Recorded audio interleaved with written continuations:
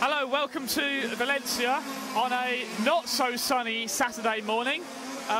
The clouds have rolled in overnight and the temperature is much lower than it was in the past. Not held by quite a strong wind, but we're underway and running here at the large-scale Euros for finals day. This is the 32nd B final out on track as we work up the EFRA Christmas trees. And currently we've got the number 3 car of Chris Smith leading this race. In fact, British drivers 1 and 2, Chris Smith leading Wayne Stanford at the moment. So that's how it's running in this 132nd B final.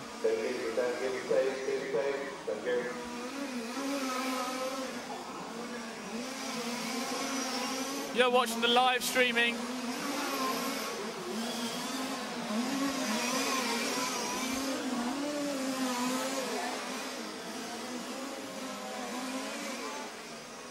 At EFRA.ws or rcracing.tv. We are here all day for all the finals, including of course the semi-finals starting off about 1 o'clock local time and the main final itself starting off at 3:30. This is the 132nd B final with car number 3 Chris Smith out in front, car 2, that's not the car immediately behind him but one further back, running in second at the moment.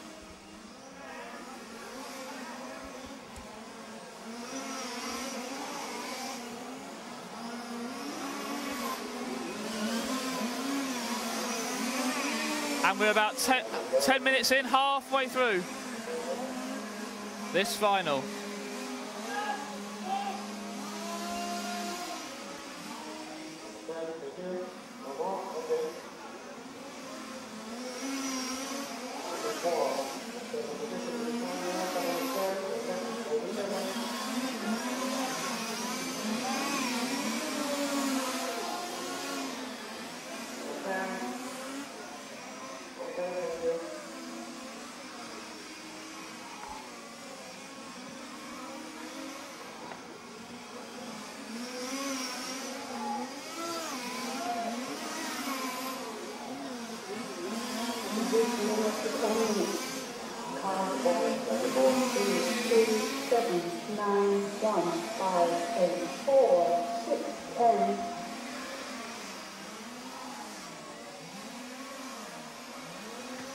So we are at half distance, and still in that number 3 car, light blue and dark blue tail, almost a whitey colour leading this heat, leading this 132nd B final. Coming up on some slower back markers now.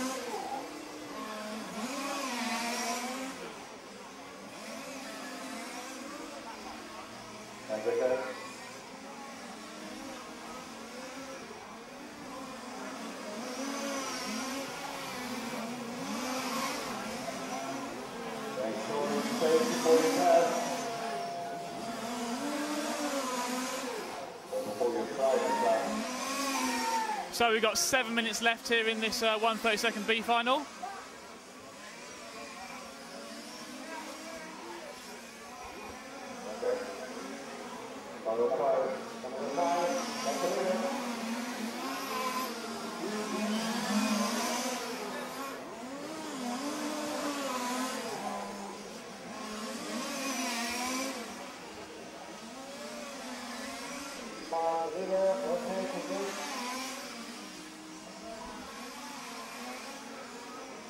Good morning to all of our Finals Day viewers. Thanks for joining us.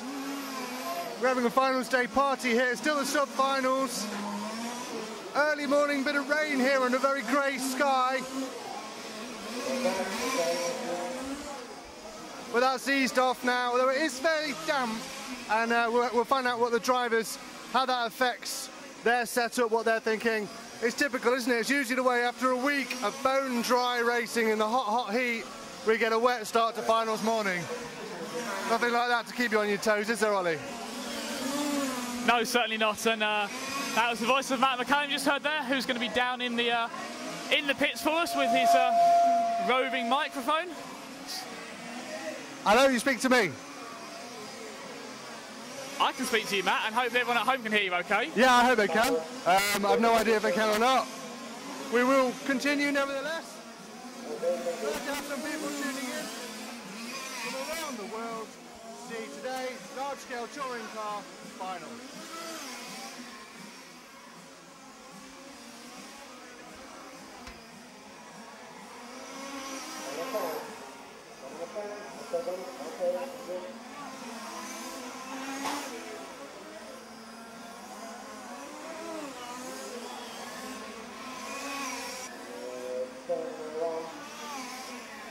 Position of the 15 minutes, car number 3, 2, 7, 1, 8, 5, 4, 9, 10, 6.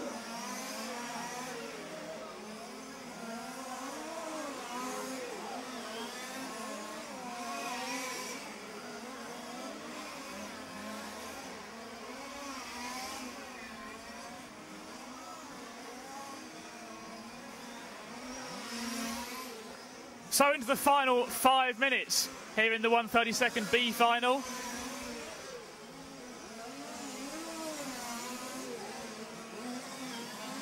And as we said, we'll be with you here all day long.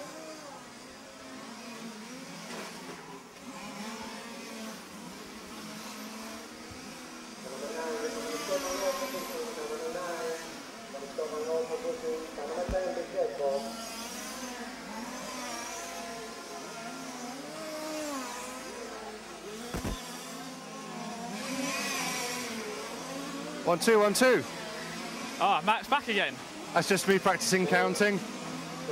You're doing well at that, Matt. Well done. You'll have to tell me if I'm shouting, because I can't really hear myself. This is slightly more noisy than the electric buggies we covered last week, isn't it?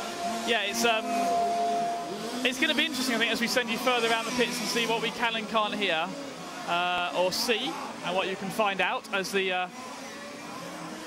the finals move on. Obviously very different from how we had in qualifying, where the drivers are doing 10-minute qualifying heats.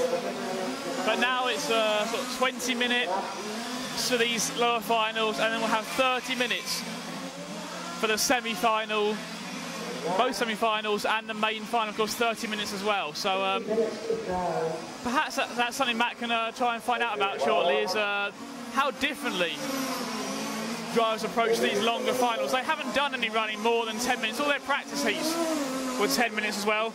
But we've got about 2.5 minutes left in this 1:32 B final. And it's still the number 3 car, Chris Smith, out in front.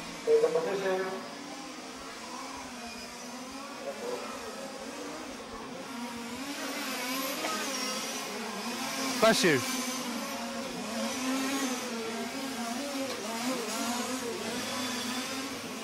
So we're going to send Matt off into the pits now, and we'll see how this works. I think it's a bit of an experiment for all of us here. It works okay with electric racing, but I don't know if it'll work with nitro so much. But we're watching that number 3 car, Chris Smith out in front. We have got 2 minutes left in this 132nd B final. Chris is leading by a good 4 or 5 seconds at the moment over the number 2 car. Fellow countryman Wade Sanford running in second. Spanish driver Carlos running in third in the number 1 car. He is a lap back on the leaders.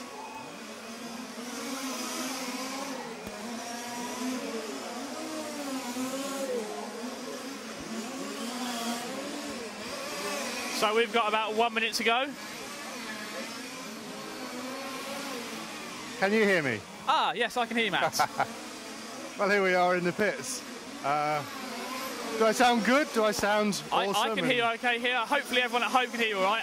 Whereabouts are you in the pits now? I'm walking to the far end of the pits, which is near the cafe. Ah, you're going to get some food then? It's the best place to be. I'm going to get some brunch, yes. I think it's still breakfast time, really, isn't it? Yes, I guess it is. I'll have a croissant or a pain au chocolat. Pain au chocolat. Am I still on? I just got my cables caught on a pit table. Dragged somebody's car table and tripped myself up and pulled my shorts down in the process. Well done. I'm sure that's what everyone in the pits wants to see. Matt with his shorts down. Yeah, smooth as ever. Of course.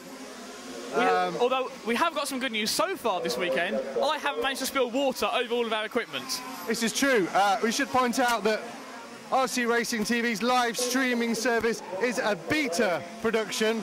We are testing and developing what we can do.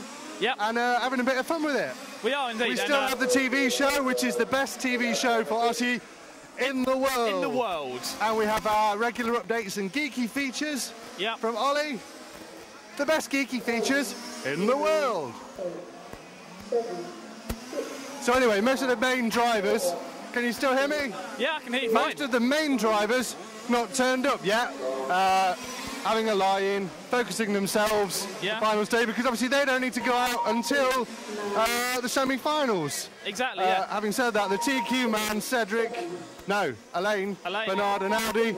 And just to interrupt you there, Matt, we're just having the end of the 32nd final, finishing on track, and it is Chris Smith who's held on to win the final. Wade Sanford finishing second, and Peter Kunsten's come through to finish third. So those 3 drivers are going to be bumping up to the what's after 30 with the 116th B final. Oh, it's going to be a good day for maths for me today, isn't it? And so those guys will have about half an hour to re-prepare their cars. And so there we go. Their car's going to go into technical inspection, be quickly checked over, and then back to their pits to replace tyres probably, or quickly dust up the cars and get ready for their next final, which will be later on. But before that, it's the 132nd A final. And I just saw Matt walk past us to look down at the pits. Matt, where have you gone now? I'm just mingling. I'm just soaking up the atmosphere. I'm in the engine testing area, which is rather noisy. That's probably not the best place to be. I'll move away from there now. That's the area where people can test their engines. They can't run the engines at the pit table or anything like that. They have to do the testing in a specific designated area. Right. So the pits. You just keep talking. Just playing some sound levels. We hear some people at home can't quite hear us, so just play around those. Okay. Well, I'll say things that aren't so important, so that they're not wasted. I will tell you that the pits are alphabetized in terms of nations. So as you come from the cafe, you have A, and it runs right the way through to, well, Spain is the last, that begins with an S, doesn't it? So that is with an S. Yeah, and as far as Europe concerned, well, there's nobody from Russia, but obviously they would be before Spain. So you know. What would come after Spain then, Matt? What would come after Spain? Well, now you've got me thinking. Yeah. Turkey. Yeah, but nobody from Turkey here. No. Nobody from. In fact, yeah. Go on. Dallas, president of EFRA. We're live broadcasting moment, and Matt's down in the pits looking at the different countries like that. We've got cars S down the pits. So what other countries are? I think Dallas wish he had walked over now. Well, Turkey. Oh no. Yeah, is Turkey part of EFRA as well? They are part of it. Yeah, so Turkey would be one of the other countries that we could be having at this event, but no one from Turkey here. no one from Turkey here, no. No, exactly, yeah. So, yeah, you're obviously up here refereeing all these finals. A bit colder this morning than what we've had the last few days. Yeah, colder is more nice, to be honest. It's more like the Swedish temperature. I like it, yeah. Much more used to what you're used to. What I'm used to back in Sweden, you mean, or yeah, in Sweden, yeah. Sweden we had during summer around 20 degrees, 25. But a couple of weeks, it's going to be raining every day. But now, I'm here. Next week, it'll be all right. Let's keep our fingers crossed for no more rain today, and we'll hopefully get all the finals in under some nice, clear, sunny skies maybe later on. Thanks much, Dallas, and I'll let you get back to refereeing this final as we're about to get underway with the 132nd A final. Matt, have you got anything else to update us with? Ukraine. Ukraine, well done. Thanks, Paul. We could do Eurovision as well, couldn't we, like this? We could. Is Eurovision done alphabetically? No, it's not. No, it's not. Okay, fair enough. Right, who do you want to hear from? You want to hear from people that bump up, don't you? Well, yeah, lots of them. But like we heard from Dallas there, so people that makes it interesting. We're just having the first few warm-up laps coming out here for the 132nd final. We could have a word with Dario. Yeah, that'd be good. Could you see Dario as well? Or is that a bit ambitious? We're going to have a go at looking. You can see me hopefully in a second in the pits. Dario's observing the race. He's taking this very seriously.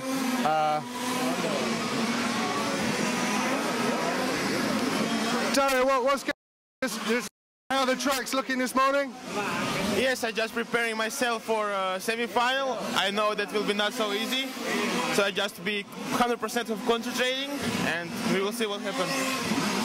Did you feel the rain that came down for maybe about 5 minutes of rain earlier on? Did you feel that? What did you think?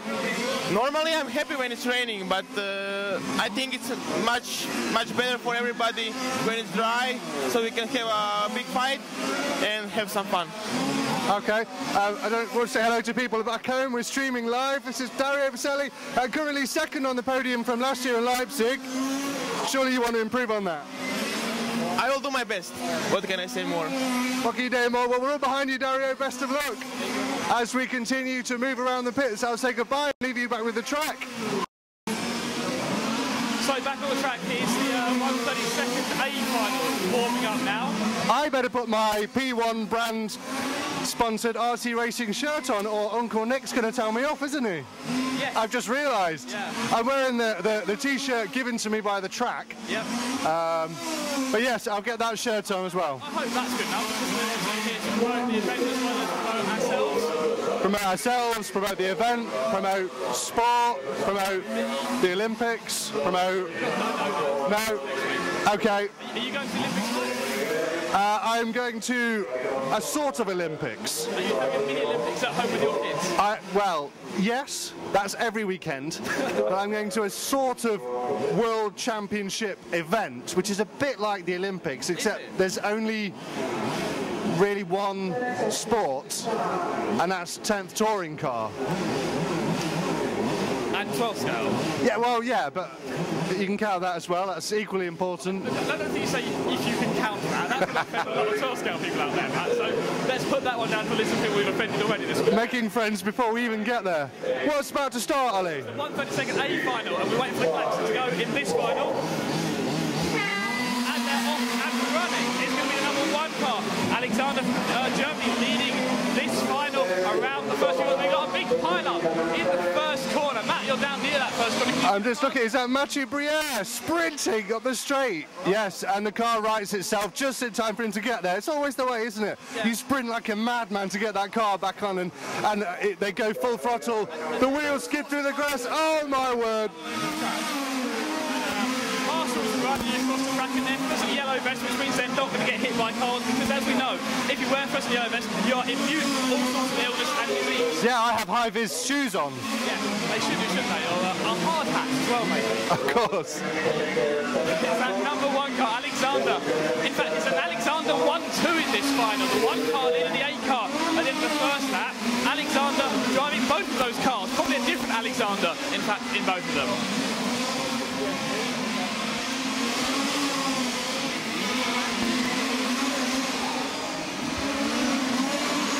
The one car, Alexander Nakvigip from Germany, leading this final, the 1:32 A final. Alexander Vera from Portugal, running second in the number 8 car. And they've got this, well, we've got a huge gangle of cars going around the pit hairpin now.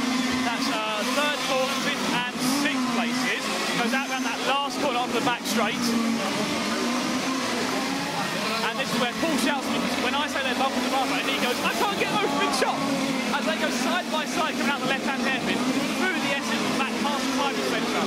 Around through the chicane they go. Threading the needle coming out of that. Past the pit lane, round the pit hairpin. Back on the last infield section they go, round the long last corner, down that back runway, really open the cars up, trying to get as much power as they can. This track isn't all about power, but I guess having power certainly is going to help on that long back straightaway, about 70 metres straight. So Matt spoke about the Olympics, and obviously the 100 metres is going to be the highlight for that, but not quite 100 metres straight here, but still a pretty long straight. Matt, if you find anyone you can talk to about some of the engines which we're listening to as they go roaring down the straightaway. Some of the engines? Yeah, we don't talk to the engines, we talk to people that's working on the engines. Okay. Although Matt has just walked back up here into that coffee box, so I wonder what he's going to be playing around with now. I'm just fiddling with things. As always. Of course. Okay, well, we're going to have a chat with some more drivers, ask them about their engines. The technical inspection have actually set up a tent on the skate park, which is just behind this facility, and they're really going through these engines. There's a high level of inspection happening this year compared to what I saw in Leipzig. I'm not sure why that is. The chief technical inspector I can see him over there. I'm going to go and have a chat to him shortly and find out just what it is he's looking for. Okay, but we're going to leave you quiet, Matt. We've got a battle here for the lead between the two Alexanders out on track, 1 and 8. And I'm going to use the phrase nose to tail here and hope that Paul can get them both in shot as they go down the back straight one more time. We're about 5 minutes into this 20-minute long final.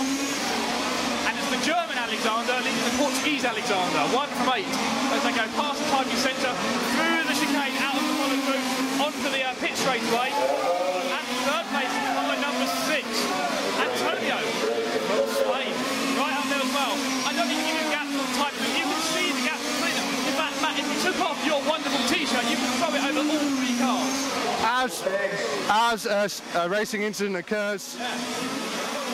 Oh dear. There's absolute carnage behind, and that looks like That was a slightly ambitious pass that really backfired there, leaving him facing the wrong way on the track and letting several other cars through. It looked like it was, and we'll see if the referees hand out any penalties when you guys got that, but they're continuing at the moment, and it's now the number 7 car who's up into 2nd place, I think. Or is that a lap down? Let's just have a look as they come across the timing line.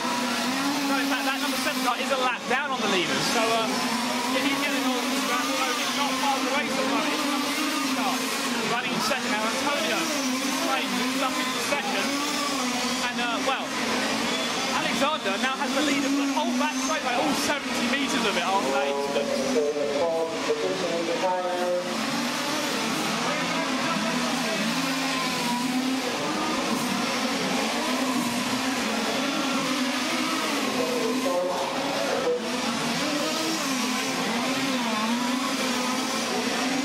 Positioning of the 5 minutes. Car 2, 1, 6, 2, 7, 4, 9, 5, 3, And we've got a car off in the main straight into the netting.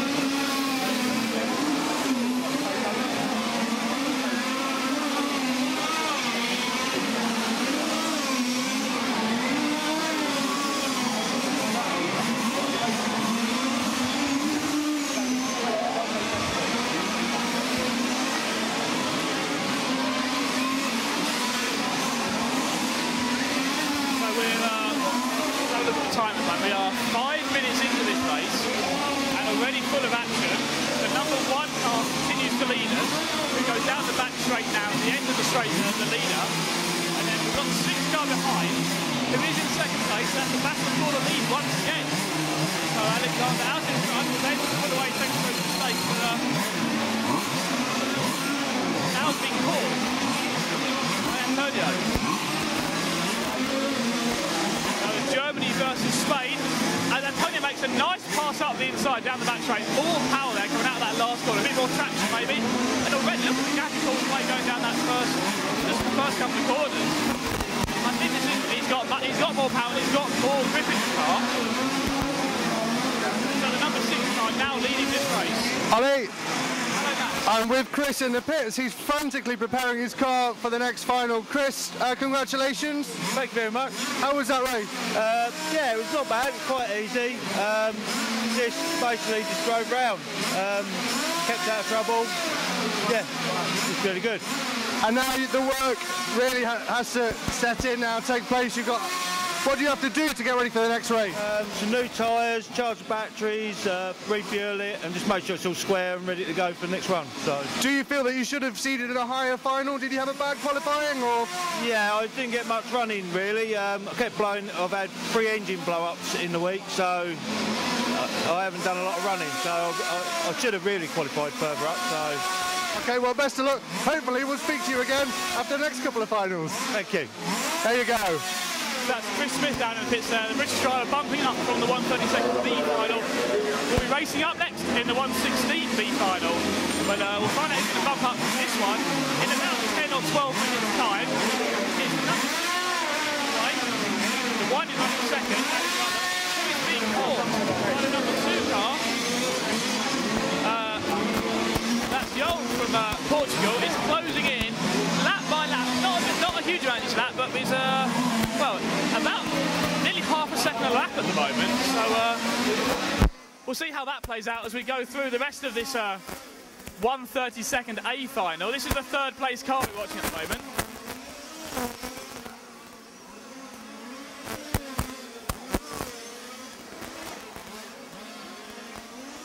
But out in front, the number 6 car, healthy lead at the moment. The one running in 2nd place, Alexander. The gap 1st to 2nd was 3 seconds last time by, and the gap 2nd to 3rd was 2 seconds last time by. So race leader goes down the back straightaway. Through the carousel he goes. And we're watching the number 1 car here, Alexander running in 2nd place. We are halfway through this 20-minute long final.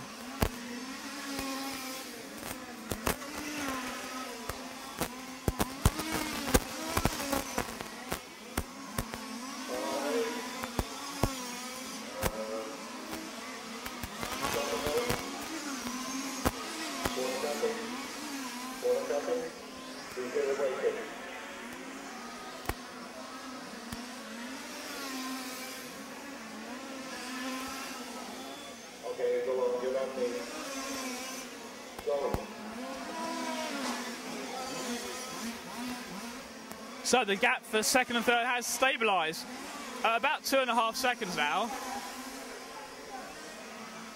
So Alexander has picked up the pace a bit maybe, or maybe Joel was just trying too hard and taking a bit too much out of his tyres and going a bit more conservative now.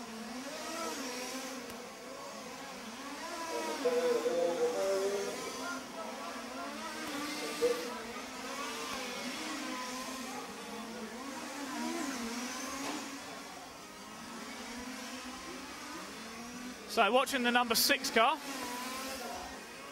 Antonio from Spain out in front, leading by about 3 seconds last time by. In fact, it's probably increased the lead as we've watched the last few laps. As he gets caught up with some back markers, and there's a problem for him. And our race leader is out. That's a problem for the race leader as his mechanics carry his car back down the pit lane. Maybe out of fuel, or they're trying to restart it frantically now.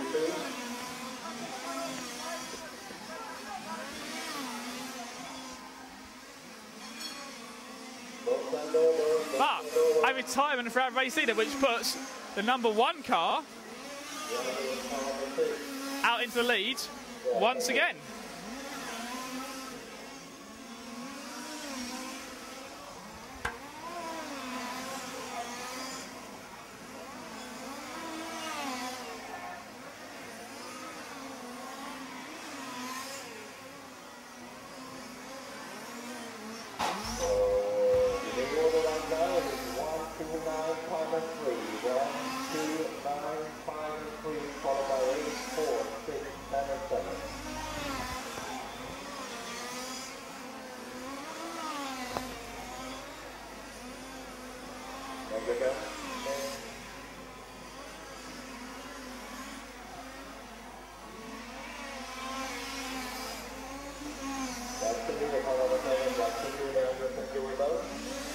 So the leader negotiates some back marker traffic there. It's Alexander, the 1:32 A final. Here from Valencia in Spain, the 2012 large-scale touring car European Championships.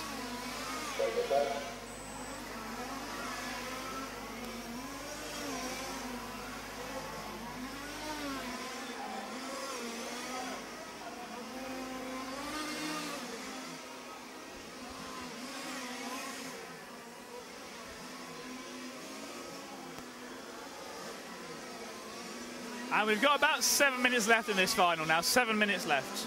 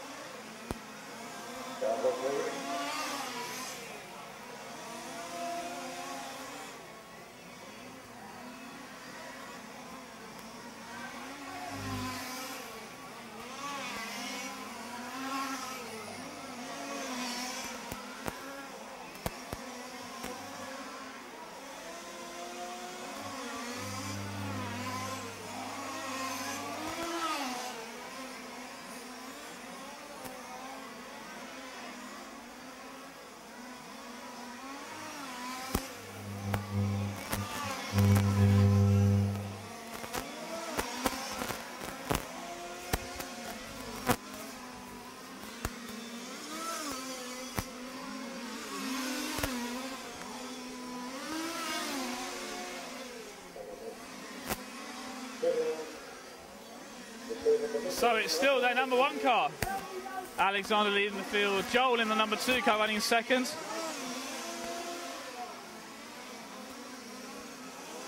And third place is Eric Degrudet in the number 9 car.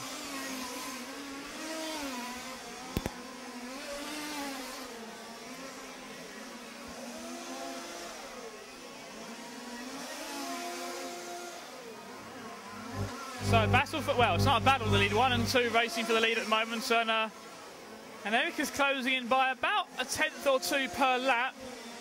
We've got over 5 minutes, just over 5 minutes left to run. So maybe as we head towards the end of this final, we're going to have a race for the lead. But for the moment, just taking a little bit out of the lead every lap. But we'll see how that plays out as we go further through this 20-minute final. Matt, from you're down in the pits again. Have you seen anything interesting at the moment, or are you anything else to talk about? Hello. Hello. Oh, hello.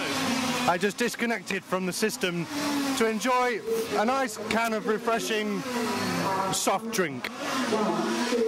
I found a pit dog. Okay. Oh, a pit dog. Let's get one with him. Hello, pit dog. He's got a nice neckerchief. He's tied to a table, as they should be. That's the pit dog rules. Can you ask him how he's feeling this morning? How are you feeling, pit dog? A little bit of a sniff there from pit dog. He's very sweet. But not very talkative. We could, of course, have made a good dog joke there, but we won't. Or shall I anyway? I've no idea. Okay. Whether it's going to be good or not remains to be seen. Well, I think we know the answer to that one before I even ask it, don't we? I guess so, yes. Yeah. Okay, but I'll run the number 1 car. Continue to lead, we've got 4 minutes left. Nearly strangled myself there, which isn't ideal. So I can see down the pits there now. Yeah. Bayer Watch continues. Oh, Bayer Watch? Bayer Watch, yeah. I need the Baywatch theme tune, and I need to run slow motion towards Martin Bayer, or Bayer, as some people say. Are we allowed to play the Baywatch theme tune? I think you're allowed to hum it, as it's your performance of a song. So that's okay. You can hum the Baywatch theme tune while I do Baywatch. He left early yesterday. He didn't turn up to our press conference. Naughty, naughty. The referees had not a lot to say about it. It's not a problem. Just slightly inconvenient for us, as we do like to talk to Martin. He is the current champion. He did qualify in third. Is he happy with that? Well, he's not going to be upset with that, is he? He had a world champion ahead of him. But he's still not here. He has a rather large air-conditioned truck motorhome, which he retires to. Of course, Martin, well known for his success in 1/8, a much more commercial class, you might say, than this. So you know, he's a man with many talents, and he needs his rest. In fact, many talents, much like you, Matt. Much like me, I can walk, I can talk, and I can drink Coke, and I can get in Matthew Briere's way. Drinking a generic soft drink. Oh yeah, yes. Just remind me, if we go and have a chat to our good friend Marcus Feldman. He didn't know. He wasn't particularly pleased with his qualifying, was he? No, he wasn't. And just before you do that, Matt. Yeah. If I just hold you off the houses before we finish this final. Yes, do that. 2 minutes left in this 132nd A final. The 1 and 2 cars, that gap has come down ever so slightly, but I think we're running out of time at the moment. The last few laps, in particular, Joel in the number 2 car has been taking about close to half a second out of the elite time, but maybe he's realised that second place is good enough to bump up. Third place is there or thereabouts behind them, but it's a little bit further back.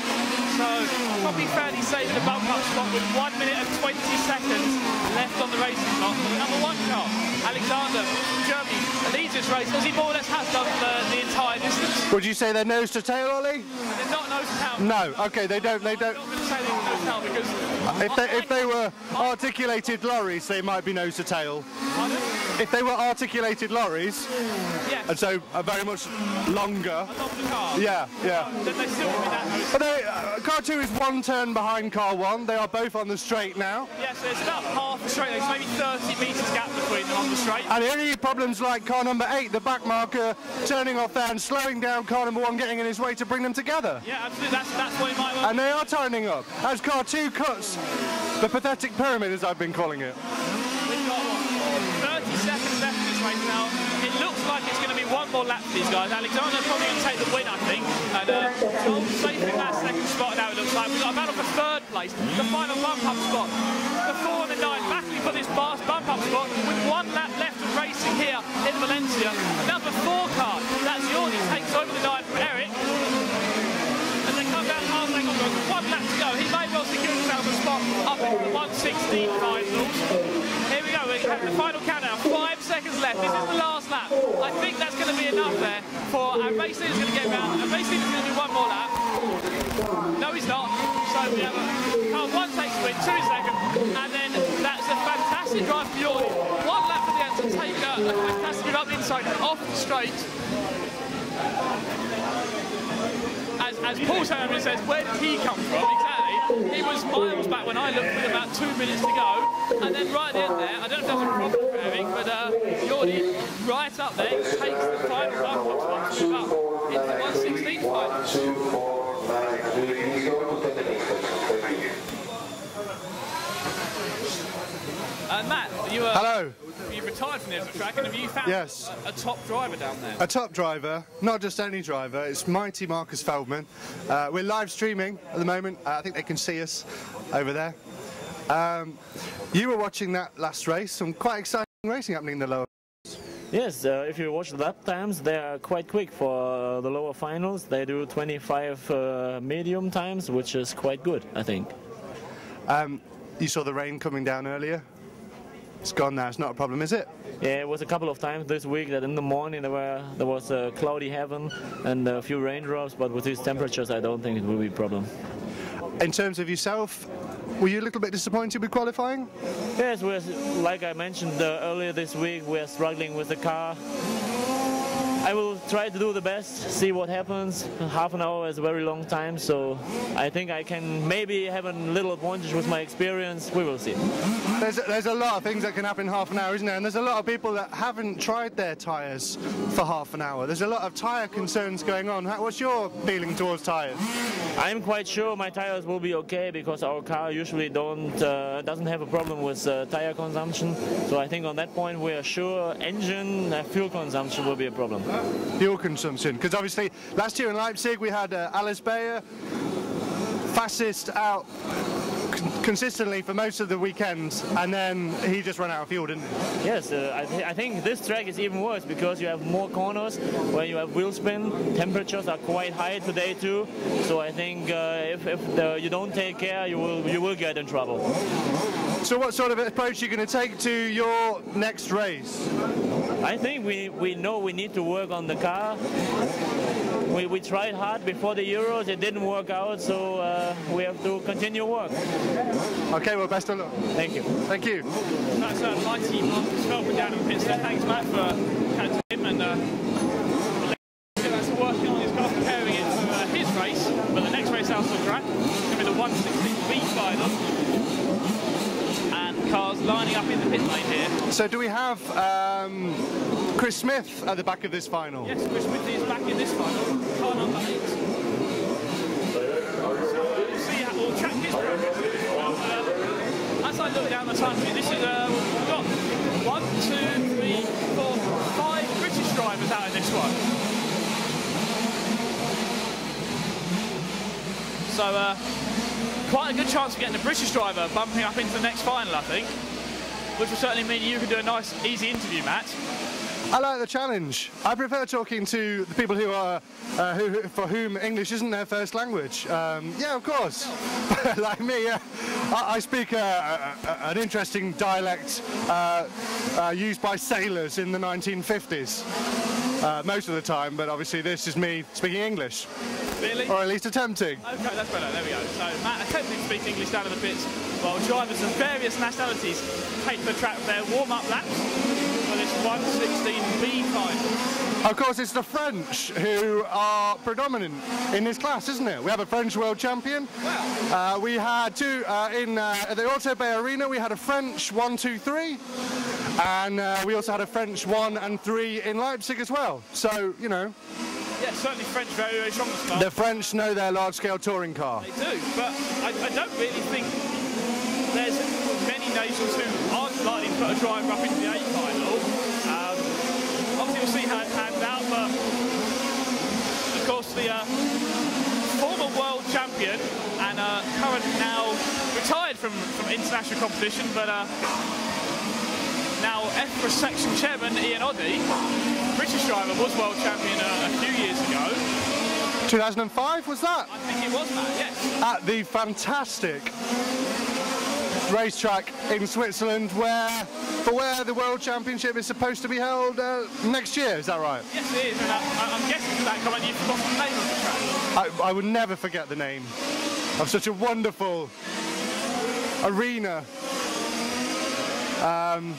It is set in the Swiss Alps. Daily there are rock fall, little landslides. Rostallo is, if you like, the field of dreams for large-scale touring car. Yes. Right, cars lining themselves up on the grid.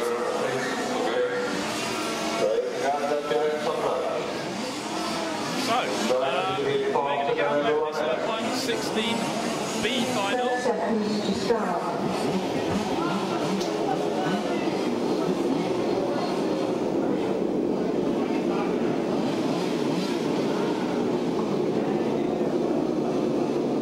Number 1 car will be very short in his box.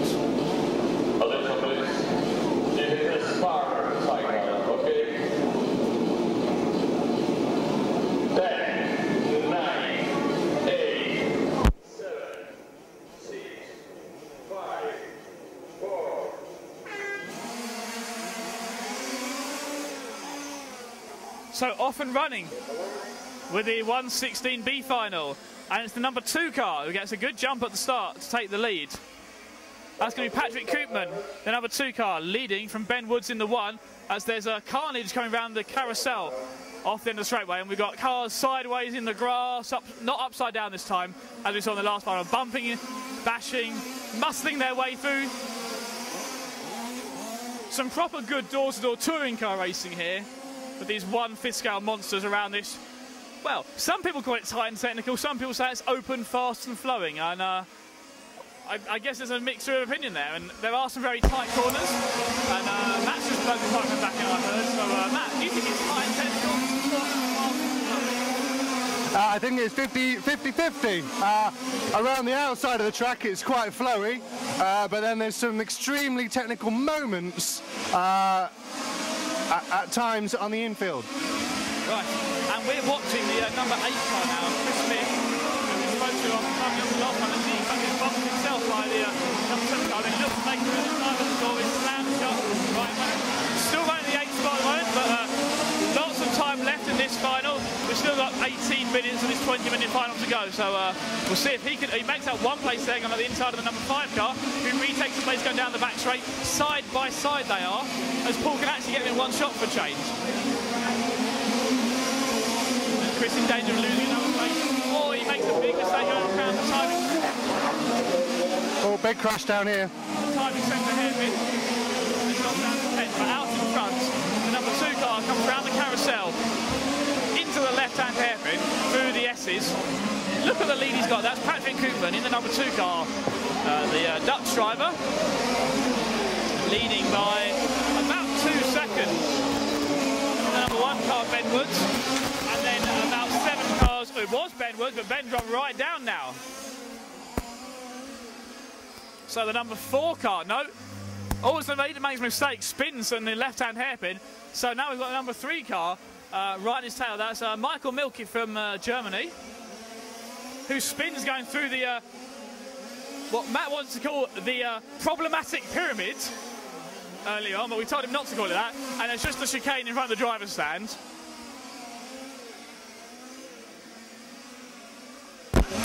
Problematic, good. Yeah. Nicely edited for me, thank you. Yes. And we'll change it up. There we go, so go for it now. This is a family show, so I could use the word you actually use.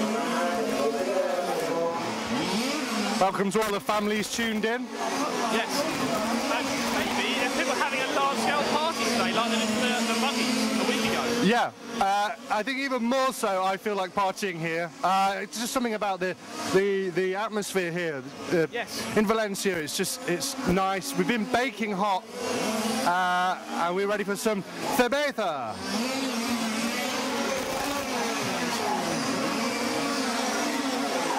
Okay, we are ready for speaking to some more people. Yeah, Would this be good for you? We could speak to Mathieu Briere. I think he was slightly happier with his qualifying than the Feldman. We will do, but we'll come back to it in a minute. We've got a battle for the lead down the back straight. The number 2 car Patrick, number 3 car Michael, who are nose to tail properly this time. Makes a mistake going across the grass, and then spins going through the problematic pyramid, and Michael takes over the lead. And without mistake then, Patrick, Michael extended the lead already. He's got, well, a good 10-metre lead going to go down the straightaway, and we've got 5 minutes left in this final. Matt, who are you down with in the pits? Should we have a chat to Mathieu Briere? Yes. As I was saying earlier, I believe he had slightly more things to be happy about from his qualifying, didn't he? Certainly did, yeah. Matthew, how's it going? Very good, thank you. Have you been watching some of the lower finals action? Yeah, I've been watching some races of the French one, of the French guys here. It's pretty exciting out there, isn't it? Do you think we're going to have a good semi-finals? I'm sure it's going to be good, yeah. It's going to be really tight, so it should be fine. Can you learn anything from what's happening out there on track? We can see from the guys I know from the last time to see if it's quicker or slower than yesterday, to see how is the track, but that's the only thing, yeah. After we'll have to see. Okay, just looking at your tyres, how are you doing with your tyres? Tyres are working really good. No problem. I think it's going to be fine for half an hour, so it should be all right. Okay, well, best of luck. Thank you. So Matthew That's going to be second place in the B semi-final. Qualified in fourth, and is generally the chief translator for all the successful French drivers. Yes, he is, yeah. So, well, I think he's a bit disappointed that we asked him to come to a press conference, not for doing well himself, but sort of the two other drivers who've done slightly better than him. That's racing. Yes, it is. And talking of racing, we are, well, the leader, that all blue car number 3, Michael Miki from Germany, out in front. Quite a sizable lead now over the number 2 car of Patrick Koopman, lead of about 2 seconds, 2.5 seconds. And a quick Christmas update, he is now back up to 7. And we've got 15 minutes left in this final.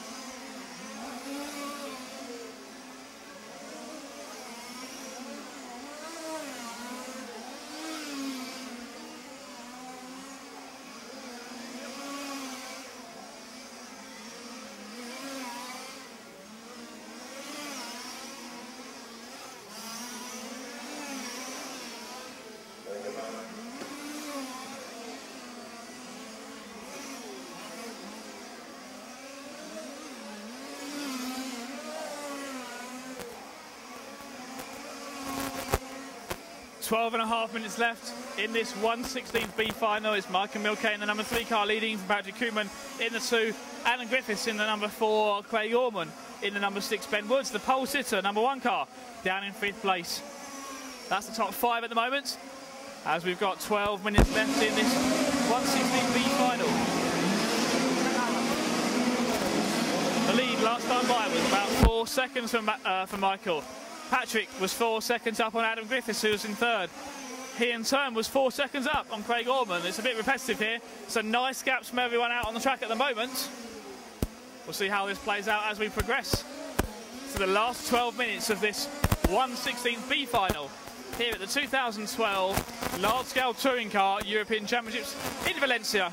You're watching this live at EFRA.ws or rcracing.tv. I'm Ollie Meggett up in the commentary box. Matt McCallum is down in the pits. Paul Bateman is working the main camera at the moment and not happy with any comments from me of trying to get 2 cars in shot who are miles apart on track. We're focusing here on the number 3 car of Michael Milke out in front. And you can see from the fact that, well, if Paul does a bit of a zoom out, you can see there's no one near him on the track there. We're waiting, and there's a second place car there. The time at the line last time, 6 seconds to lead. That's a good quarter of a lap. This is a second place car we've got on the camera now. And he is being caught slowly but surely by the 4 car. Those 3 in the bump up positions at the moment. But behind them, well, we got a good gap back to the 4th place car.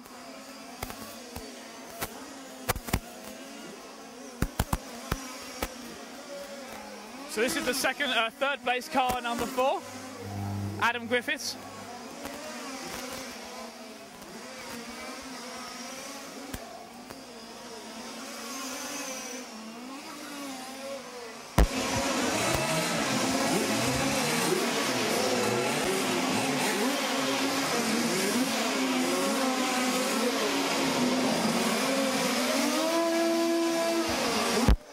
And we have got 10 minutes left in this final. 10 minutes to go.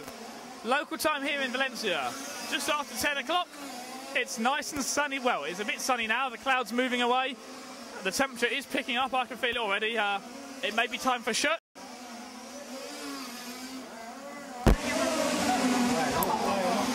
Are you getting sweaty, Ollie? Hello, Matt. Are you getting sweaty? Am I getting sweaty?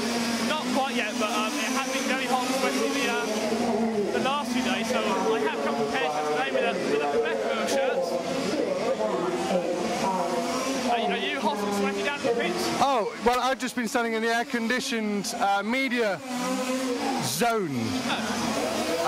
Where it's very nice in there. I bet it is. Fantastic facility. Wonderful event laid on by the track hosts. I'm just here with Wolfgang Petermann, the Chief Technical Inspector. We're here at the fuel tank testing station? Yes, that's fuel tank testing station. What's the main thing that you're looking for then? Well, first of all, fuel tank capacity, and then for sometimes secret reservoirs. And I think I mentioned to you earlier, can the fuel tanks actually swell and get bigger in the heat? Does that affect things? Well, normally they are not so sensible, but when we have 35 degrees during a race, half an hour, they can expand a little bit. That's for sure.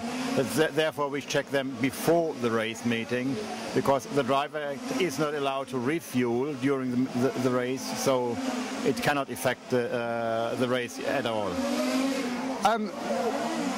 With the not refueling, with the Formula One, we have refueling, don't we? We don't have. Why is that we don't have it in touring car? Well, in touring car you race half an hour. In Formula One you have race 45 minutes.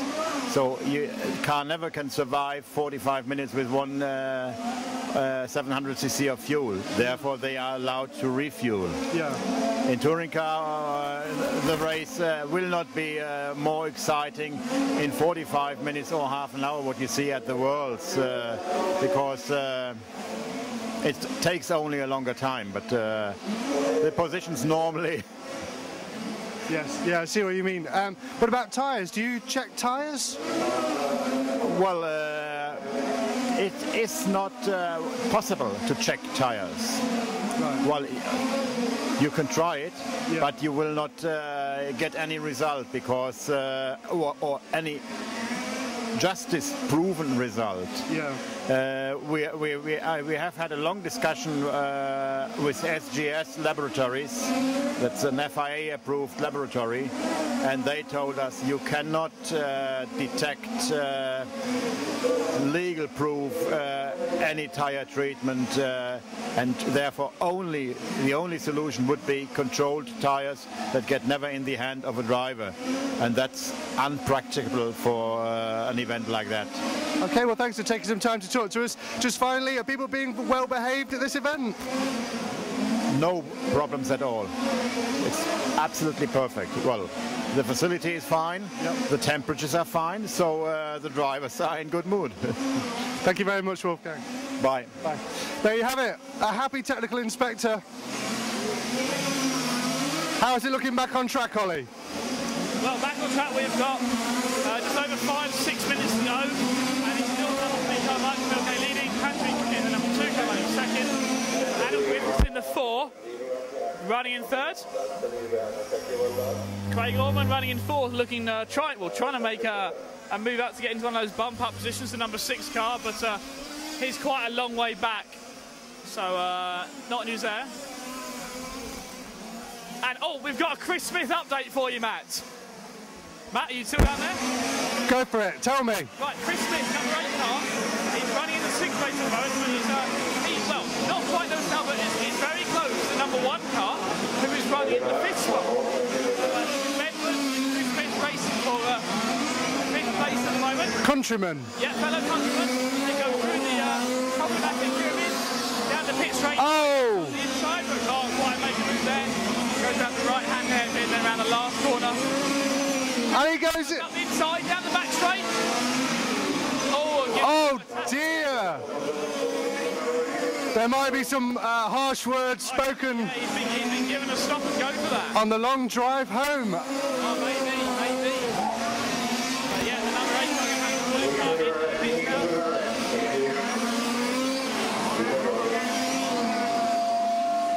So that penalty back downfield. Pushing back down to 6th place, unfortunately now. So bad luck there from Chrissy had a good speed down the straight, but wasn't able to get on the brakes soon enough and into the back of the number 1 car as the referees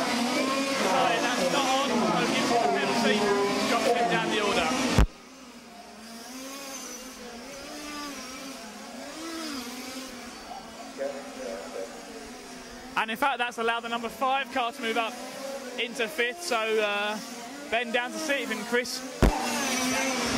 Put them both out of contention. Yeah, I think so. Out in front though, the number 3 car. Michael is still leading. He goes through the S's. Round the timing hairpin. Through the chicane he goes and now to the pit straight. Very short pit straight here, but give the cars a bit of a chance to before we go to the back straightaway now. 4 minutes left in this final, 4 minutes.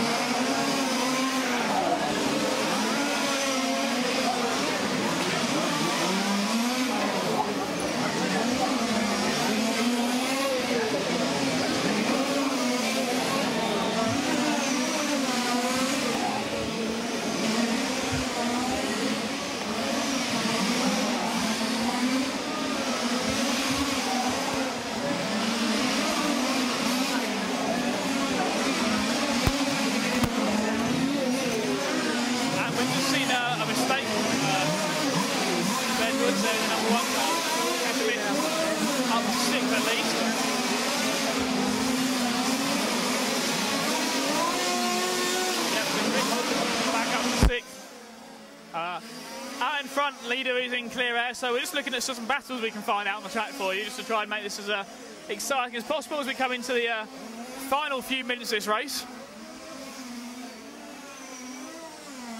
3 minutes to go.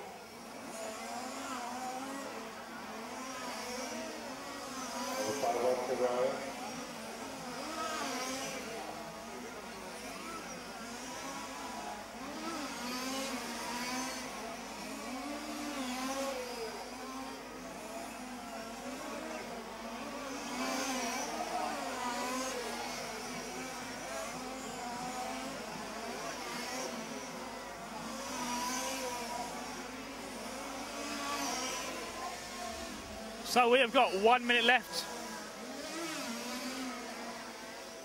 in this 116B final. It's Michael Mackay still leading. Patrick Koopman still second. Adam Griffiths still third. So we had a mistake from the number 3 car there. It was off the track. And that's allowed the number 2 car of Patrick to move up to the lead. Michael drops down to second.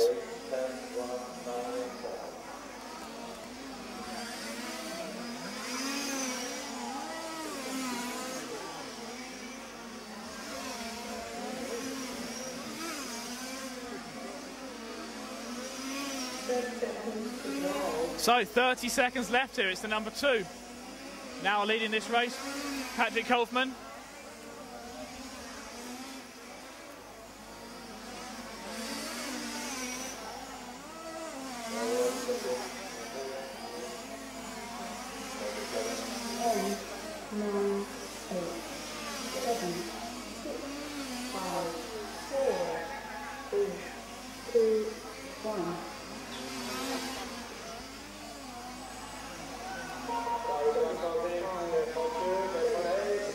So it's going to be a win there for Patrick Koopman. Michael Milke taking second, and Adam Griffiths going to finish third overall in this 116B final. They'll have about half an hour to re-prepare their cars and move up to the 18B final. Time is over. Race finished. 2, 3, 4, 5, and 6. 2, 3, 4, 5, and 6. Please go to technical inspection. Thank you.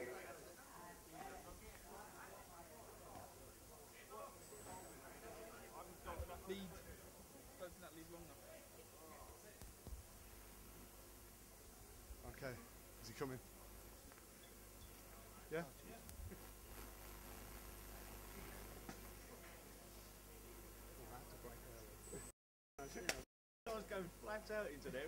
Okay, guys, here with the two Brits. Some fantastic racing there, but it didn't really pay off in the end, did it?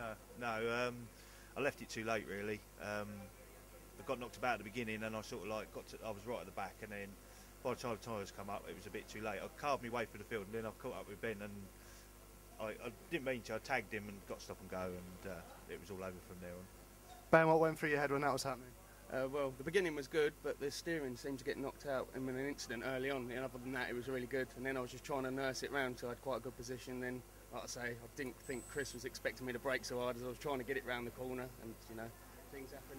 British teammates, you're both up there with a chance of bumping up, and it's tragedy, isn't it? Yeah. No, well, it's just one of those things. It's racing. Yeah, that's all it is. Just racing at the end of the day. So there's no bad feeling between you. We don't need to pull you apart in the pits. Next round is BRCA round 4, so we'll take it there. Well, there was 5 Brits in that, so I think there was something was going to happen, wasn't there, between us? You can put your feet up now and enjoy the rest of the day. That's it. Thank you. Best of luck. Thank you. Thank you very much. Cheers.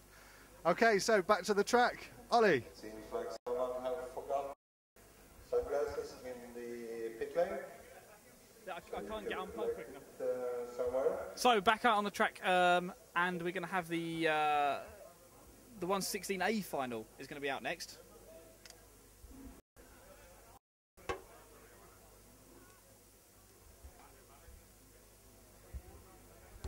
So if anyone lost his sunglasses in the pit lane, you can go to the technical inspection.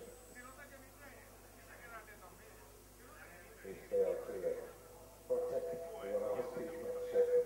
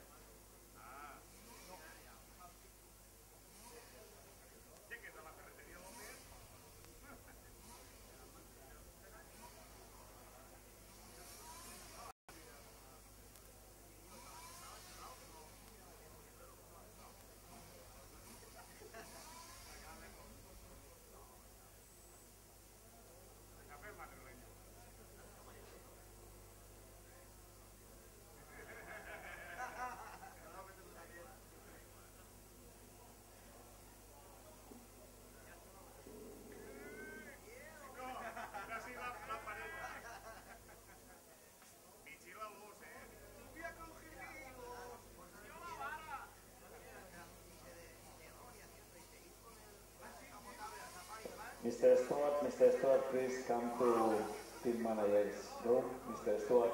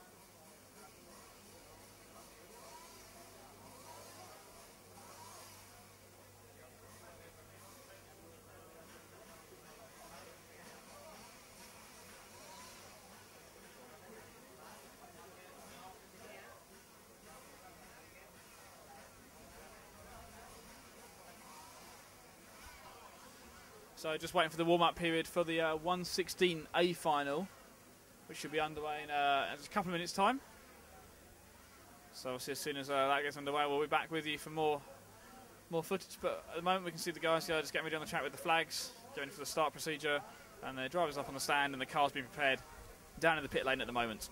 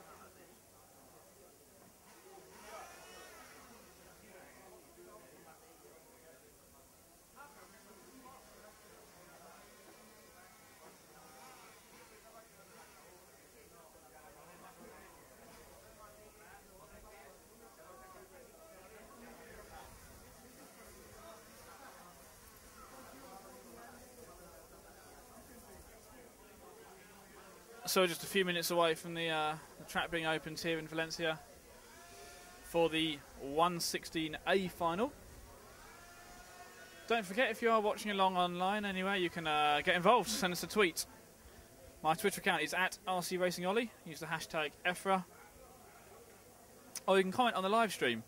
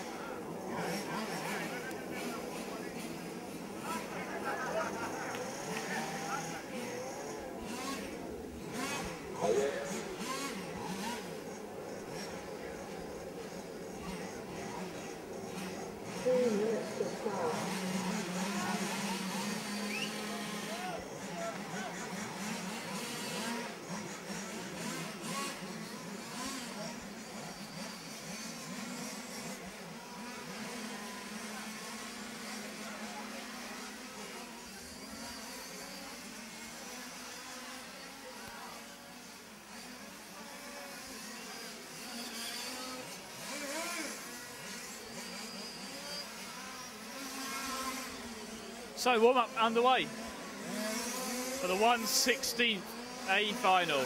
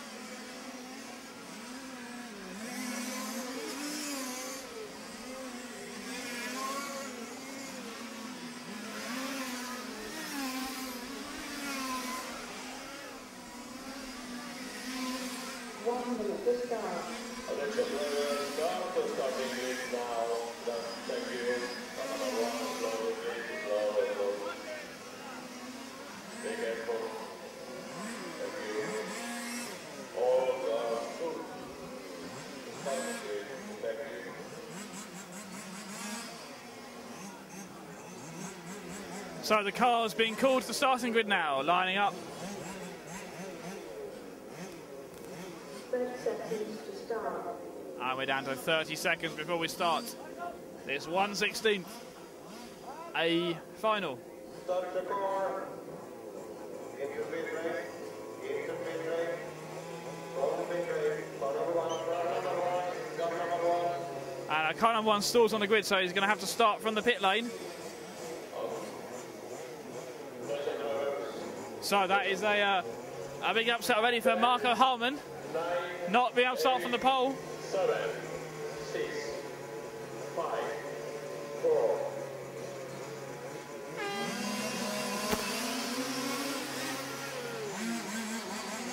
And then finally, as all the car stream past, that number one car is released from the pit lane.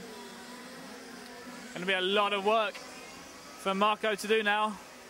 So it's going to be Max Sense who essentially inherits the pole position and leads them around in the 2 car as the number 3. Sebastian slips up the inside, and then there's a pile-up going through the hairpin. That's all sorts of happenings going on there.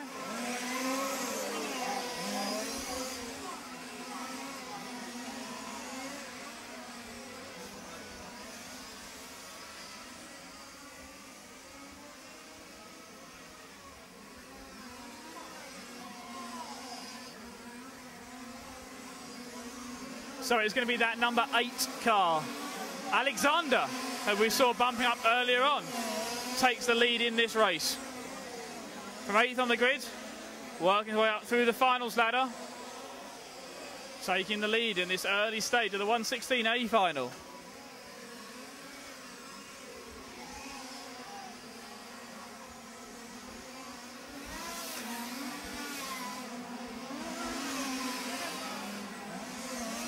As there is some bumping and bashing behind. Our pole sitter, an effective pole sitter, right down the field now, running in what looks like 8th and 9th places.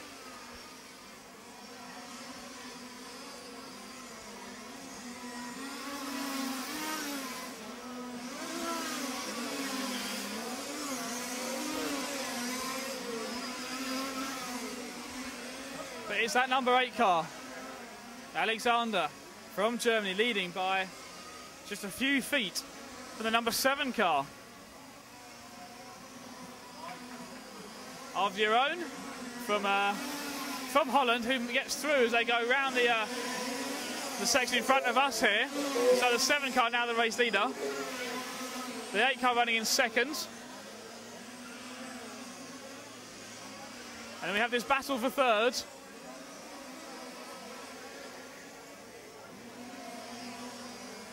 the 5 car of Tiffany running in 3rd, the 10 of Yordi running in 4th. As there's issues going through the problematic pyramid right in front of us. And we've got a car in the wall at the end of the pit lane. As Ernst dropping right down the field.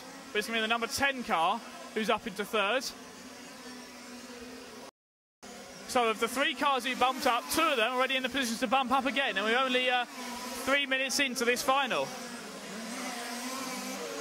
As the number 3 car gets a stop-go penalty. And then stalls the car, and that's a problem for him. So problems there for Sebastian, and he's out of this race. But the battle for the lead goes round the chicane in front of us. Round the pit hairpin. On the right-hand hairpin now. Sliding the car sideways. We got cars 1 and 5 here racing for 4th place. Tiffany and Marco.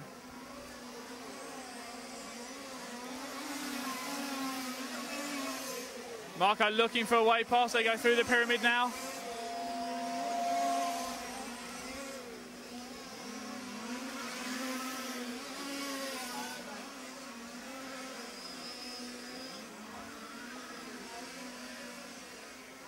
And Tiffany pulling out a small lead, but we got a big battle for the lead here. 3 cars together going through the pit hairpin.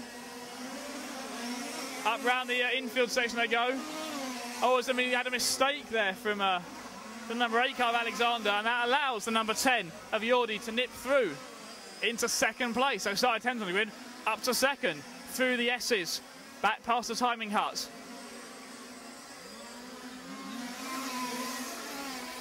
Out in front of us once again. And Yordi looking to make a move, going round that infield corner there. Round the long corner coming to the back straight. It's a power battle down the back straight, a drag race. And that number 7 car of your own looks to have a little bit more power down most straight, but it's going to be the number 10 of Yordi who closes right up under brake in the last part. Looks away going into the chicane, but can't quite find it there.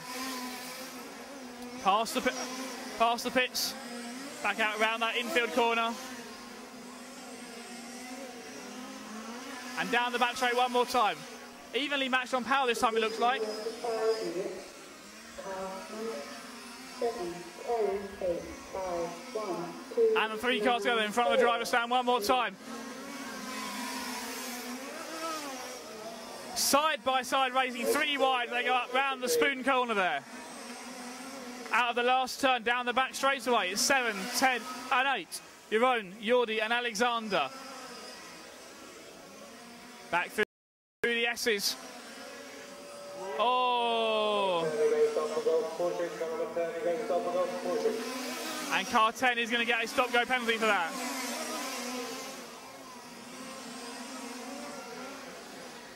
And then gets tagged himself.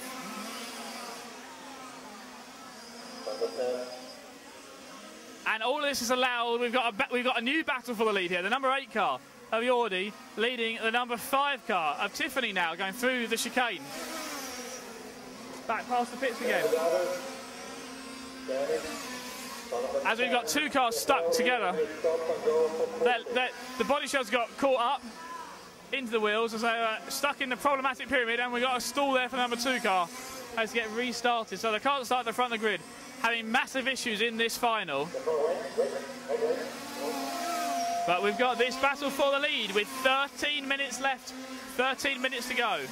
Here's what's your last chance. Number 2, your score campaign, stop and go. Number 10, take it. Car 8, your race leader, Alexander. Tiffany in the 5, 2nd spot.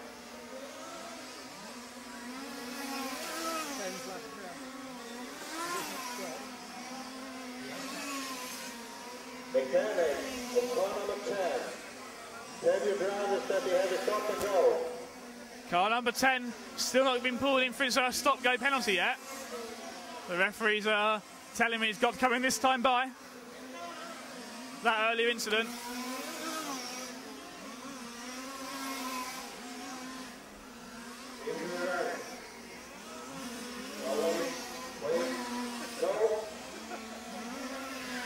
And managing just about to get his stop go done there. Although the referee's not happy with how that was done. There's a clearly marked area for the stop go penalties. And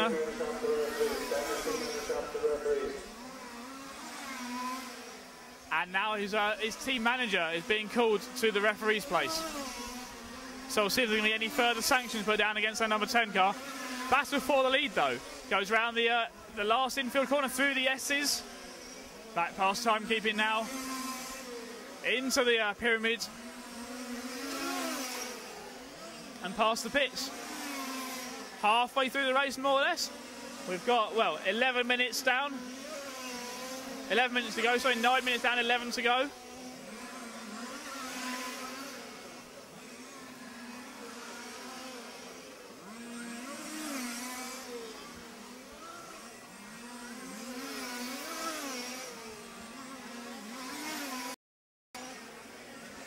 So Alexander, who we saw bumping up from the 132nd A final, leads this 116 A final.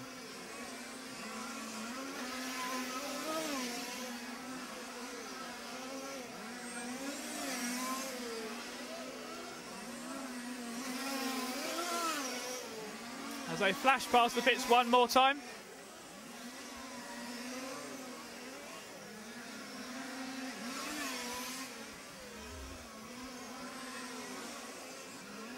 We are at half distance there or thereabouts.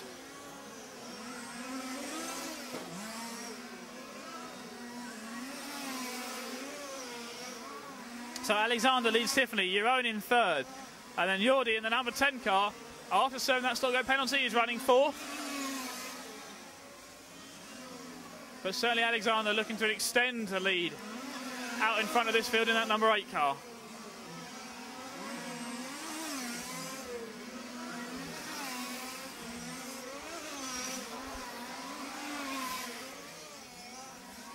We are halfway through this 116 A final.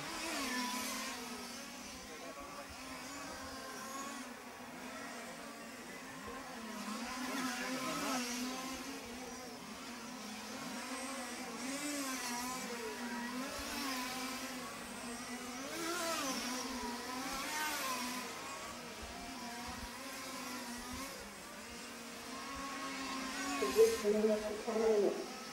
Car number 8, 5, 7, 10, 9, 1, 2, 4.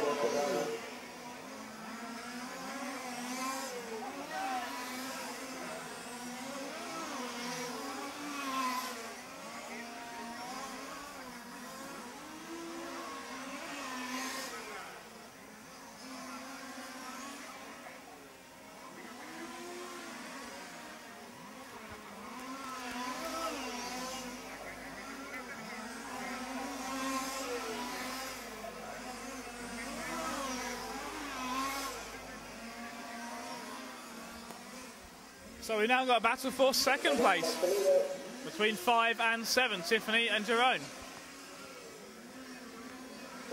Now you can see the two of them, they go round the carousel, back through the infield, through the S's, and back past the timing hut. Oh, Tiffany getting very out of shape there, and that's allowed Jeroen to get a good run. They come past the pits, looks the outside, can't get past there, and all the two cars touch.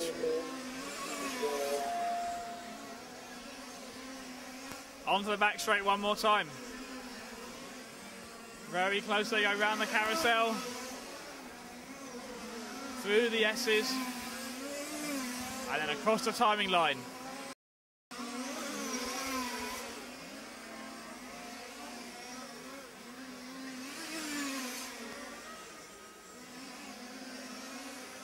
Down the back straight, car 5 and car 7. This is the battle for second in this 116 final A.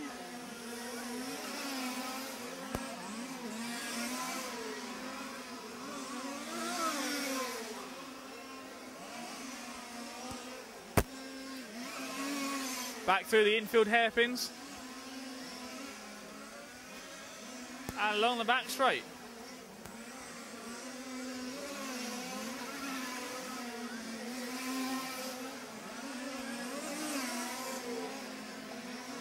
These two cars battling for second place with 7 minutes left. 7 minutes left in this 116 Final A.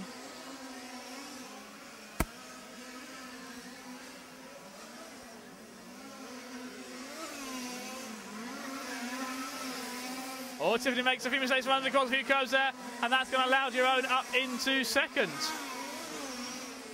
So the 7 of Jerome moves up into second.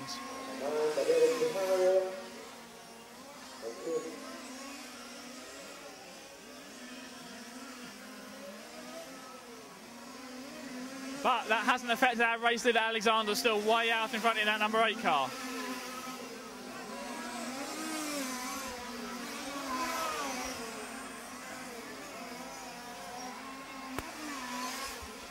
Tiffany not giving up here, still racing hard for second place with over 6 minutes left on the race clock, 6 minutes to go.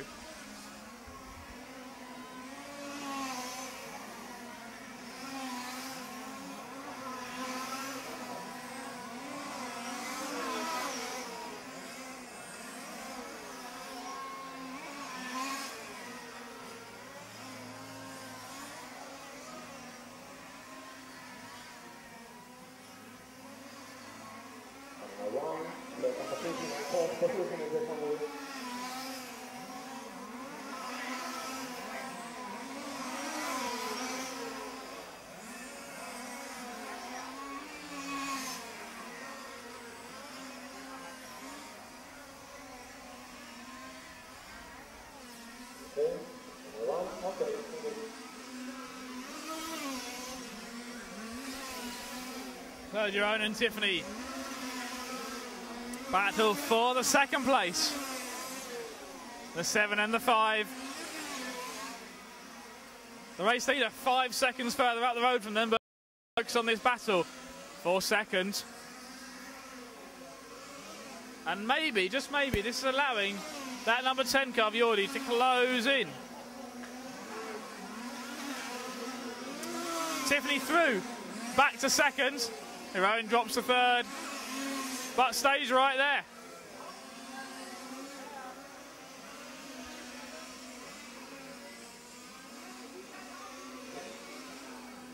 They move on to the infield section through the S's. There's a slower car up in front, and he gets out of the way nicely.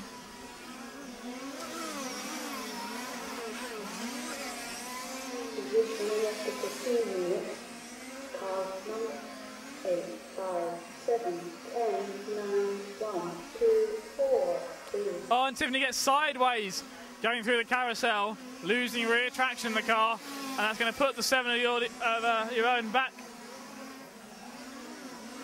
up to second.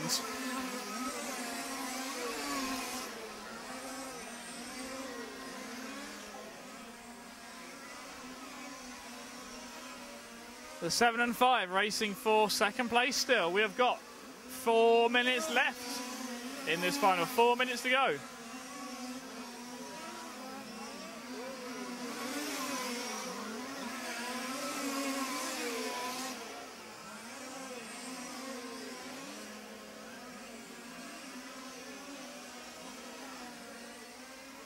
Jeroen from Holland is out in front, where of course we will be in just a day's time, as Tiffany lunged up the inside going past timekeeping. Oh, and then Jeroen didn't want to let that go, and that's cost him some time. And he makes a mistake, and that's allowed the number 10 car of Jordi to close in as well. 3 minutes left here in this 116 Final A. Second place now Tiffany, third place for Jeroen, fourth place for Jordi. And here he comes in the 10 car. I don't know if there's a problem for you only in the number 7 car. Maybe his tyres are going off. We've had 17 minutes of running, but here comes that number 10 car, fluorescent yellow and orange car. Jeroen will be well aware of that. He'll be able to see the flash of that colour behind him as they go down the back straight through the infield section. That number 10 car, Jordi, had that stop-go penalty, cost him a lot of time. But he is pushing hard here in these final minutes, closing stages of this race.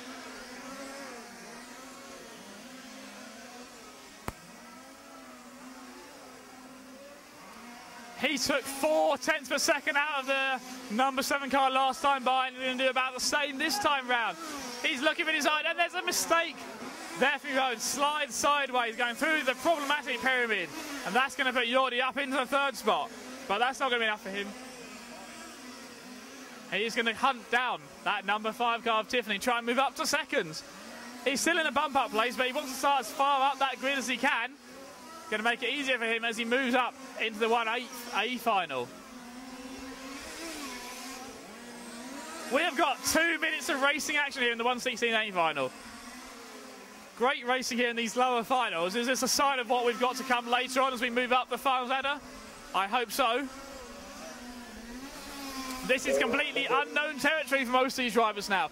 But apart from Jordi, of course, he knows how his car handles over these 20-minute runs. He's already done a 20-minute final, so he knows what to expect from the car in this late stage race. 1 minute and 45 seconds to go here in the 1/16 A final at the 2012 large-scale touring car European Championships. You're watching this live at fo.ws or rcracing.tv, and believe me, you are glad to be watching it live because this is some great racing action as we go into the final minute of the race.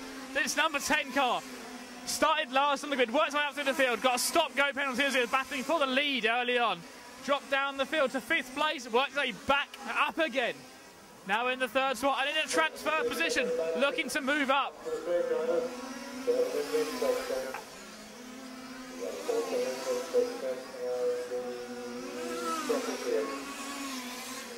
But here he comes. We have got 1 minute left on the race clock. He is within striking distance, but makes a mistake going around the right-hand infield section, but doesn't look like he's lost too much time. He's still there or thereabouts. 45 seconds to go here in Valencia. 2 more laps of these drivers, I think, maybe 3.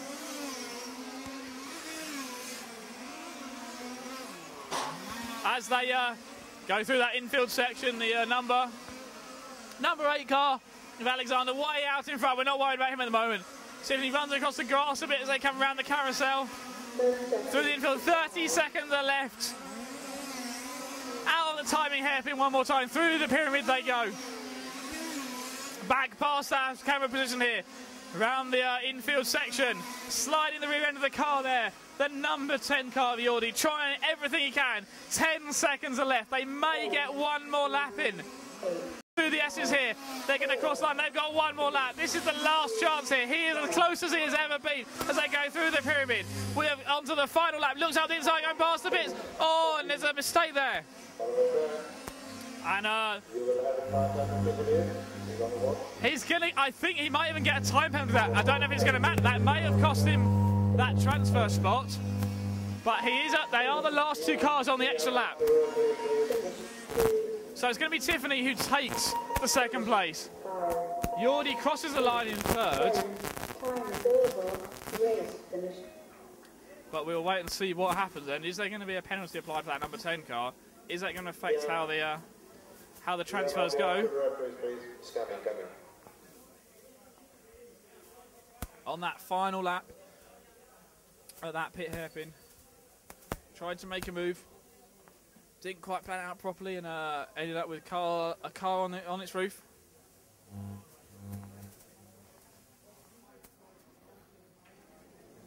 Drivers there leave the driver's stand as we get ready for the next final out.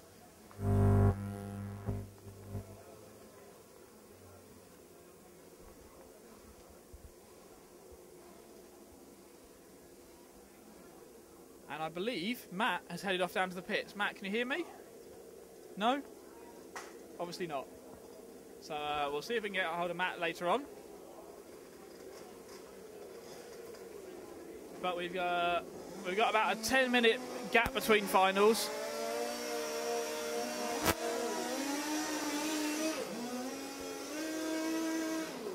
So a little bit of time before we start the next final, which is the next final out on track. Race control, don't publish the result yet. Race control, don't publish the result yet. We're waiting for you. We're waiting for you. And the referees are going to be discussing the result from that last race. And we will see what happens there. And maybe this could be a chance for Matt to go and talk to Dallas perhaps and find out what's going on. I see Dallas is walking off down to timekeeping.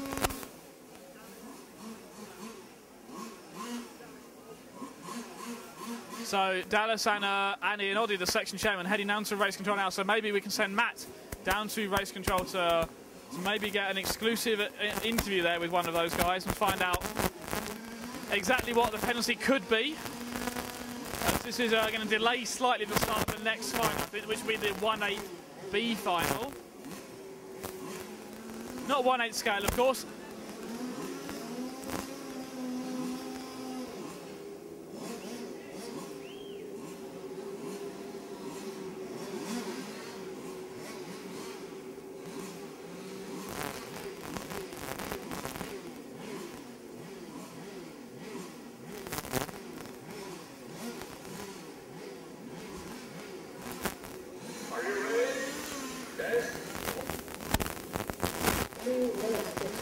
Okay, and the track is open for the warm-up lap. We've got 3 minutes of warm-up before we start this 1/8 B final.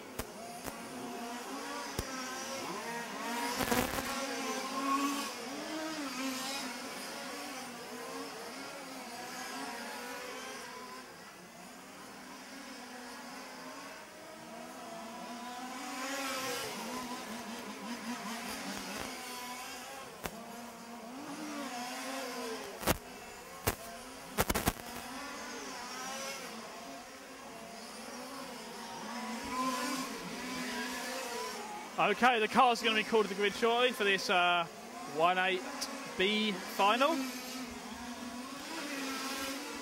1 minute to start. Ollie. Thank you. Ollie. Hello, Matt. Hello. I'm in a very noisy area. I think I'm in the what we're calling the black spot. We have one at most meetings where you can just about hear me. Sometimes we cut out. They're slightly frustrating interviews. Can you hear me? Yeah, we can hear you fine at the moment, Matt. Okay, this is just a brief update to say that I am hanging around the timing centre. Okay. The Dallas and the section chairman, Ian Oddie, and the timekeeping guys are all deep into the EFRA rulebook. Right. They're trying to work out what to do. The next final here, so we'll go back to the second, Matt. Okay. 1/8 B final, that's the underway. We're in the countdown. 6, 5, 4.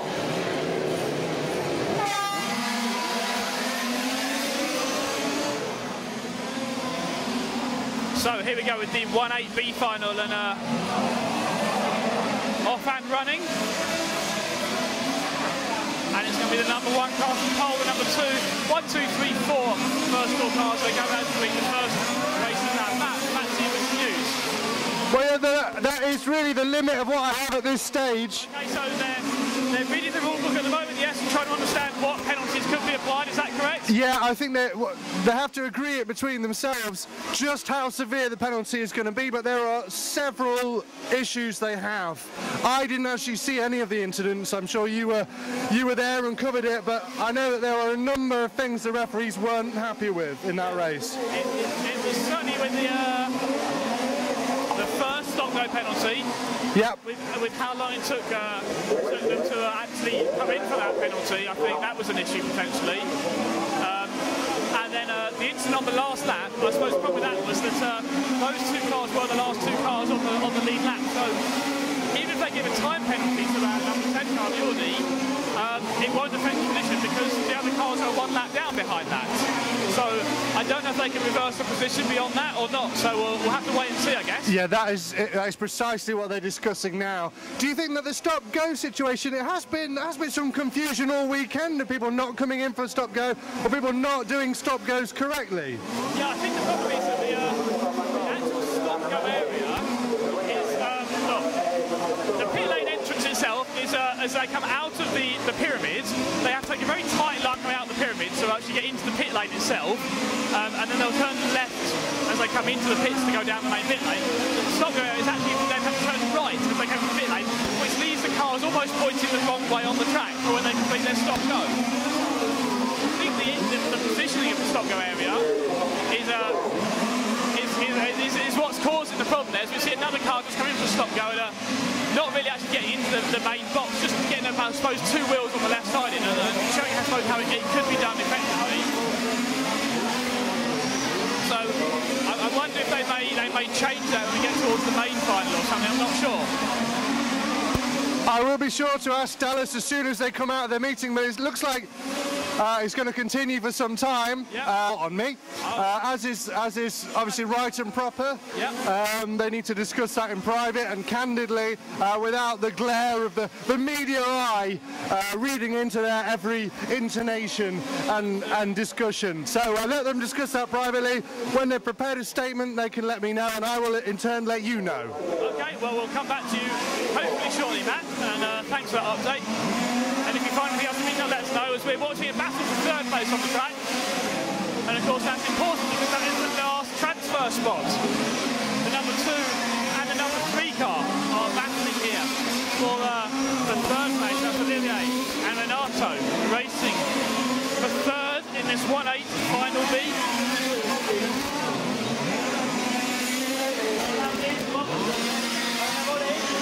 And it's the 2 of Olivier holding the third spot just as they go through the pyramid one more time.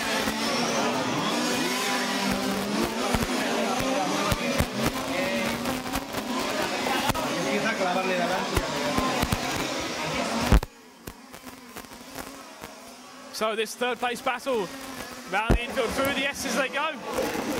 That past timekeeping now.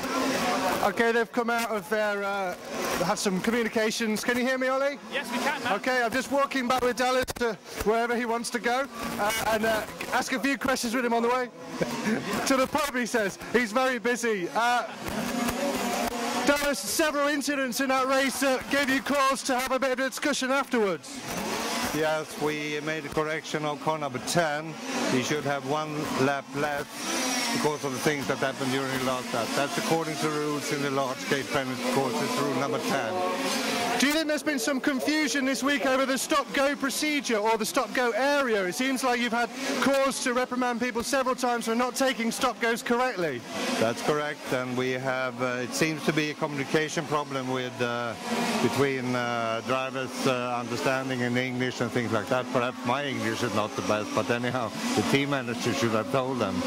Now we're going to organize it, so we're going to have a flagman there to point it out exactly where they're going to stop. Fantastic, thank you very much, Dallas. Okay.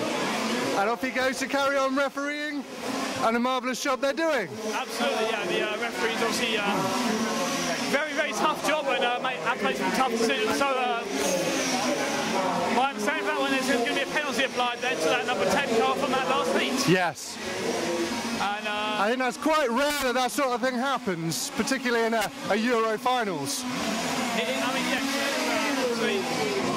we saw in Austria where they used our videotape as well to look back at the incident on the two-wheel drive A final, didn't they? A proud moment for everybody on the RC Racing team. Yep, and they make those, they can reverse results based on that. Can I give you an update on Baywatch? Oh, Baywatch, yes please. I can't even remember the Baywatch theme tune. Did you not? Is that just an excuse you don't have to sing Baywatch? I would happily sing it right now if I could remember it. Okay. The update is, he's still not here.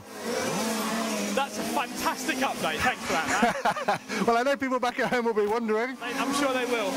The Czech Republic, people watching online want to see their premier driver of their country. And Papa Bayer informs me that Martin is still at the hotel. Oh, right. So he's not even in his air-conditioned... No, that's what they use during the day when they want to go and have a few moments of relaxation. But yes, no, in the evenings it's back to the hotel. Well, I guess Martin Bayer also important because he probably has got the coolest... Because I interview him and I can see myself. Yeah, which isn't so great for you, I guess. Well, I might say to him, Martin, I see myself in you quite a lot. Exactly. No more time for puns, I think. Okay. Back to the track, and it's the number 1 car. Nicola Constantino Marone. Sorry? Nicola Constantino Marone? Yes, it is. I'm now amazed. Where are you? Well, because you're amazed because I'm so well informed. Well done. That was very confusing to me. I have had cause to say that name several times over the last 3 years. As have I, Oliver Sampietro, car number 2. How is he doing? He's in 4th position. He is, yeah. So it's the number 4 car who's... Oliver Sampietro. No, who are you looking for now? Car number 4. You're saying names that you can recognize. Oh yeah, no, that's car number 2 in 4th position. Yes, we have the number 4 car who is in 2nd position. E. Michael Donovan. It is. And, well, let's pick out the leaders for you. Number 1 car comes past us now, down the pit straight, and then we didn't aim for that corner into the track there, man. We didn't aim for that corner. Which corner's that? So halfway home, go past the pit hairpin, right in front of you, and then go back into this infield section, and then that next corner there, we did a nice name for that one, I think. Maybe you can ask the drivers. See what? I'm sure they're calling it. Yeah, I will. I will. Good. And so we're now watching the number 4 car, Randy in 2nd place. The car in front of him is a lap down, or he's trying to put a lap on him, so not a race for position here. As he slips up inside, go around the carousel and back through the S one more time. About halfway through this race, and the number 1 car has got a healthy lead. It's about, well, 6 seconds. The 4 car running 2nd with the number 3 car. And Renato running 3rd. As it definitely starts to feel hotter here in Valencia. It's warming up here in the, on the driver's stand in our comedy box.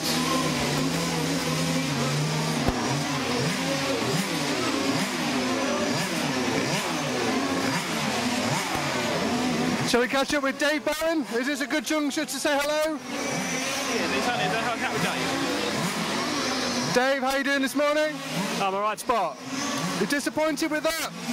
I am in a way, but at least you can bump up in these finals, so it's all to play for. I made the finals from the quarter-final last year, so we'll see.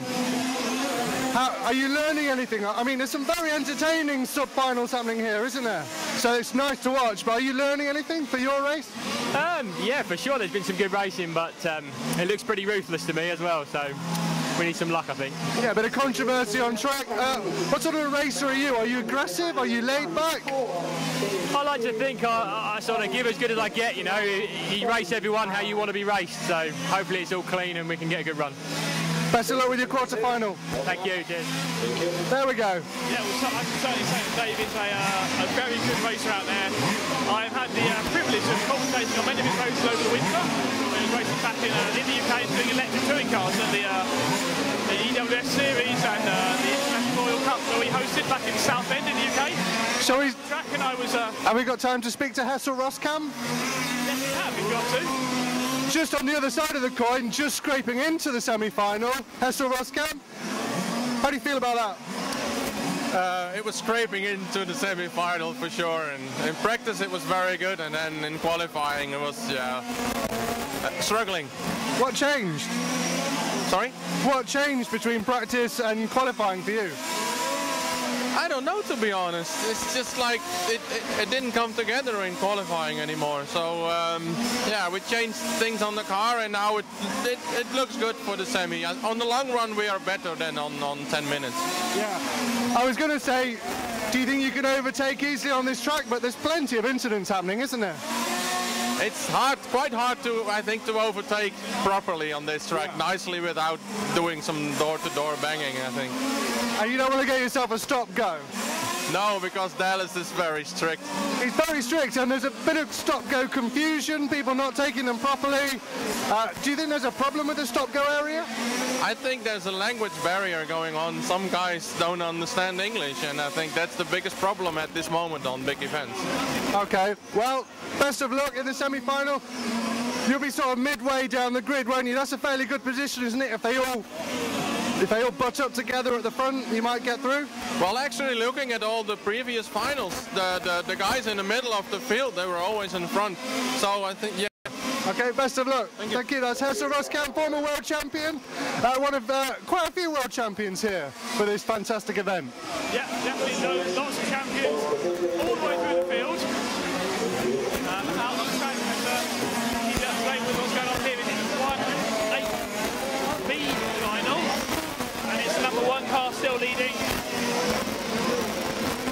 on Nicola Constantino and Michael Donovan, the number 4 running in second, and Renato, the number 3 car, is in third. And Paul was just waving at me and making hand gestures like big means. He wants a drink. Was closing in on number 4 car. No, not that he wants to move. Number to tail. Number to tail? Number to tail. No, I did bounce back to him nose to tail, and he just shook his head and walked off. Okay. No, not quite nose to tail, but the gap was closing down, but he's now waving frantically again to say the gap has now opened up. So, unfortunately, not too much action going on here at the front of the field, but we've got 6 minutes of running left, so we'll see how this plays out over the next few minutes, I think.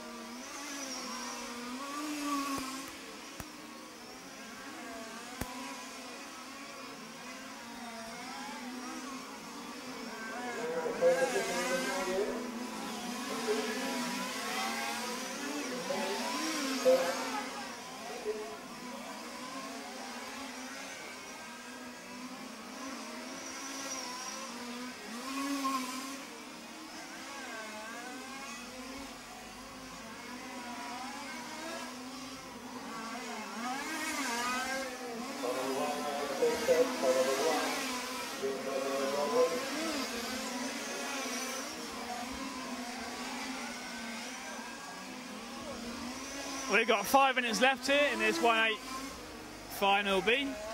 1, 4, 3 still the order. Nicola, Michael, Renato. That is the race order. As we get a problem for the number 1 car down in the pits.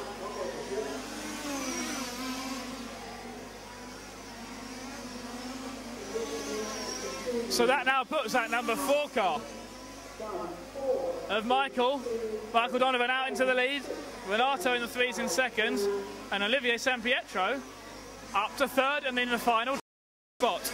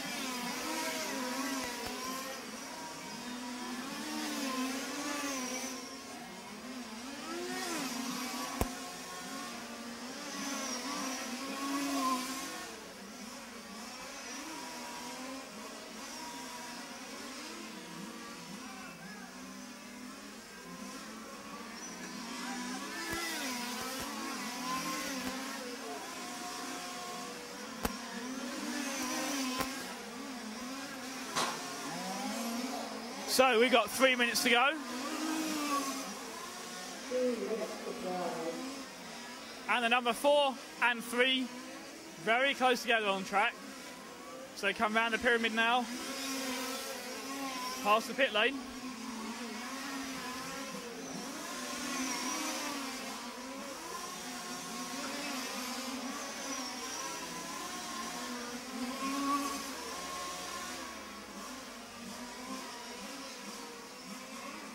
On that number 4 car, Michael getting very sideways, and that allows Renato up into the lead with just 2 minutes left on the race clock. 2 minutes to go.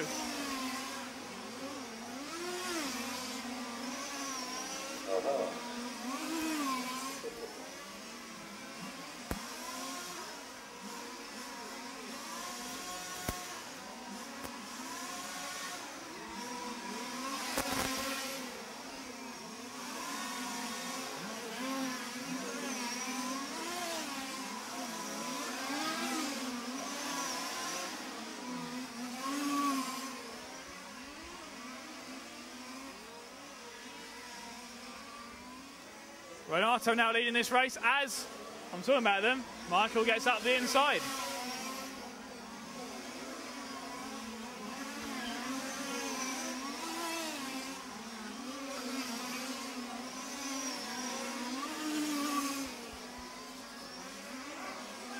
We have got 1 minute of racing left here in Valencia in this 1-8 Final B.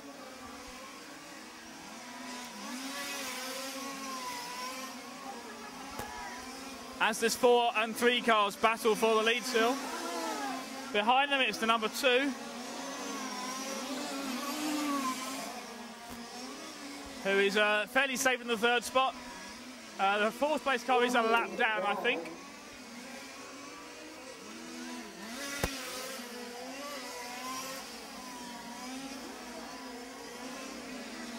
Yep, so first 3 cars, only 3 on the lead lap still. As we are following this number 4 car. Michael Donovan from Germany out in front.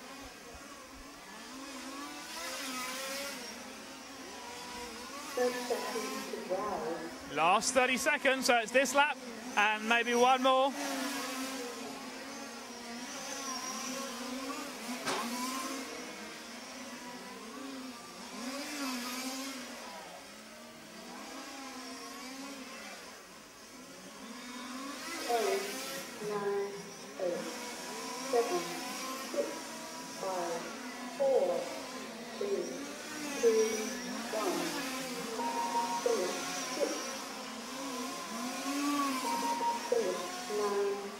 And the cars come around to complete their final lap. Michael Donovan takes the win. Renato Islin finishes in 2nd place.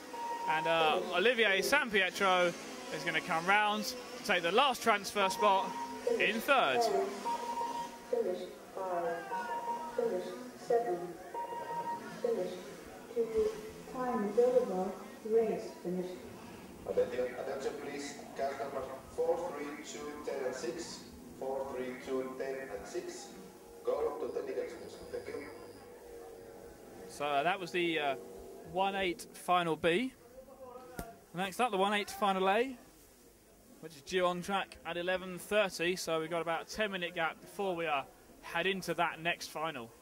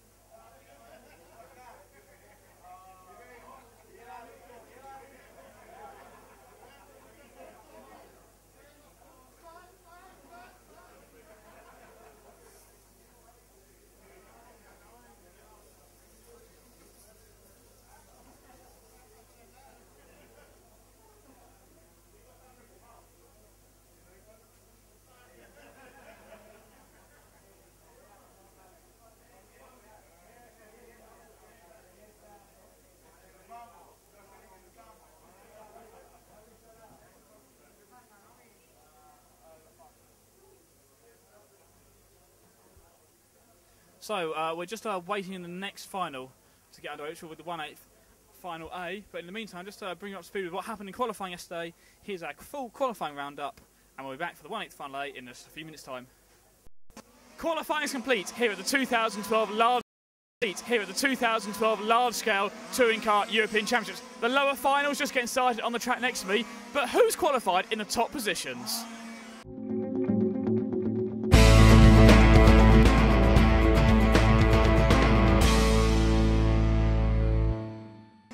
Top qualifier for the event is Alain Bernard-Audi. Let's go to the press conference and hear his views looking forward to the finals. Oui, je vais essayer comme d'habitude essayer Yeah, he hopes that this time he's going to win this one because it's going to be quite close for quite a few times. He missed it for a few times, so this time he's going to try to do his best to win this one. ce qu'il faut pour gagner. Second overall in qualification, and the only other driver able to make a 28-lap run in qualifying was another Frenchman, Jérôme Salon. Let's go and hear from him. Yeah, he's just going to try to secure, to get into the final and be careful with his tyres and fuel in semi. The defending champion Martin Bayer qualified third overall. He had a slow start to qualify, but really got into his stride today and put a good time in the fourth round of qualifying. Further down the order, large-scale expert Martin Lissau ended up 7th overall. He also had a poor start to his qualifying, but again, got a very good set of results in today. Multiple large-scale champion Marcus Feldman hasn't had a great qualifying session. He's ended up 9th overall, which he admits he's disappointed with, but looking forward to the finals when he can hopefully bump his way right up into that main final.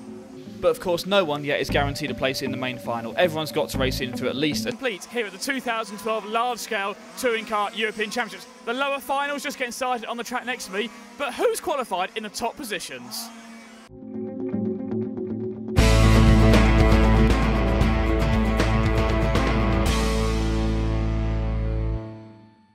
Top qualifier for the event is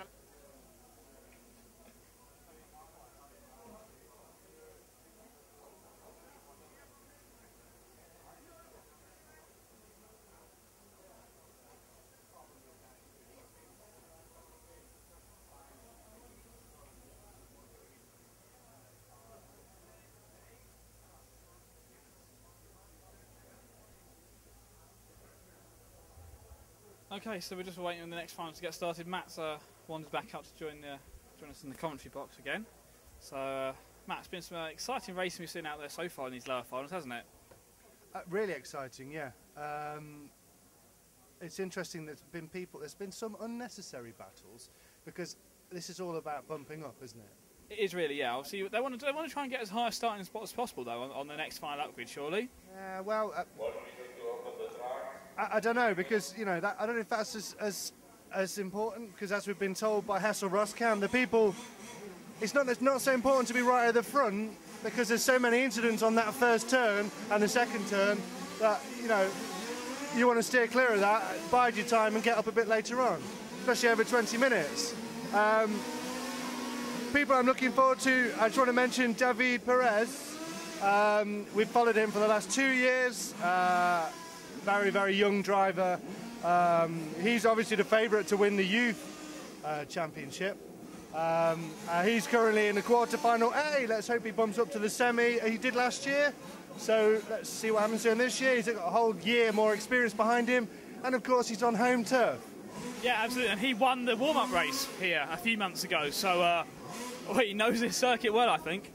Yeah, he does. I don't know if it's his home track or not. I haven't asked him. I will try and speak to him a little while. Excellent. So, well, there we go. The track has been opened for the next final for their warm-up laps. But we'll get ready for this final, and it gets underway in just about 2.5 minutes' time.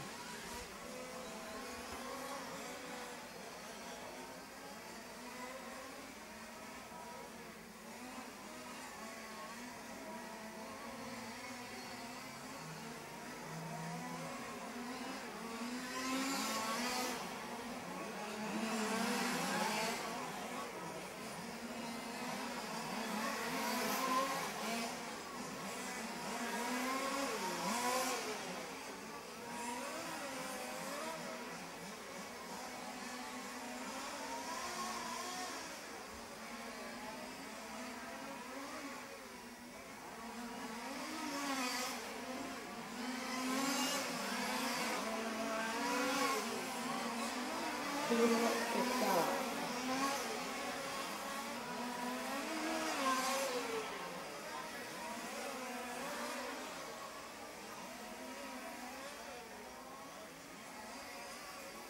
Character number 7.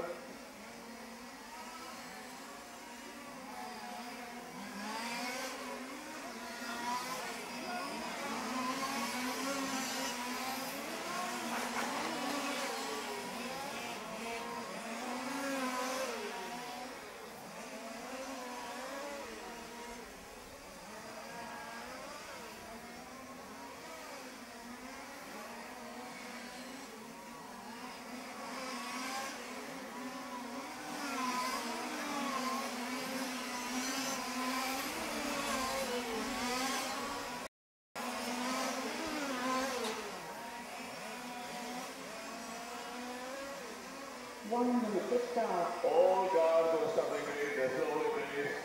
Slowly, car number 3, slowly, please. Be careful. Be careful.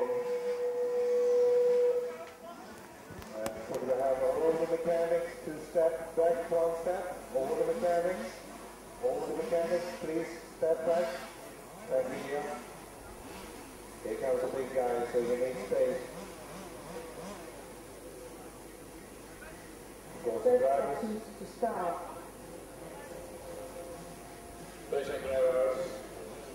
So here we go with the 1/8 Final A. 9, 8, 7, 6, 5, 4.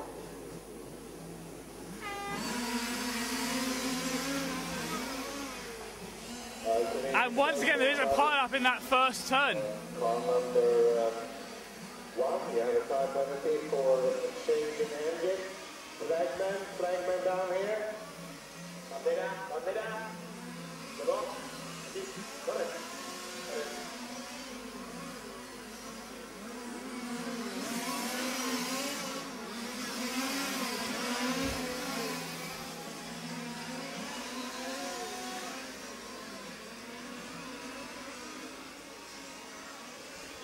So we've got the number 2 car leading this heat. Daniel Mayer from Germany out in front. As the number 1 car coming in to serve a penalty.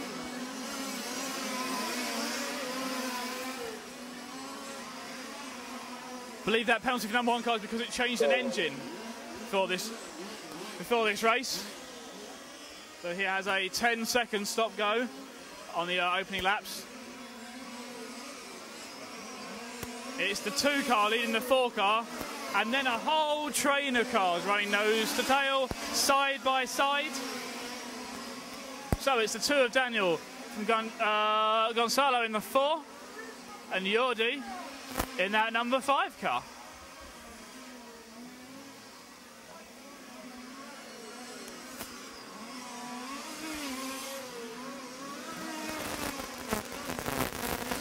And then in the car number 10, in 4th place, is Jeroen, who hadn't got through after the previous final, but following that penalty applied, has got through into this 1/8 Final A, and is running in 4th.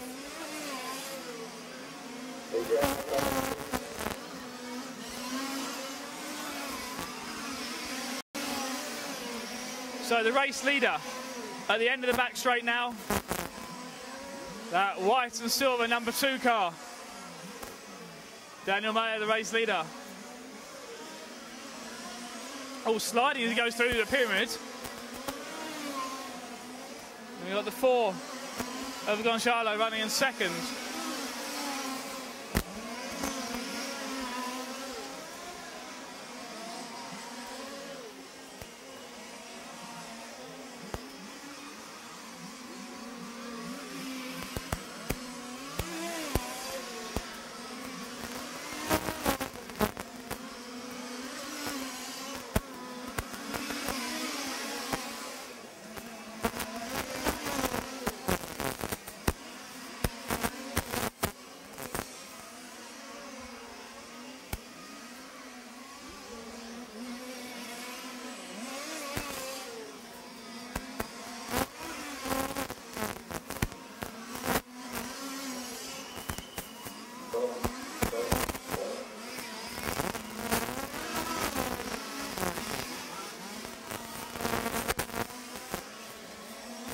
We are about 1/4 distance, 5 minutes into this final.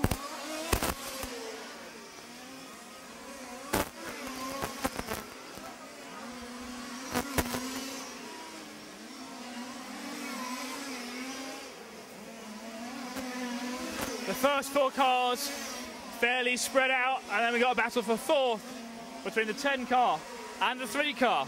Your own from the Netherlands, and Marco from Germany racing for 4th place.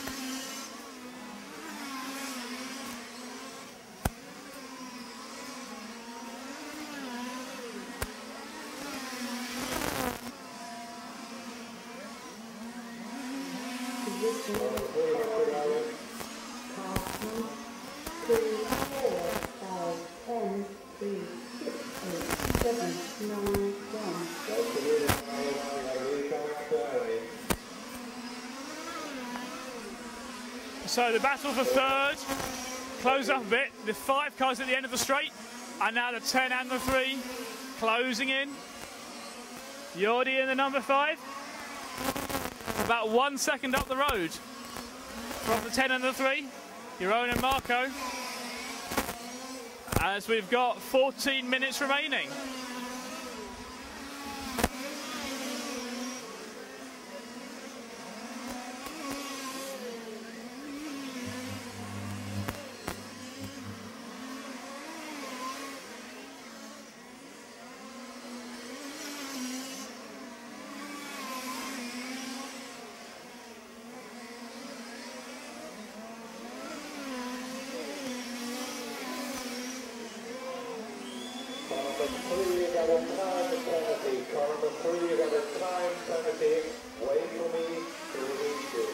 And there's a penalty being out of number 3 car there for that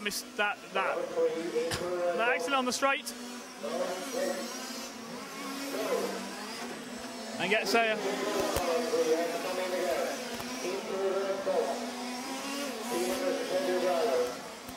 and it wasn't a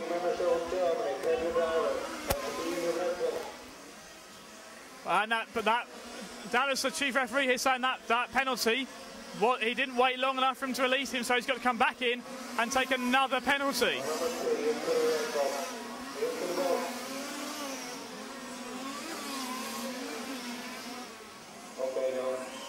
And he is given a 5-second stop-go penalty for that incident. So Dallas, probably the most experienced referee in our sport. That's what he was doing long before he was president of both EFRA and EFMA. Very harsh but fair and well-respected referee. He knows the rule book inside out in terms of the penalties he's got to give to people. So sometimes it's time to give a penalty, just like we've seen there, and that's put the number 3 car right out of contention in this 1/8 final A.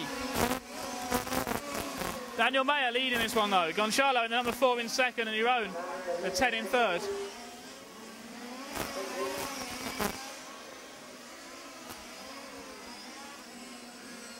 As our leader makes his way through back marker traffic now, the number 2 car, the race leader, goes through the S's. In front of the pyramid now. Number 2 car, still the race leader, working his way through some back markers.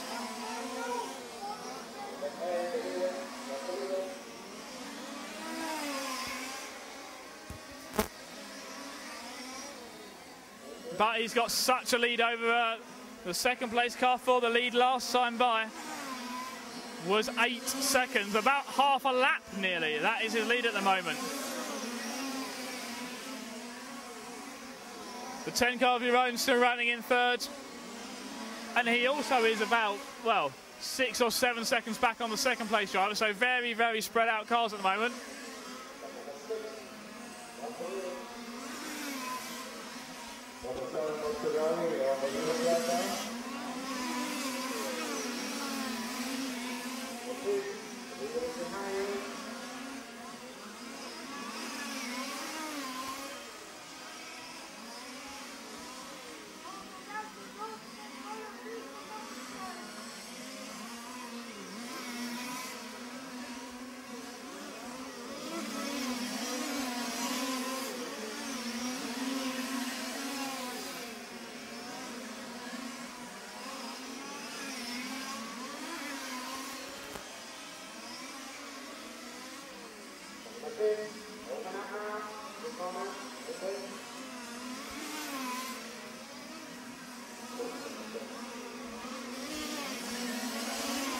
So we are halfway through this 20-minute long final.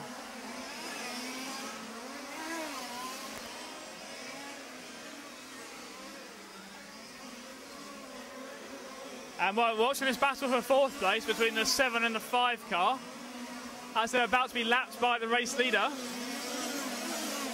And I think they are slowly closing on the third place car 10, who just makes a mistake on the back straight.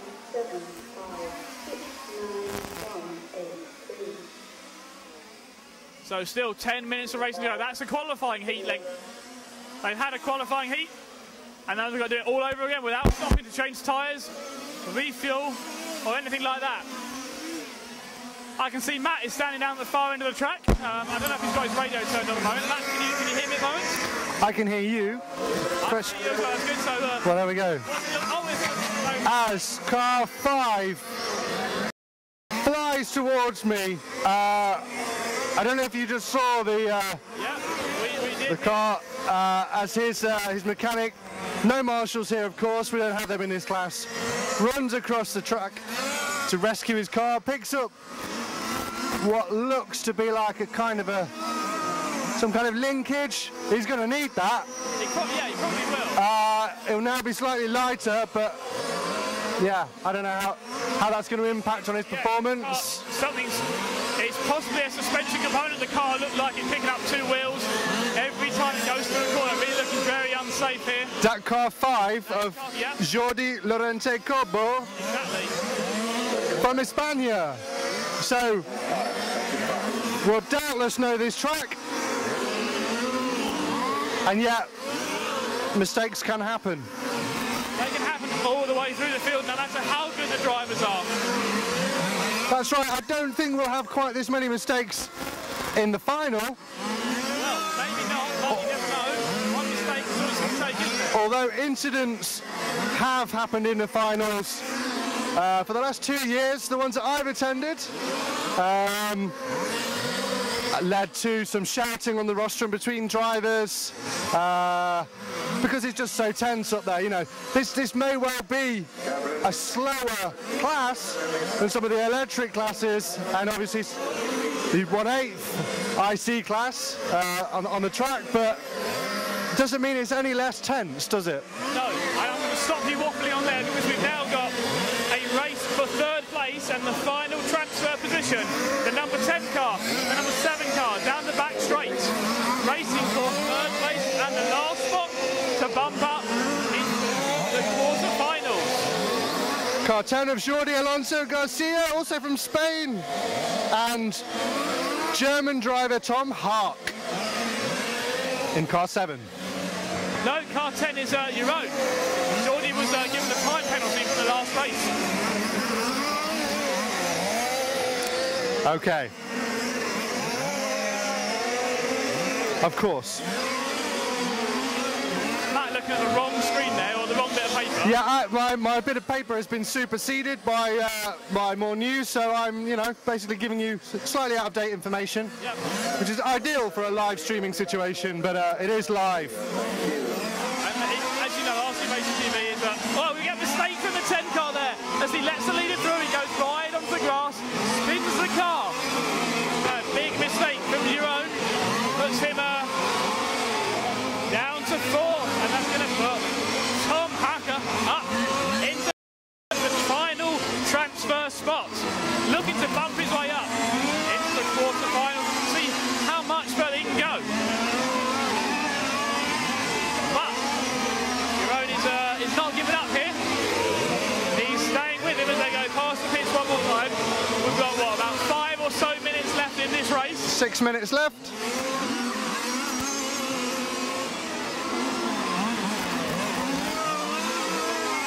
So here they go, round through the S's, back past where Matt's standing now, down by the timekeeping, through the tricky pyramid section, past the pits they go, round the pit hairpin, and then back round Spoon Corner, and we are going to be quite Spoon Corner after Matt decided it looked exactly like Spoon Corner at the Suzuka F1 circuit.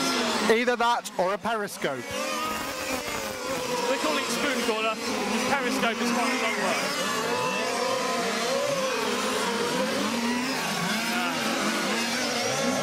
They go through the pyramid, back past the pits. Oh, and and there's going to be a penalty going out for the number 10 car. It really is stop and go city, isn't it?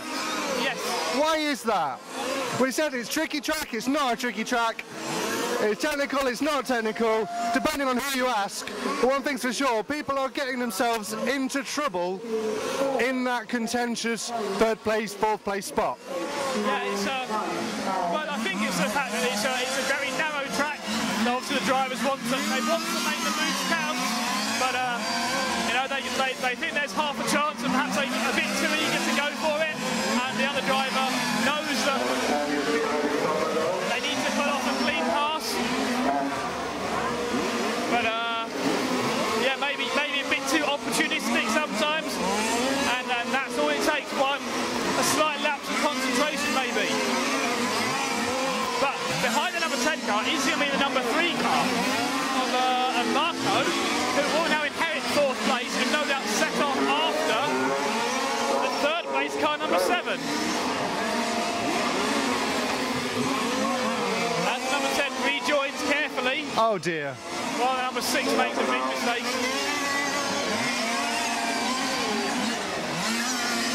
So now the battle for the final bump up 7 car and the 3 car. Here's the 3 car comes past us.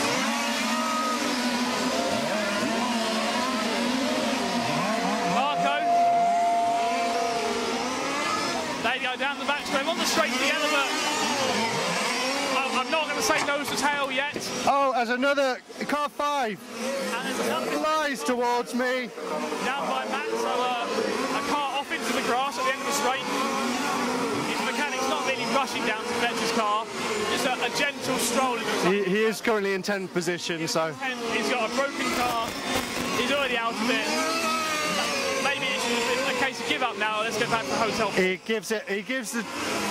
gives the front steering a whack. Come on, you need to steer. It won't steer. That's because the steering linkage is what fell off the last time he crashed. But also I can see the fuel tube hanging out the bottom. That won't do him any favours. No, it won't. And the thing I love about one Fitzgerald, probably more than anything, is the fact you walk around the pit and the cars are being fixed by hammers and mallets, and that's what it takes to get these one routes back up and running again. Yeah, a chisel, a vice. Yeah. When you look at electric racing, it's a Dremel, it's taking millimetres off there. Yeah. It's hacksaws, brightening discs, circular saws in the tables. I see a lot of sculpture going on. Oh, as we've got nose to nose. Nose to nose? At the end of the front straight. Not nose to number? Well, we're going to go on this time back. But then we're facing each other, so I'm going to say nose to nose. That was car 9 and car 6. Car 6 drifting. There's a lot of drift going on here. I thought the grip would come up. I suppose the tyres are going away as the grip comes up. Is that what's happening, Ollie? Yeah, I think that's the case. It's the tyres certainly going off here into the last 2 minutes. So a couple of laps to go. We have got the battle for the final transfer spot. Tom against Marco. Maybe 4 or 5 laps left. The 7 car and the 5 car. That's what we need to be focusing attention on. He's miles to the number 4 car, the number 3 car. Marco looking for a way past. They flash past Matt, rustling his shorts with the speed as they go through that last corner. Down the pit straight, through the pit heaven and onto Spoon corner. He wants to get past, but he doesn't want to get himself another stop-go. As he goes on the straight! Nicely slips one up the inside there, just like Matt does it. Oh, yes. Through the S's they go. Back round, past time TV, number 3 car. Marco into the final transfer spot. We have got 1 minute racing and this is not over yet.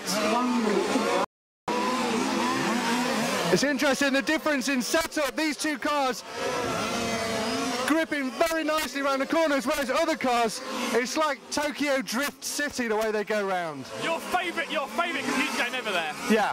Yeah. VRC. I said it wasn't over, and maybe it is because perhaps that number 7 car, Tom Hacker. 30 seconds to go. Now massively as we go into the final 30 seconds. Oh! Out in front, it's still the number 2 car who goes past the pits head and onto Spoon corner now. The number 2 car, the race leader. The 4 car is a lap down on him in 2nd place. The main man comes out, he's ready to get his checkered flag. Countdown coming down. 3, 2, 1.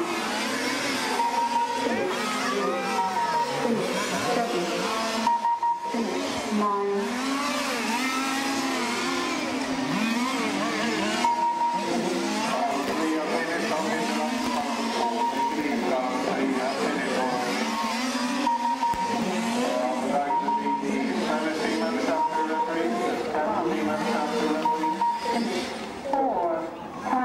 So race over there, win for Daniel Mayer in the number 2 car. Gonçalo in the 4 was 2nd, and Marco Udling was 3rd place in that number 3 car. Thank you.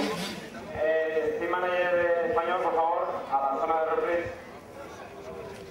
Matt scribbling notes furiously on his clipboard down there at the front of the track. What happened to your generic tablet PC? It is back in the hotel room. Oh, that's not very helpful here, is it? Yeah. Yeah. Oh. Don't walk past that window. No. Yeah, well, they've got nothing to look at them. Let's be honest. So it's an empty track at the moment, and we've got 7 minutes until we're going to start the next final. So we'll have a look at Matt down there at the final track. Give us a wave, Matt. Hello. Hello. Shall I risk the reprimand of walking into this area? I think you can manage it. We've got to say 6 minutes until the next. Car parts strewn across the grass in front of me. Yeah. Any of them are? Well, let me have a look. Just nuts and bolts, really. Okay. Bit of lead, I think. Lead as well. Yeah, that's ideally what you want on a race car, isn't it? It is. Something nice metal, nice light metal like lead. Yes. Well, they have weight limits, so no doubt to keep the cars up to weight limits. Don't die, please, Matt. I'm sorry. I don't know if you can still see me. No, if you can walk out onto the track, we can actually see you then. Walk out onto the track. Yeah, there we go. Walking down the grid here. Yeah. The fumes round here are unbelievable. Are you sure you've not got hay fever? No, it's definitely a fumey situation here. The breeze takes them away, but as the heat rises, I guess there's quite a lot of oil and rubber in the track here. Absolutely. And the heat rises and fumes just coming out of the track, and yeah, it's pretty bad. So basically what you're doing now is you're in fact doing a grid walk with no cars. With no cars, so yes. Not quite an F1 style grid walk, bumping into all the C and D list celebrities. No, I'm sure I'm going to be ejected from the track very soon. Hello, sir. How's it going today? Oh, good. Good. A lot of great action on the track in the lower finals. Very good. This moment is more important of the race. The weather is correct. The temperature of the concrete is correct. But I hope a very good race. Very good race. No complaints there from the event host. I'll leave the track now so you can get on with the business of seeing the races rather than you doing a grid walk. Just look. In fact, you could do a grid walk and just talk to the numbers that are left on the grid. I could, yes. On the grid at the moment. Yes, I can say some of the numbers in several languages. Can you? I can, yeah. I'm multi-talented that way. multi-talented. Yeah. I'd like to know what the other talents are you've got then as well, Matt. Well, we've already discussed them, haven't we? You know, the walking and the drinking. Walk, drink and talk at the same time. Yes. Yeah. I have a tube inserted into my neck. Right. That's right. That's a bit odd. There we go. I'm walking past section chairman Ian Oddy. Ian, are you happy? Always happy. Always happy. Things calmed down a bit now after the controversy earlier on? There's always a little bit of controversy, but everybody will be happy when they go home. As long as it's fair, right? Absolutely. Exactly, yes. Thank you very much, Ian. Let him get on with his very busy day. Yes. Of course, his role here is just to oversee the whole event, and despite it's quite an odd situation, although we've got Dallas here as the EFRA president, it's Ian who can make the decisions for this event.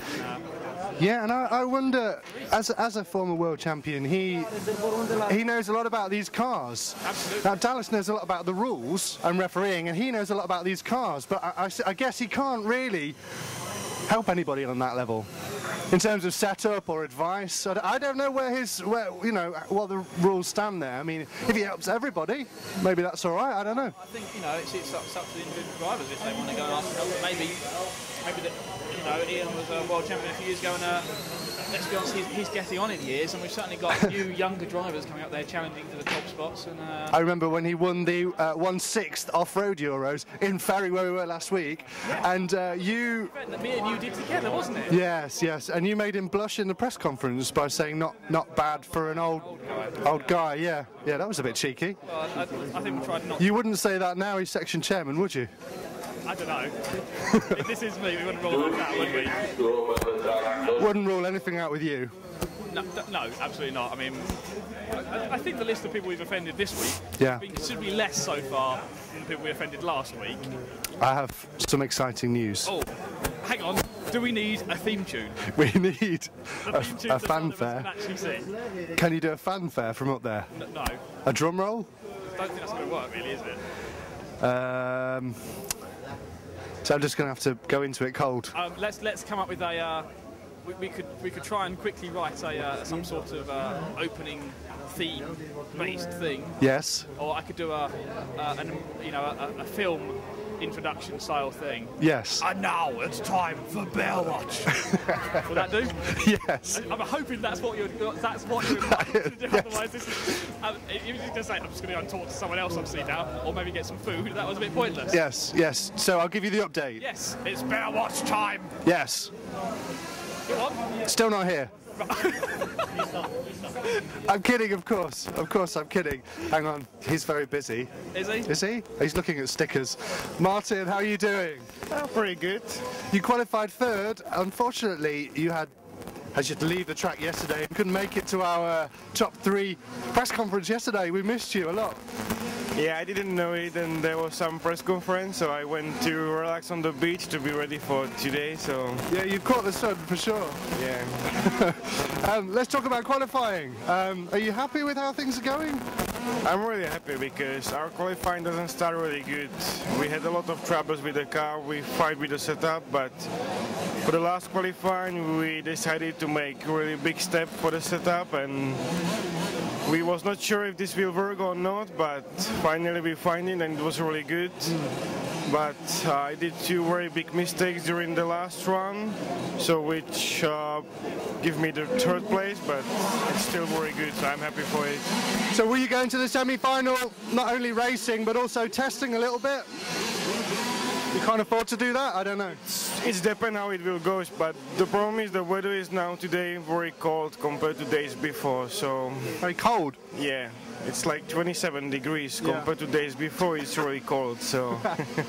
Well, it feels warm to me, but obviously the precision of a race driver, you know the track is very much colder than earlier in the week. So you're thinking about tyres, obviously. You've been testing tyres. Are you going to make a change with tyres? We test a lot also with the tyres, so I think that's also our key for the win, maybe, so... You won't be on pole for your semi, you'll be in 2nd on the grid. Is that a good place to be? There's been a lot of incidents at the front, and we're finding people towards the mid of the pack are the ones that are making their way through. Are you going to try and steer clear from all the incidents? Yeah, for sure. I mean, it's just semi, and the key of semi for us is to be in top 5, to be in final, and then start the fighting. But for us, the semi is just to be for sure in top 5. And okay, well, best of luck, current champion. Thank you very much, Martin Beyer. There we go. So is this now the end of our series called Bear Watch? Unless he goes missing again, but that would be a bit odd, wouldn't it? Right. Yes. So, well, I think we'll leave Bear Watch there. Yeah, a happy climax to that one. It was a nice ending, and I've had literally hundreds of phone calls doing that, asking me if I can do introductions for films now and other things. And, good. And obviously, I'm not here to promote myself, but I am available for any sort of event or hosting. Bar mitzvahs. Bar mitzvahs, weddings, funerals, christenings. Anywhere around Europe I can go, or further afield in this state. Just send a letter to Ollie Meggett, RC Racing TV, Towers, Essex, England. And Dallas has just wanted to show me his notebook he uses whilst refereeing, and it has on the front of it the word evil. So, in fact, it says evil plans and other stuff. So there we go. That's Dallas's refereeing notebook there. I don't think that's for his refereeing. I think that's for his role as president of EFRA and IFMA. It could be as well. Yeah. So, Dallas now leaving our commentary box and walking back to his own box as we get ready for the next final. And we are literally going to be back in 10 seconds. We've got to change the battery on the camera.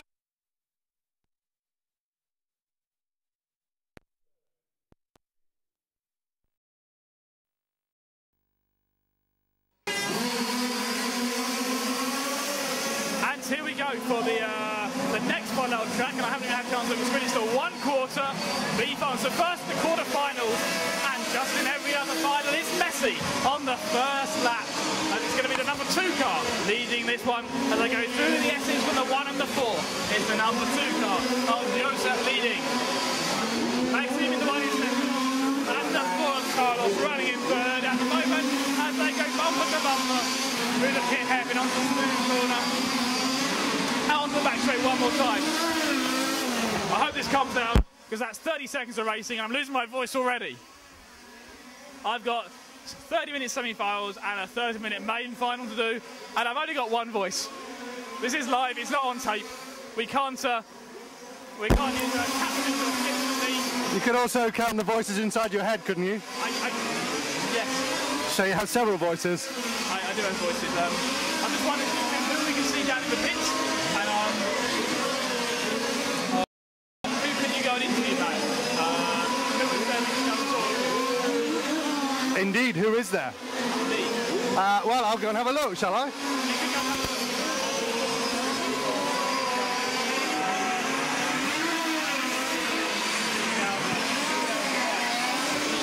You could be harsh and do that, but that might end up being harsh on our loyal, brilliant listeners and viewers. We'll see how who Matt can find down in the pits. And, I can't take my eyes off the track, though.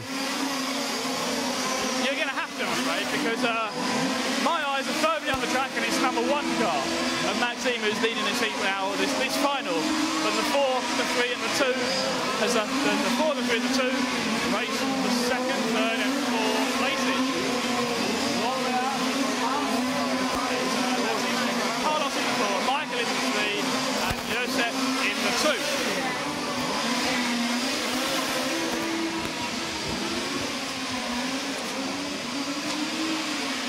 And we're about 2 minutes into this quarter-final B.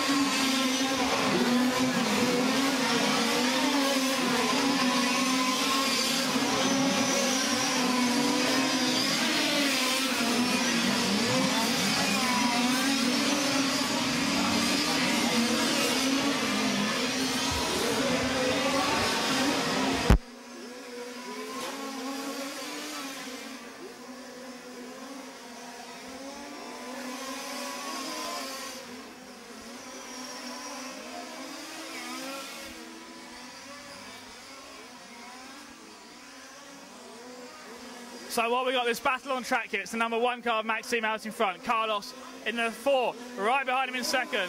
Then the 3, Michael running in third, and the 2, Joseph running in fourth. Only 3 of them can bump up into the semi-finals. Which 3 is it going to be? We'll find out as this unfolds over the next 15 minutes. So 5 down, 15 minutes to go. And if Matt is really, he's out of the pits now, and I was wondering what that sounds. I found Marco, who is bumping up to the next quarterfinal in the 10th spot. I have no idea if he speaks any English. He'll be better than mine, and look how busy he is. Well, no, you can't see him. I can tell you he's fueling, and they're doing a lot of work to the car. Marco, how are you doing? Very, very busy. Yes, the team are busy. There's a lot of activity going on with the car. Are you with Marco? Huh? Are you with Marco? Yeah. So, do you watch him in that last race bump up? Yeah, he was perfect. Perfect drive. He had 2 stop and goes. That was a silly mistake, but he only drives for 2 years now, so very good performance. What are they doing to the car now then? I think they're just changing tires and preparing it for the next race, and that's it. Why do you think there are being so many stop and goes on the track?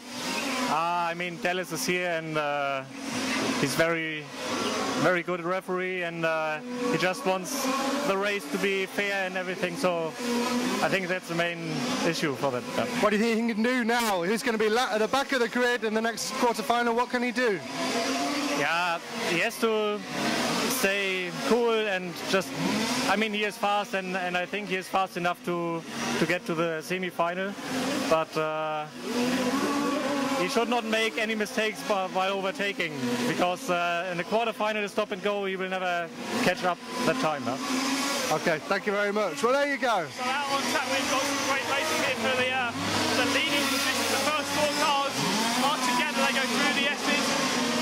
In fact, they are so together that for once, when I say they're together, Paul can get them all in the shot at the same time. So they go down the pit straight now, down the pit's hairpin. The positions have not changed. It's still 1, 4, 3 and 2, as we've got 13 minutes left in this quarter-final.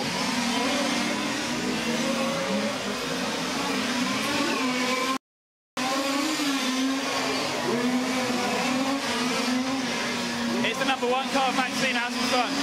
Carlos running in second, and the 4 car.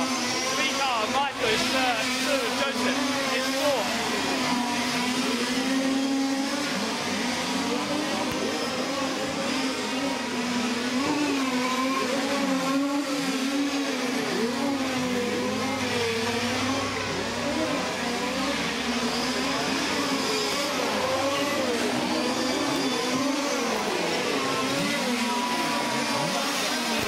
Come round through the S's again.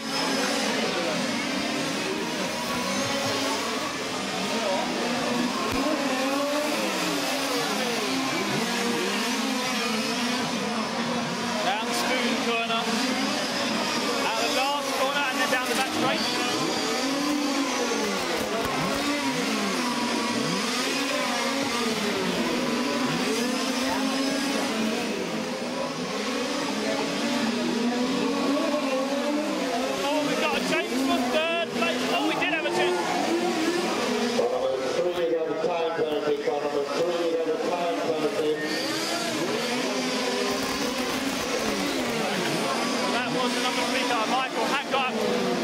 Battling for the 3rd place, and is now going to get a time penalty.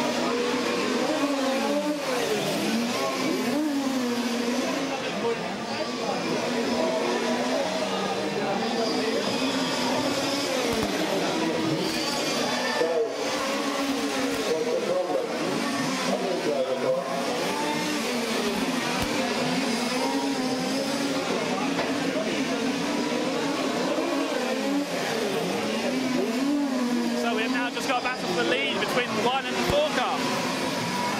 Maxime and Carlos down the back straight.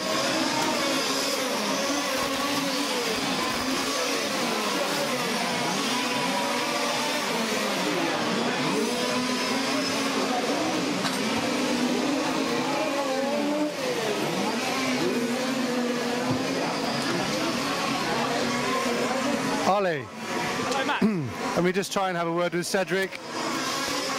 Cedric, on pole in the next final? No English. No English. You got enough English to say no English. French? I can translate. Oh, wow. Cedric's going to be on pole in the next final.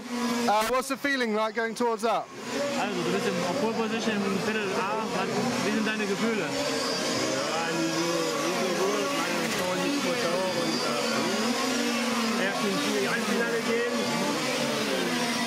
Yeah, since he broke the engine in the last qualifying round and he had to change the cylinder, he's not sure about the performance of the engine. So his first goal is to make it up to the semis, and then he will see further. So it's a great unknown going into the next final. You've been on the podium before in Euros.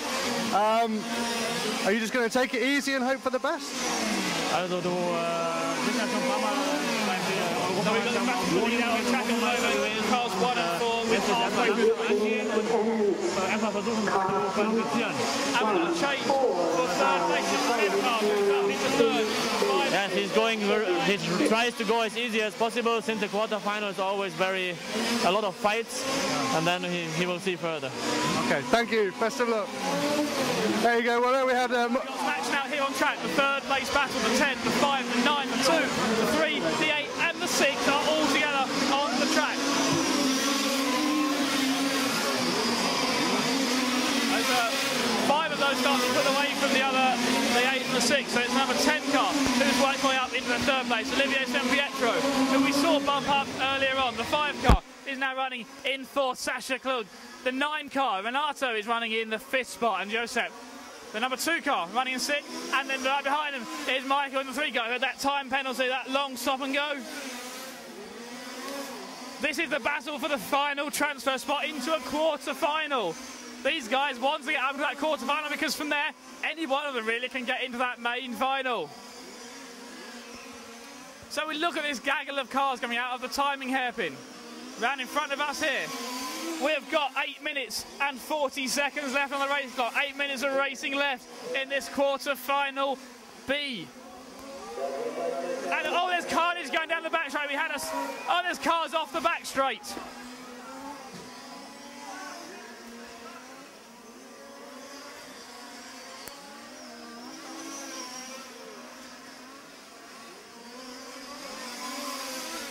And that has massively shaken the order up. The 10 car is now in a clear 3rd place. We've now got to change to 4th place. Number 5 car of Sasha slips up into 4th. And then there's a mistake there. It looks like is that the number 8? I think that's number 8 car of Michael Donovan rolling off at the end of the max straightaway. The race leader, though, is the number 1, followed by number 4 with 7 minutes left.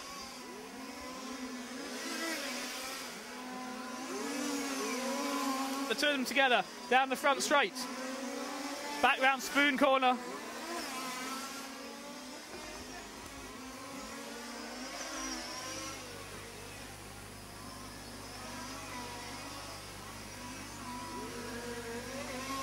And we had another car off at the end of the straight, but we got a car here with the leaders behind them. He lets them through. But the 10 car is still running that final transfer spot and has got quite a lot of clear track around him. The number 10 car is about 10 seconds behind the leaders and maybe 6 seconds clear of 4th place.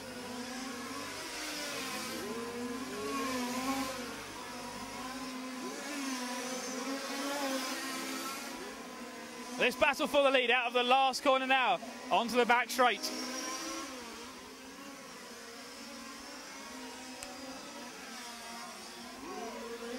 The 1 and the 4, together as like a timing hut.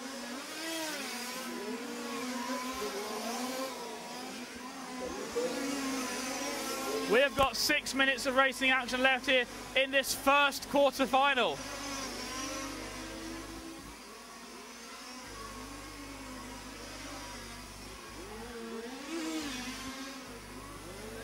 The number 10 car running in 3rd place, white and orange car, all by himself. We can see the clear track he's got around him.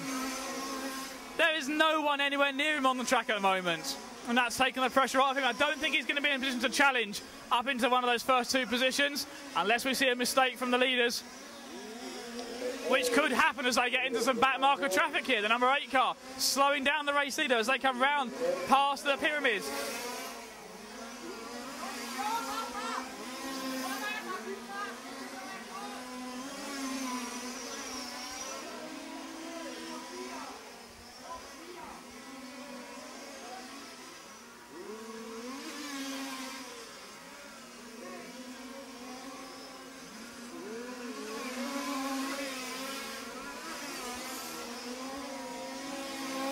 So this is the race for the lead with 5 minutes left. The 1 followed by the 4 down the back straight. Oh, and both of them run across the grass there up the inside. Really trying to shorten the corners down. So you can see the red and white curbs we've got. They've got lower grip than the tarmac, of course. Beyond that, then there's some AstroTurf, which has got even less grip. And then beyond that, there's some grass itself, which has got even less grip. And they're running right up onto the grass, trying to cut the corner as tight as possible. Make sure that they didn't leave anything on the table at all as they come out of that carousel one more time. Through the S's they go and past the timing line. 5 minutes remain. The 1 car Maxime followed by the 4 of Carlos.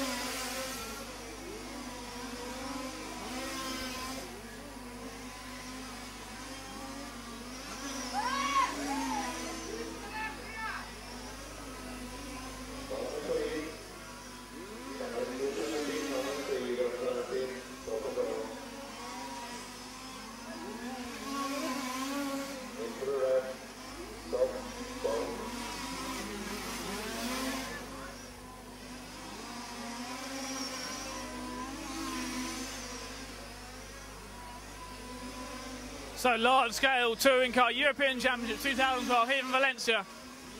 In Spain, the first of the quarterfinals is out on track.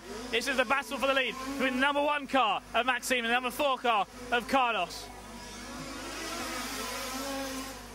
We have got 3.5 minutes left of the race clock.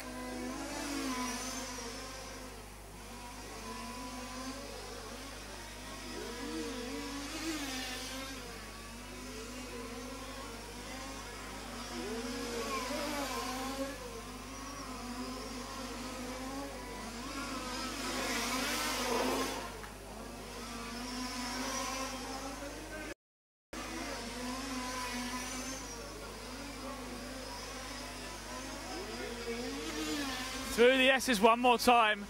Back round through the chicane they go.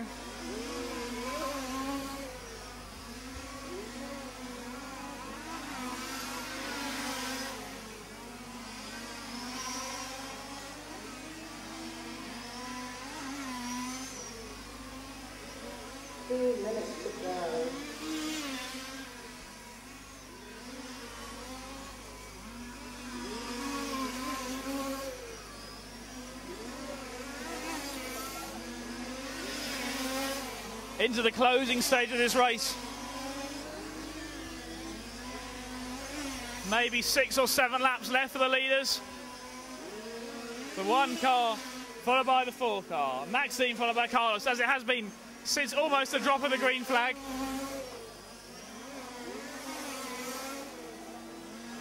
As Maxime gets very sideways going around Spoon Corner.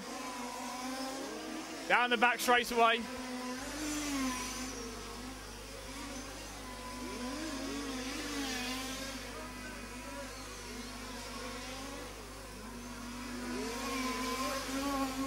Two minutes to go.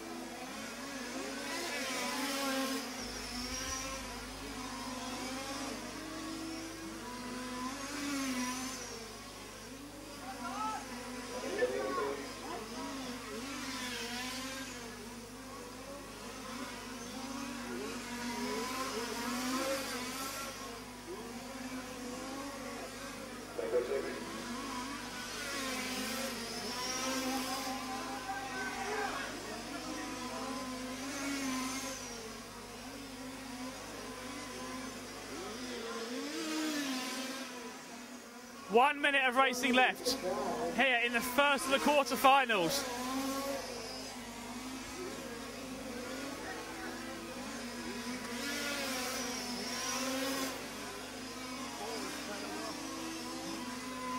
This isn't a battle for the lead. The number 3 car is a lap down, but gets his lap back. Maxime in the one. Knows he hasn't got to race him, so lets him through nicely. Doesn't lose too much time. With 30 seconds left.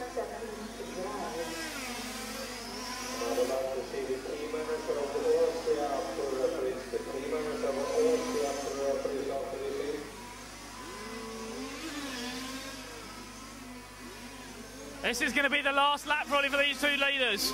The 1 followed by the 4. 10, 9, 8, 7. Maxime going to come straight for the last time. Down the back straight he goes. Through the carousel and then onto the infield. Through the S's. Heads towards the timing line. Maxime takes the win in the first semi-finals. Carlos finishing second.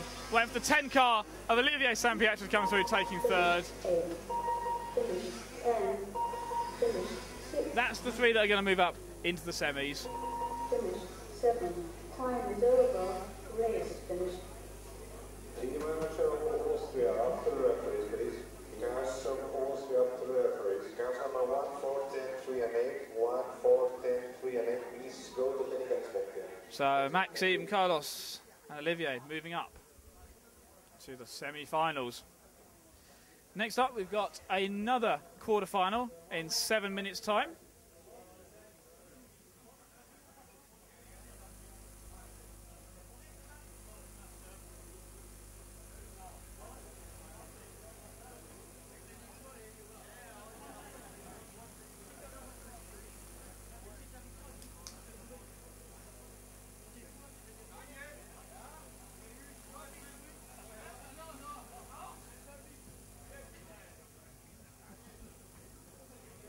So we got about 6 minutes before we start the next race, which will be the second of the quarterfinal. So 6 minutes until we open the track for the second quarterfinal. Here in Valencia, you're watching this live at EFRA.ws and rcracing.tv, or anywhere else around the world who's embedded our video. Thank you very much for watching along. We hope you're enjoying the coverage here, and it's a great day of finals so far, and plenty more of that still to come, I'm sure, as we move into the second of the quarterfinals, and we'll have the semi-finals and the main final later on.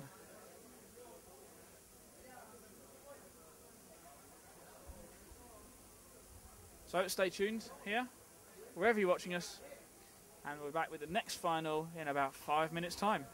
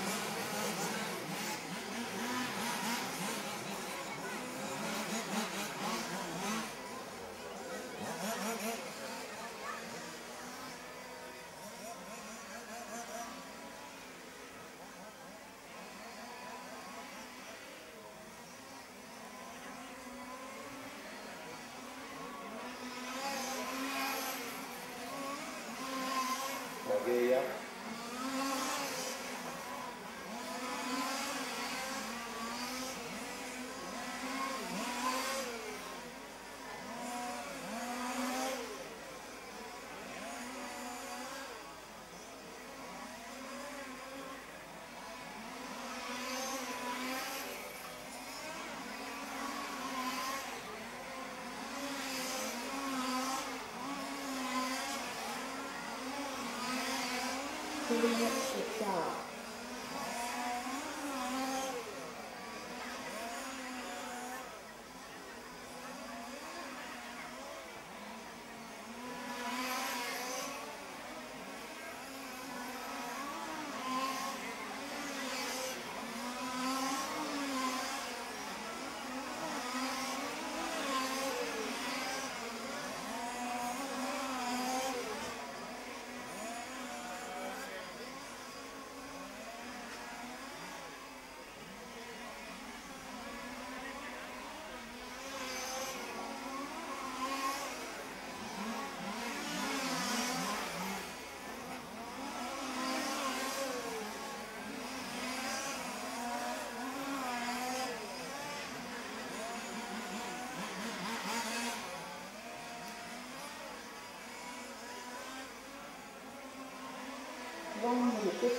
All ground to starting grid, please. Over to Amalia. Slowly, please. Slowly. Slowly. So the second quarter-final about to get underway. The cars are called to the starting grid now.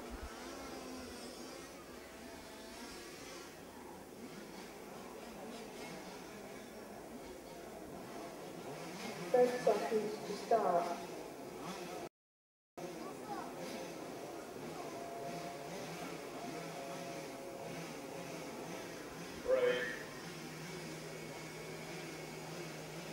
And here we go. 9, 8, 7, 6, 5, 4. And we're off and running for this second quarter-final.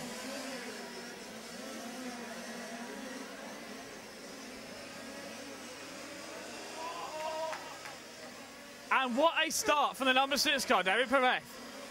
From 6th on the grid, the orange and white car.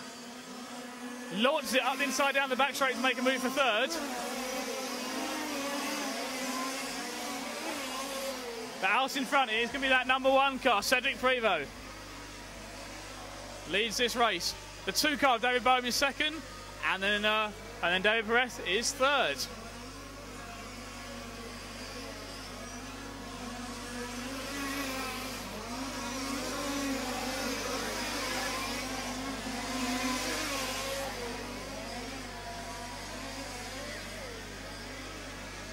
So the number 1 car of Cedric out in front, the 2 of David 2nd, and the 3 of David Perez in 3rd.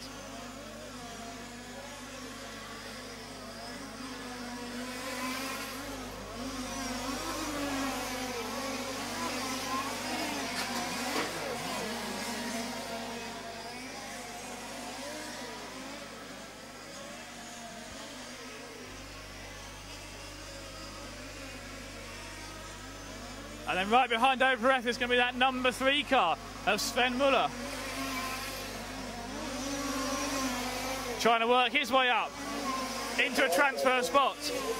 Battle for 2nd. Bowen, Perez, Muller down the back straight. And Prevost out in front, not really escaping much from them. 2 minutes in, 18 long minutes to go.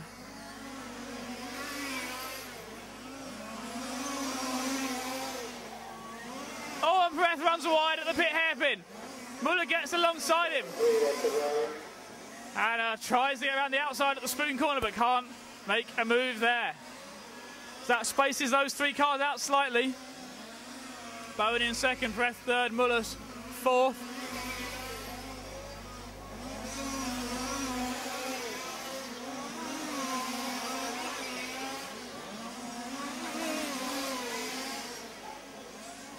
Good close racing further down the field here, but out in front. Cedric Prevost in the 1, leading him away.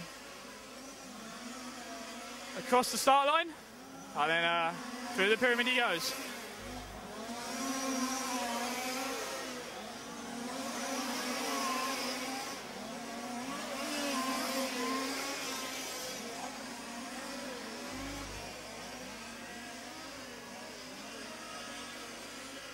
One, 2, 6, and 3. Prevost, Bowen, Perez, and Muller, as Muller once again closes up on the young Spanish driver's tail as he's trying to find a way past.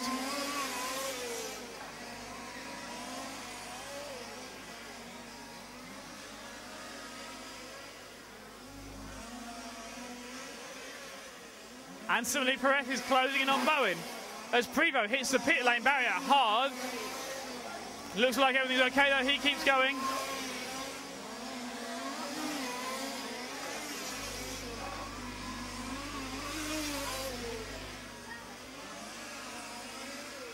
One, 2, 6 and 3.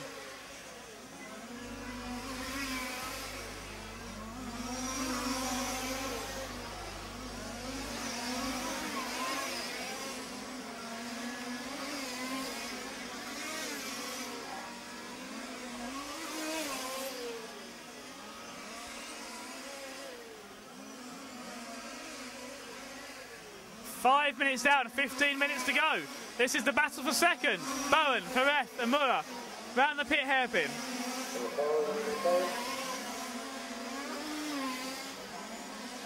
Out of the last corner, down the back straight.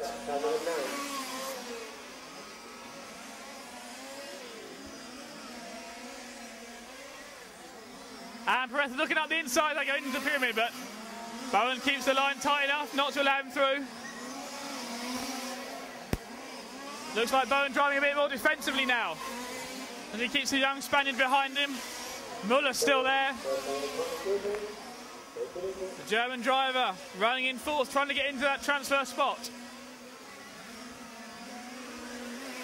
Bowen runs across the grass curbing, just hangs on to second place there. Perez looking up the inside. And again looks to the inside, going into the spoon corner. Oh, and they touch. And that puts Bowen off into the grass. And well far down the field now. So Prevost still out in the lead, the yellow car going around spoon corner now. Around the last turn he goes.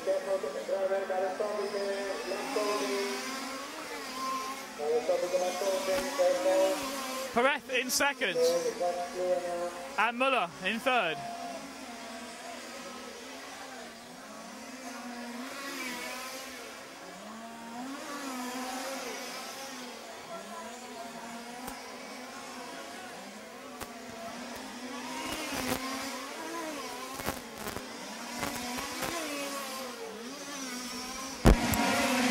Ollie. Ollie. Hello. I'm just observing the pit lane, car 5. It looked like he stalled. I don't know if you saw the incident. We saw Mark run out, grab the car, and they brought it back into the pit lane and frantically tried to restart it, which they have done. So he's back out again. That was car 5. By his pit crew. Former world champion. Oh no, look there. This is not good for Team Lissau. Basically looking after that car. And there's another guy helping out. It looks like they've got some problems. Obviously I can't speak to them because I can't access the pit lane. But they are frantically trying to fix that problem. As he slips down, well, to the back of the field now. That's unfortunate for him. Yeah, it is, and we've got a car rolled going on to the back straight, but that's now being collected by the mechanic, and the battle for second place. Perez and Muller still together as they go round the pyramids they go. But check out David Perez as he takes a bad corner. Unfortunately, that was my fault. Cursing him there, car 6 in second place, going down the back straight now. So in second in that 6 car, orange and white. 3 red, white, Muller in third.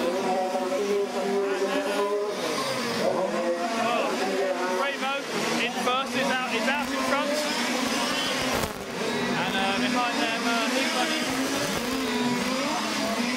Eduardo Rapisi, number 7 car, is showing in 4th place at the moment, and he's on the back. He's only come off the back straight as the second timing line. So a big gap back to the 4th place car at the moment.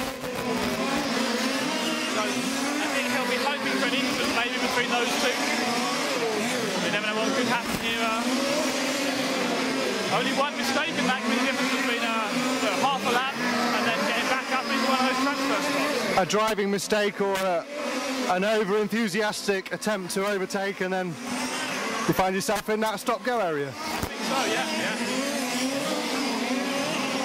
That could be one of those, but he's only enough to help that number 7 close the gap down. It's quite interesting looking down the pit lane where we have Marcus Feldman, we have the Lissau,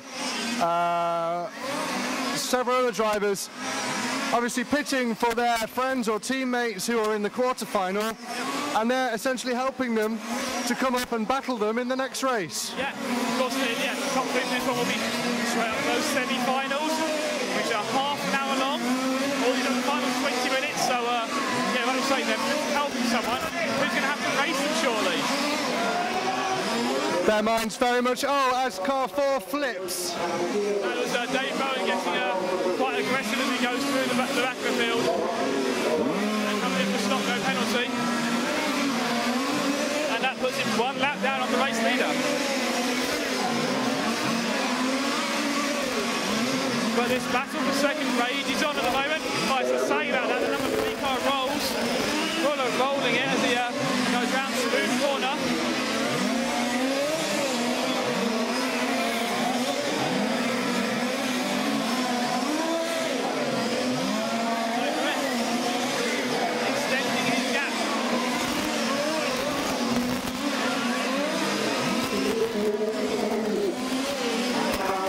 We are halfway through.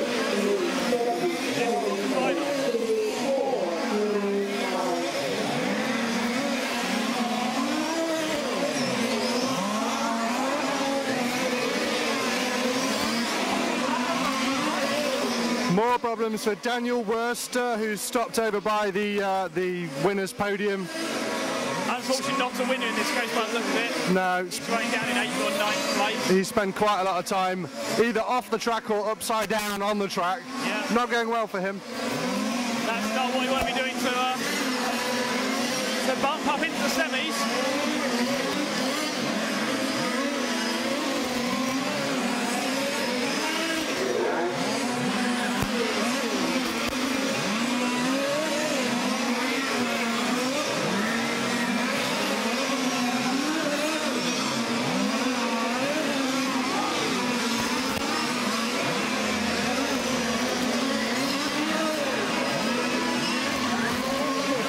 So Prevost continues to lead in the number 1 car. The number 6 of Brett in second, the Fiat Buller is third, and 7th. Rapiti is in 4th place. Let's have a quick check on the lap times though. And Rapiti is quicker than Buller at the moment. To the tune of, 6/10 of a second. A lap at the moment. That's the difference. I don't know if Rapiti is he's in clear at the moment. Maybe Buller not knowing how his car will handle in this 20-minute final rather than 10-minute qualifying he's been had. I don't know if you caught my chat with Cedric Prevost earlier. Yes. It was done with the help of Marcus Feldman translating. Multi-talented. The German driver speaking French for us to help us speak to Cedric Prevost, who is, of course, on pole, and he's in this race, and he's still out in front. Yeah. Out in front and led every lap of this race so far. We've got 7 minutes left. Some big unknowns for him with a new cylinder, I believe. He's made some major changes to his engine, and he had pretty much no clue what was going to happen in this race. There's loads in this race, and that may make it even worse. It's the semi-final, it's half an hour long, and have no idea on fuel or something like that, will he? Exactly, yes. But currently dancing his way up on the driver's stand to a win, which will place him quite nicely in the middle of the field in the semi. Absolutely. Towards the back of the middle of the field, but you know. Yes, Matt, he'll be 8th on the grid for his semi-final if he keeps us up. And if anyone here knows Cedric or seen him drive, you'll know here. Well, he covers a good kilometre and a half doing his qualifying here, walking around the driver's stand. We'll have to put a pedometer on him next time. Oh, incident for car 3 at the beginning of the straight. Car 3 upside down at the beginning of the straight. So that's going to allow R3 upside down. Put the 7 car up into It has indeed. So a big shake up in the order there. Eduardo takes their position. Yeah, so Eduardo and PT moving up into third. So it's Primo, Perez and PT. Let's wait and see where Muller's going to end up. He may not even be. He's down to 7th place now from that mistake. So I guess if you're going to crash, don't make it on the far side of the track where it's the marshal's got to run the furthest to get to it. That's why I always say with this race, get fitter engineers. So, get a fit mechanic, that's what you need. Linford Christie. Yeah, we've got Primo who's certainly keeping fit, working out here up on the Ross as he's driving. Yeah. He doesn't need a gym membership, and some of them mechanics down the pit lane with the driver we've seen the mistakes, they've had to run a good distance as well. So yeah, keep fit if you want to do RC racing. But it is Primo in the 1, the 6th car. The rest running 2nd. PT is 3rd.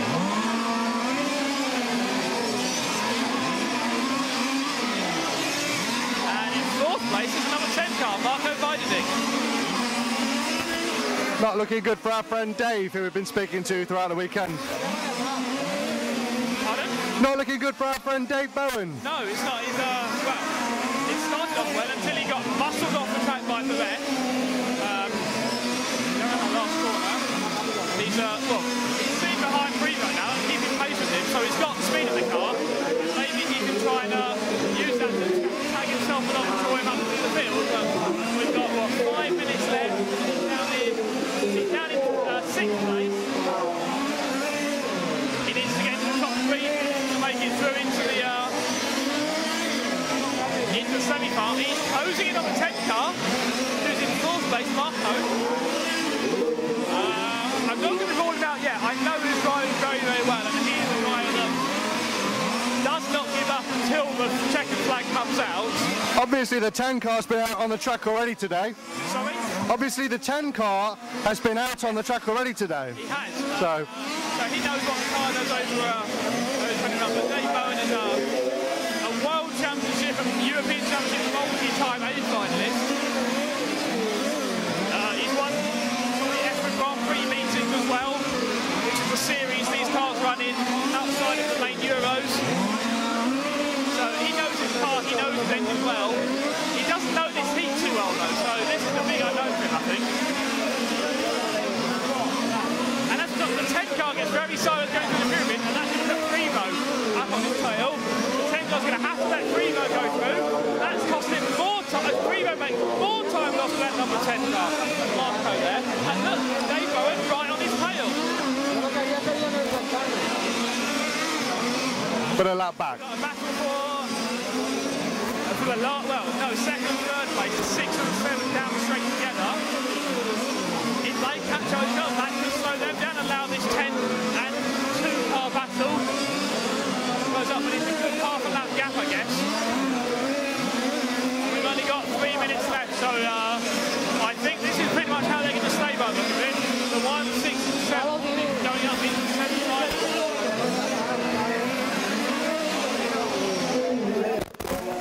They've got 3 minutes officially left, and a mistake from Perez allows the number 7, number PT, up into 2nd place.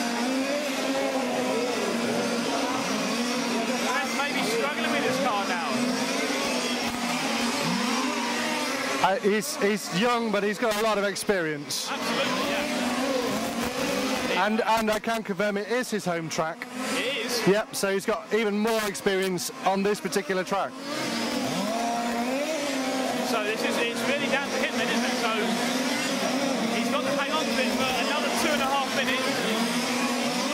Dave Bowen is up into 4th, but 4th isn't good enough. It's got to be 3rd.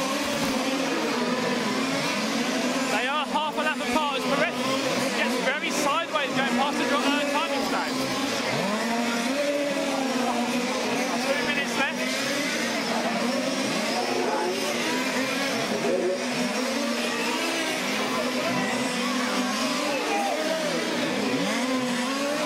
Oh, it's Primo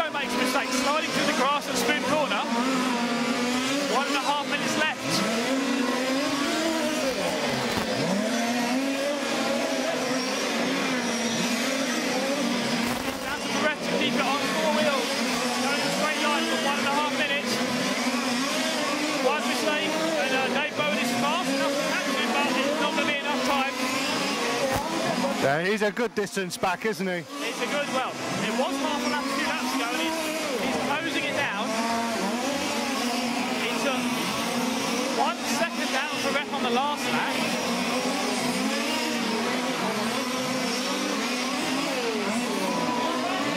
So maybe this isn't over yet. We don't know. We have to wait and see. Oh! They've got 1 minute left. Another half a second comes out of the rest gap. Well, he's just taken some fairly slippy, slidey corners. Is his tyres? Are his tyres going? I think it's probably going to be tyres now, yeah. Oh, look at that! Sideways, going up the back straightaway, the number 6 car, all out of shape. And it's now just a length for straightaway that is completed. 36. Look at this. He's taking very slow corners. He's not letting car 5 through, which is what he has done now. There's no reason to defend a position against car 5, who's miles back. But we've got 25 seconds, so this just needs to hold on. It's not over yet. Oh! 15 seconds.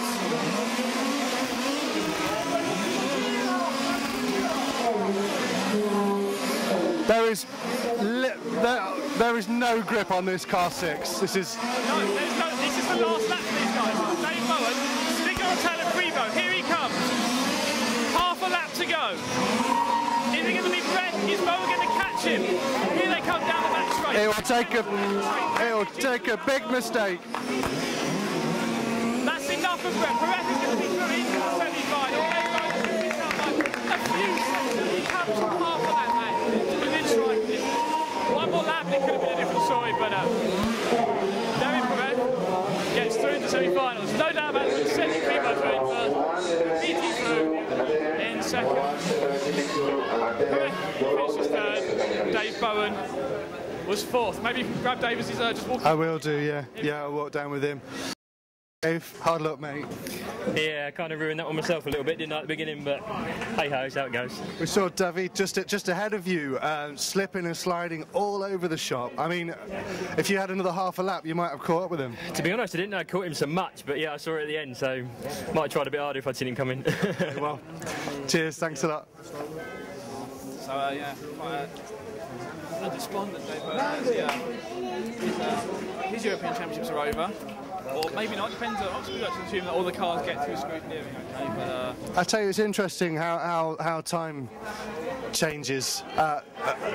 2 years ago, David came down these steps, obviously at the Auto Bay Arena, to a crowd of cheering and amazed, you know, happy mechanics, people from all different countries, just so happy that he was bumping up yet again.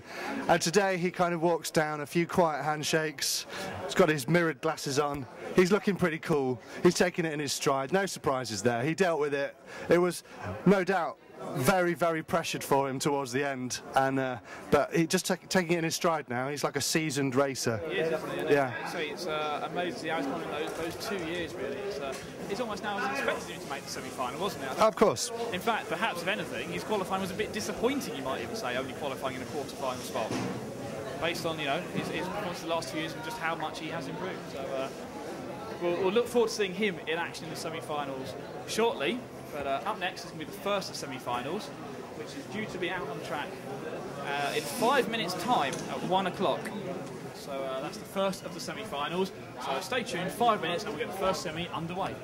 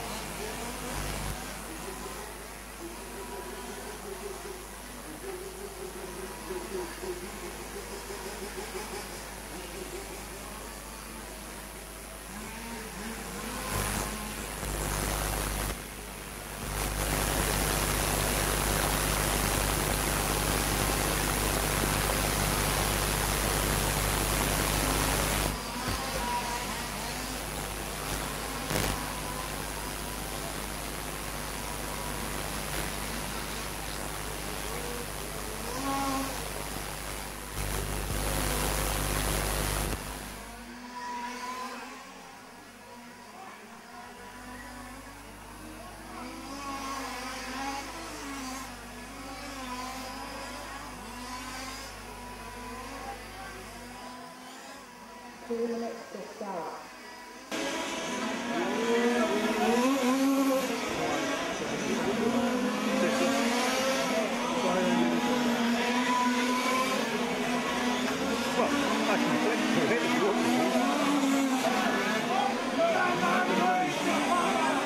Yeah, all I need to do is split that down.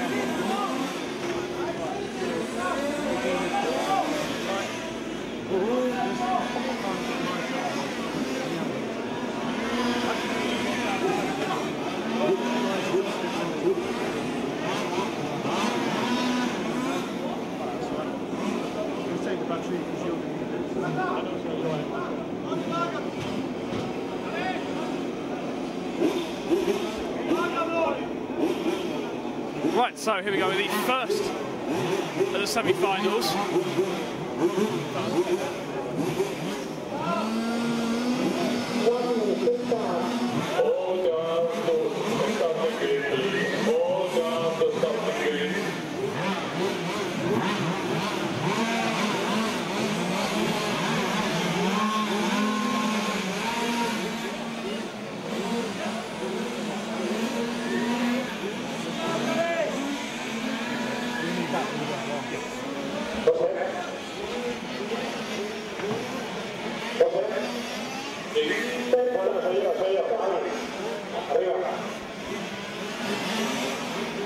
So the cars are being called by starting positions as we get ready for the first of semi-final. Remember, it's the first 4 cars that are automatically through from each semi-final, plus the 2 fastest losers.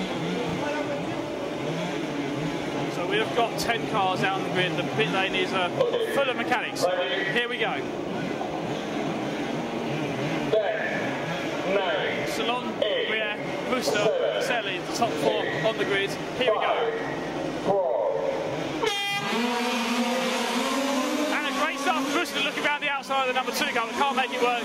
It's 1, 2, 3, 4 as they go around the first few corners and that's Vaselli dropping right down to the back of the field and having more problems. He's stuck on the back lane.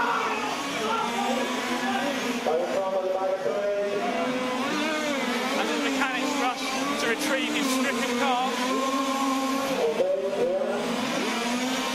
But out in front, the number 1 car leads down the back straight. Salon from the pole.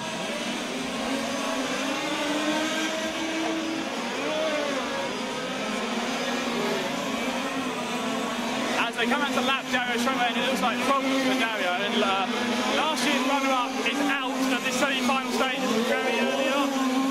And he retrieves his car back to the pit lane, and Dario not happy about that at all. He is out of this semi-final. So out in front, the number 1 car leads, but this is a battle for second place. The 2 and the 3, Briere, followed by Rooster. Nose to tail as they go past the... Oh, and it's Briere gets sideways. The Rooster is up into second, and there's the number 6 car as well, Carlo Martelli. He is right there looking.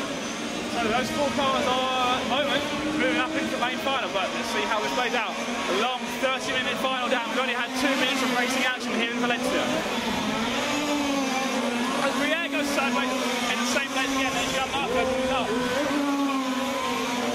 Into 3rd. Martelli up into 3rd. So it is 1, 3, 6, and then 2, the running order, with 2 minutes of racing completed. Salon, Ruster, Martelli, Briere.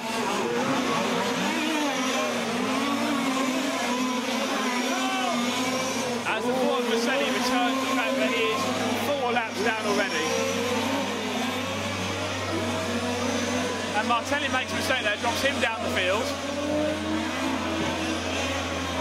So we'll see what the running order is at this stage.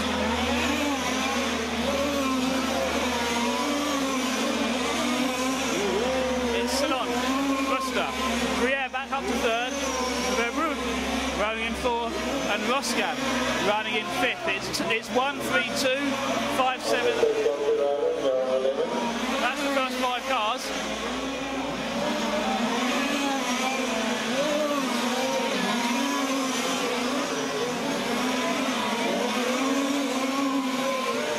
So this is the battle. The 3rd and 4th place, the 2 and the 5. Briere and Verbrugge.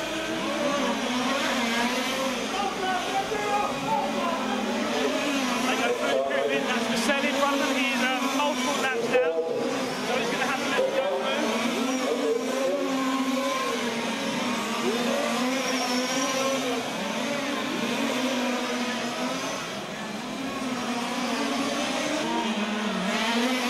Not just a case of bumping up, this is also going to set the grid spots for the main final. So they want to go as quickly as possible and get as far up the grid as they can.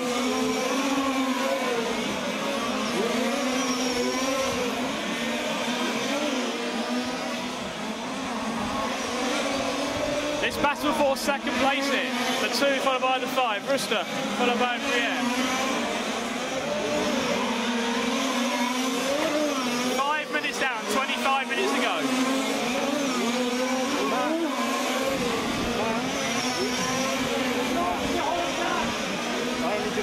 Would it be a good idea to stop back, make sure we don't lose it, and start again?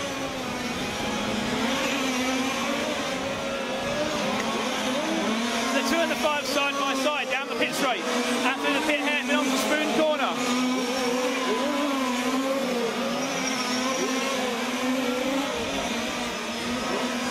Verbrugge trying to find a way past Briere. They're side by side going into the next hairpin. Through the S as they go. Verbrugge is up into 3rd. Briere still there in 4th place.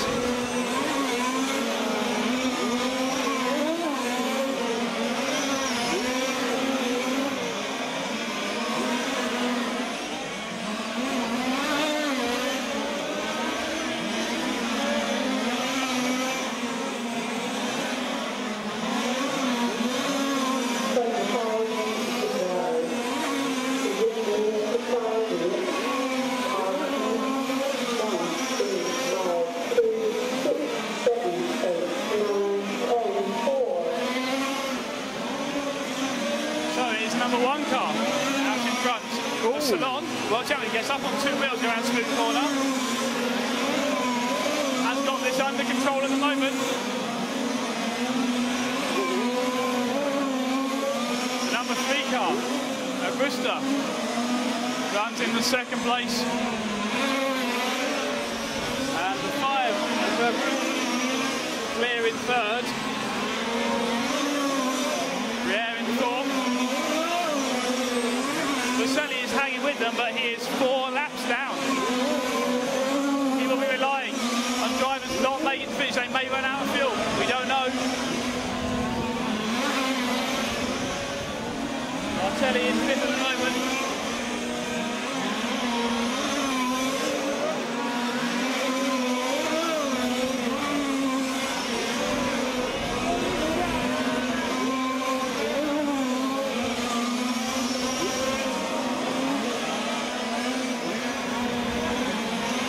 Salon makes a big mistake going through the pyramid. Spins the car, it's very sideways. The orange and black car, number 1, going round the corner onto the back straight now. And Brewster in the 3, closing right up on him.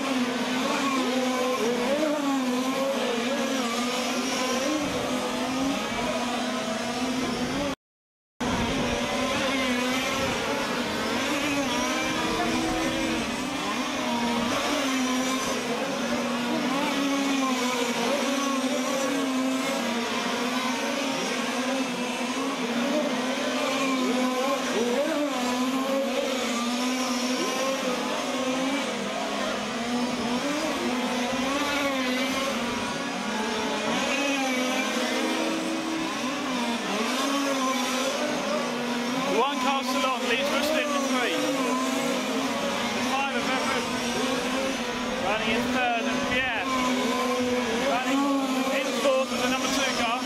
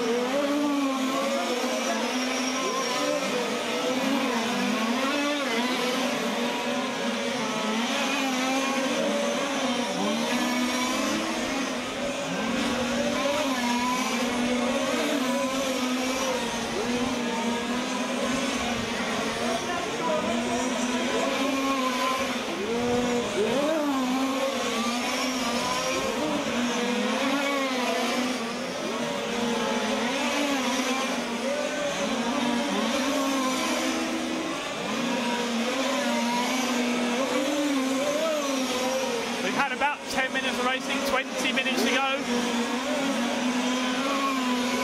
in this first semi-final.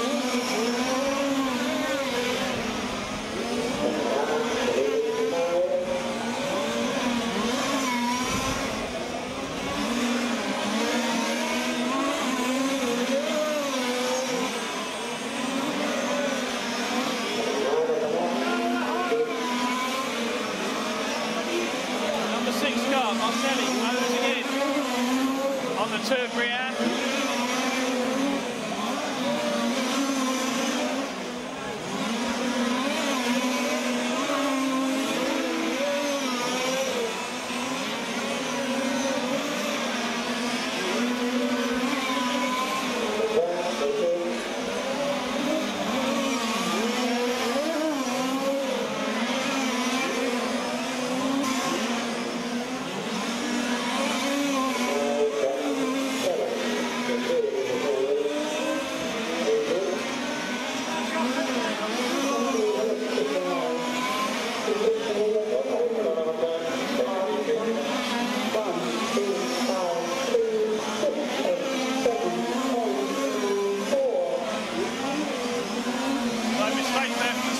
Drops him back.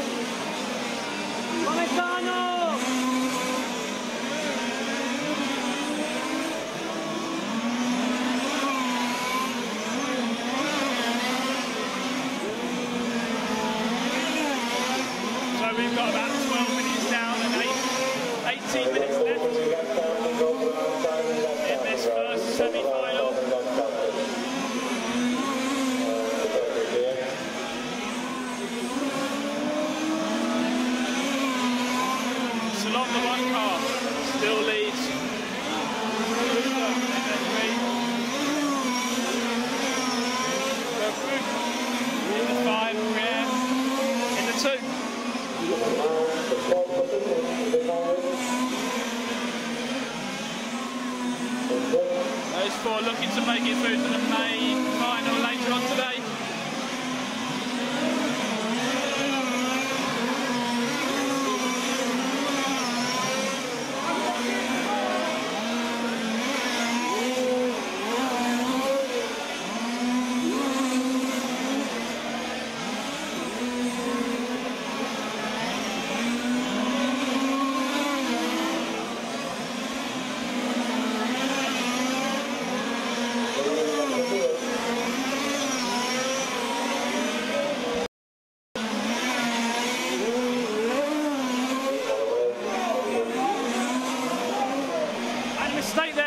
The race leader, Salon gets put up on his roof as he tries to pass the back marker, and that's going to put the number 3 of Rooster up into the lead.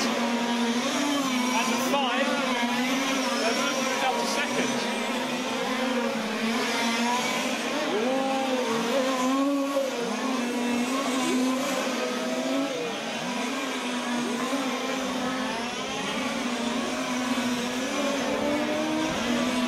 So the number 3, the white car. Rooster leads the semi-final, halfway through the semi-final, 15 minutes down, 15 minutes or so to go.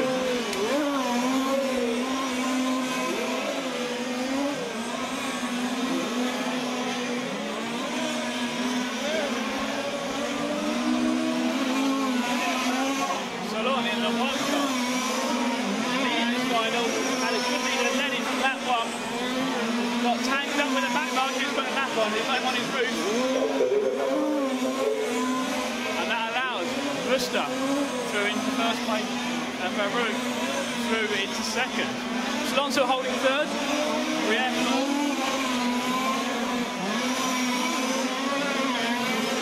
Martelli in fifth.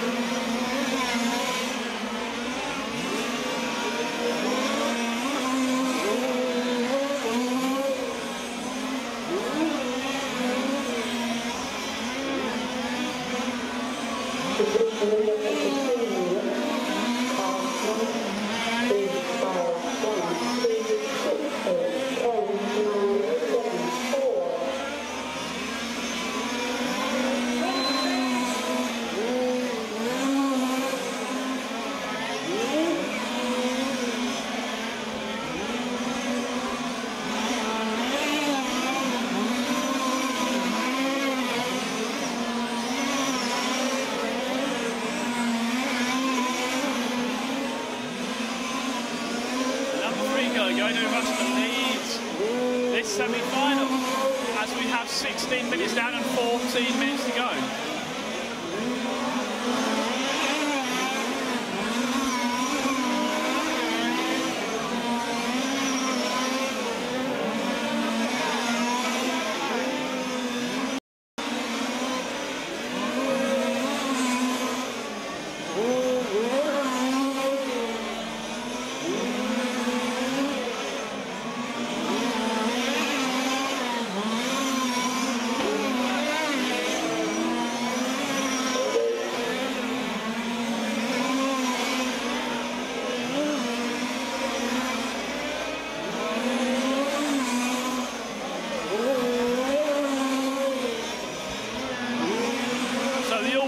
Car number 3 is the race leader. Goes round the pits hairpin now. Round to the corner.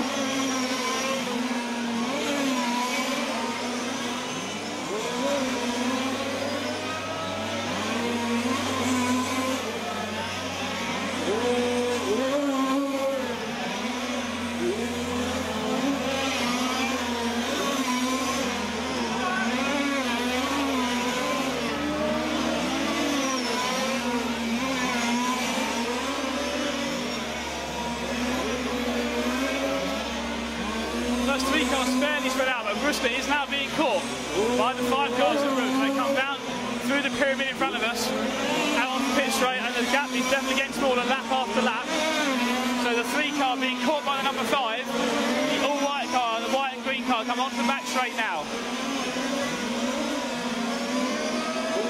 we've got 12 minutes of racing left here in this first semi-final.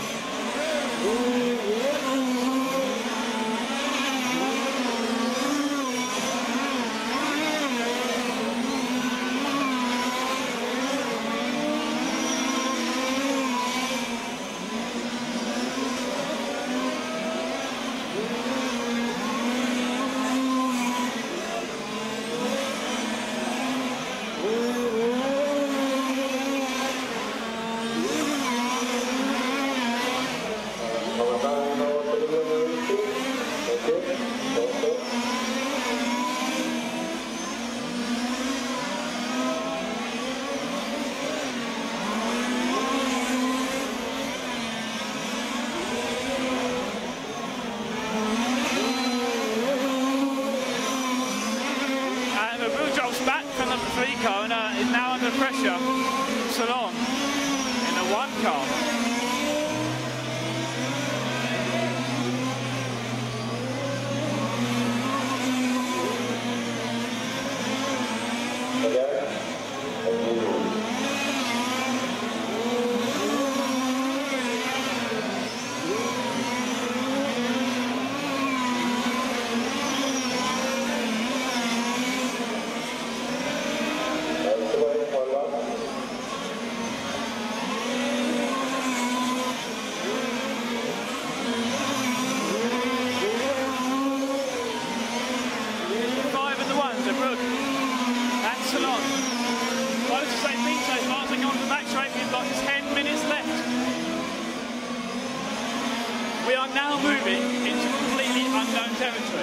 Even the drivers that ran the quarterfinal, they've done a 20-minute race. No one has any idea what their car is going to do in these last 10 minutes of the 30-minute semi-final.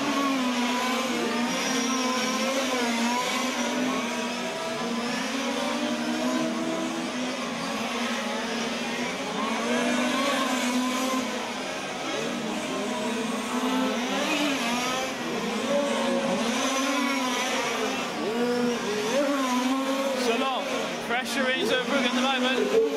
Oh, as they get together.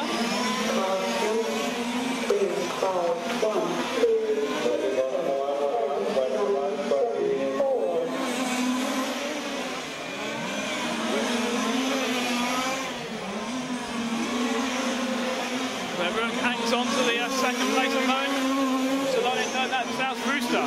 An even bigger lead at the front of the field.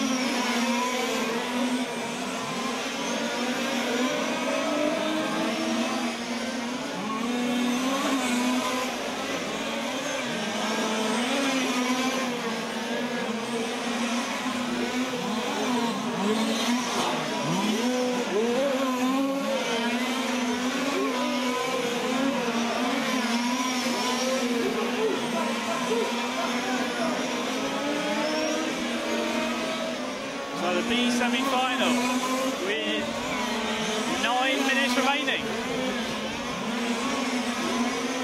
The leader is the all-white number 3 car, going on to the back straight now.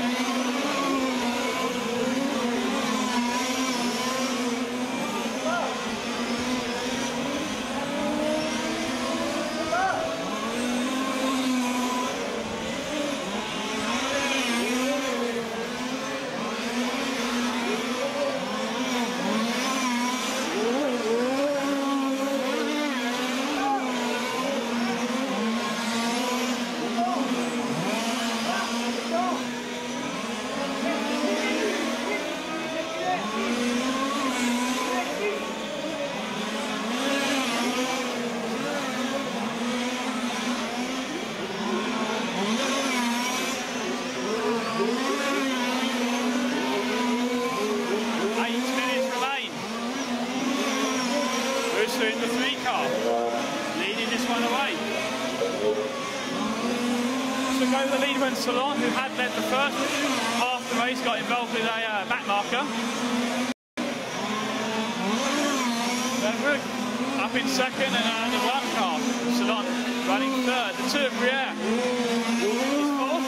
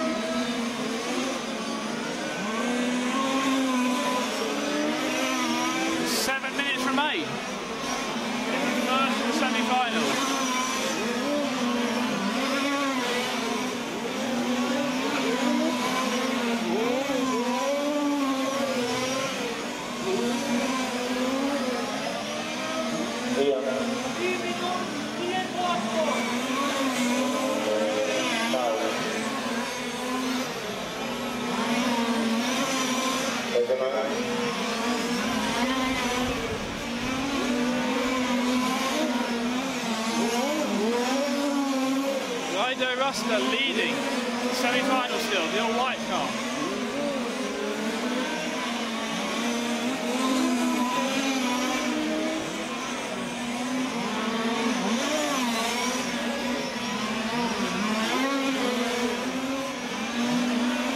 With 6 minutes left in the race.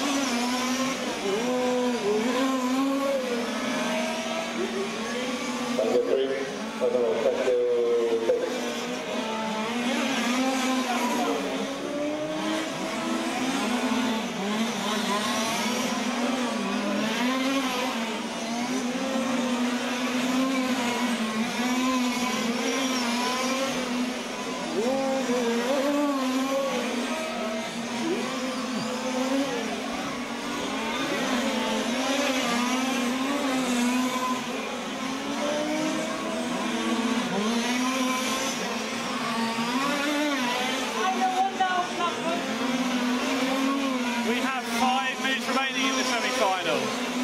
Nothing's changed out in front. First 3 positions fairly spread apart at the moment. In fact, first 4 places fairly spread.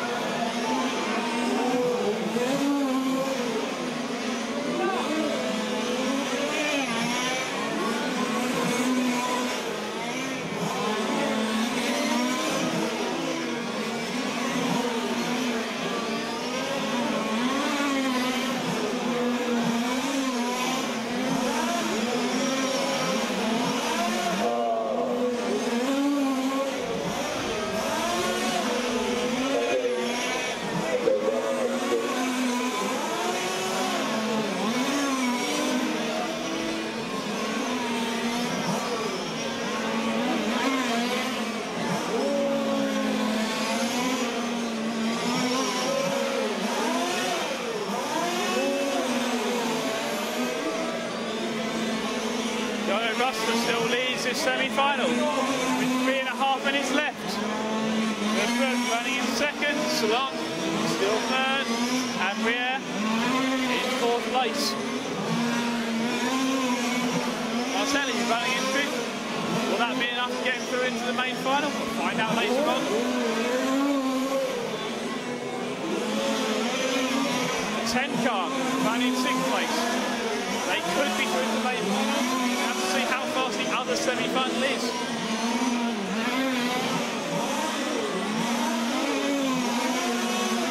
With 3 minutes left on the clock, 3 minutes to go.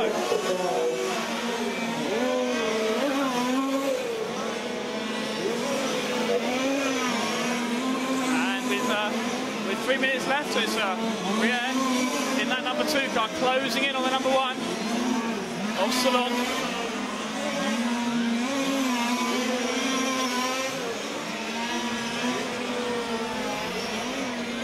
I don't think there's going to be enough time now. We've got 2.5 minutes to go. So if anyone was marginal on fuel, we're going to be finding out in the next minute or so. No one's run a 30-minute race yet. No one knows how long their cars can go for. And the 5 car in the middle of the track has run out of fuel, it looks like. Second place car, looks like he's out of fuel. 2 minutes left, that's going to drop him right down the order. So Salon will be up into second, Rier to third, and Martelli up to fourth and in the guaranteed transfer spots.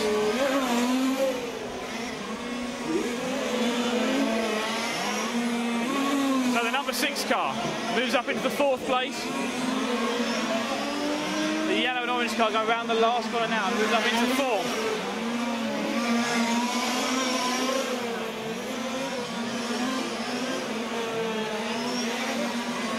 With 1 minute and 20 seconds left.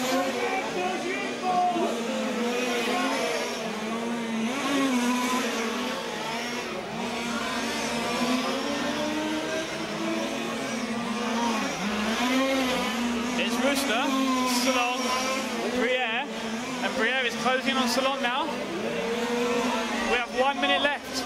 1 minute to drive.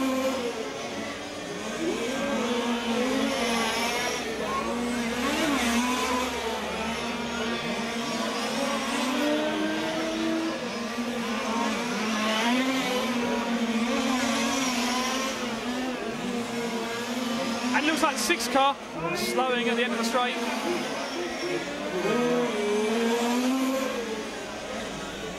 Is he running out of fuel? Is there a fuel pickup problem? He's just taking it steady. With 30 seconds left. The number 6 car slowing very early going down the back straight. I don't know if he's just trying to save fuel as much as possible. One is out. Salon at the end of the back straight is out of fuel. So Briere is out of fuel and tyres. So how is this going to actually finish up? Briere is done. He's through. The 3, Yono Rasta wins the first semi-final. Martelli finishes 3rd, so he is through for definite.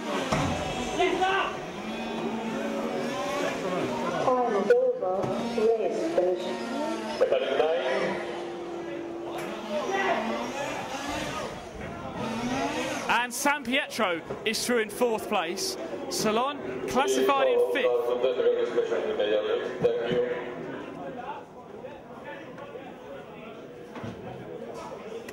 So no doubt about the winner there.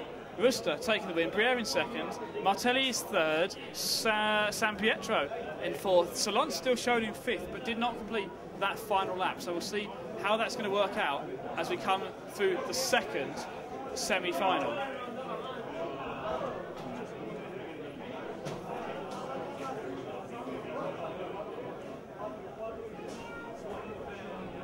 So the 2nd semi-final is going to be up in 6 minutes' time. 6 minutes until the 2nd semi-final.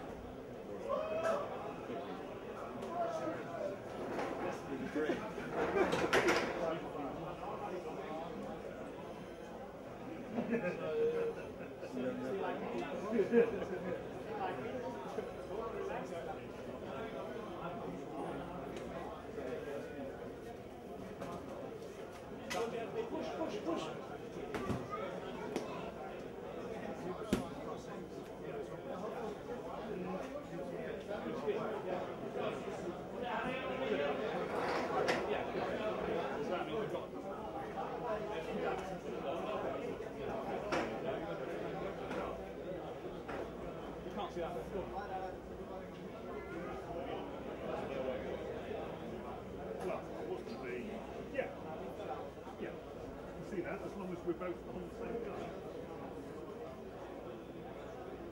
Or we just put, no, we have the mini cam there. We've got to look up that straight. That's what cut the mini cam.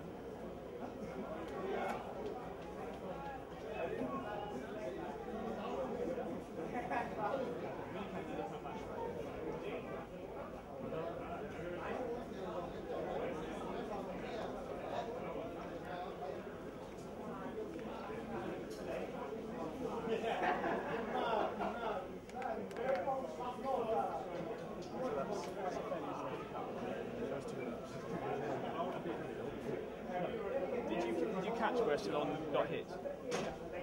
In the middle. Got up onto nothing back marker and then that hit. Up onto the other. On the time when he did it, it's got to be and we got the first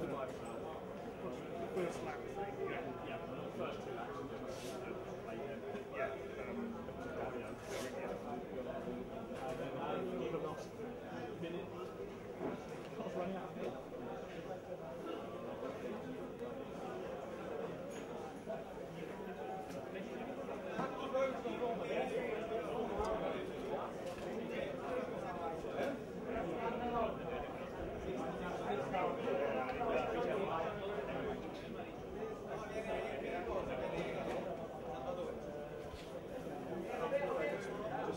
So we're about to start the next semi-final, Martin Bayer. So you're watching that last final, Martin, and we saw a lot of cars running out of fuel at the end there. Has that now made you rethink how you're going to drive this semi-final? I mean, we calculate the fuel for qualifying and we have been fine, so we should have no problem, but you never know what happens. So for sure, if the position will be good during the semi-final, we'll save some fuel and we shouldn't win. So it's obviously more important to get through than to perhaps be at the front of the grid, so you prefer to save a bit of fuel just to get through? It's the key to saving the fuel, but I never know how the fast will be, so let's see. We'll have to wait and see. Well, thanks very much. Good luck for your semi-final there. As we get ready for the second of the semi-final, so yeah, we saw how much the fuel saving affected that one. It was Salon running out of fuel on the last but one lap, so he's registered in 5th with 78 laps. So we will see. That means the 5th and 6th place cars from this final, if they hit 79 laps, they're going to be through into the main final, and the world champion will not have made it into this final. 6th place in the previous one was Carlos Fernandez with a 77 lap run. So that's the first target these guys are aiming for, 77 laps, and then it'll be the 5th place car potentially going through, but we'll just have to wait and see, I think, what happens. It's nothing we can't draw any conclusions, I think, until the checker flag actually waves and the cars cross the line.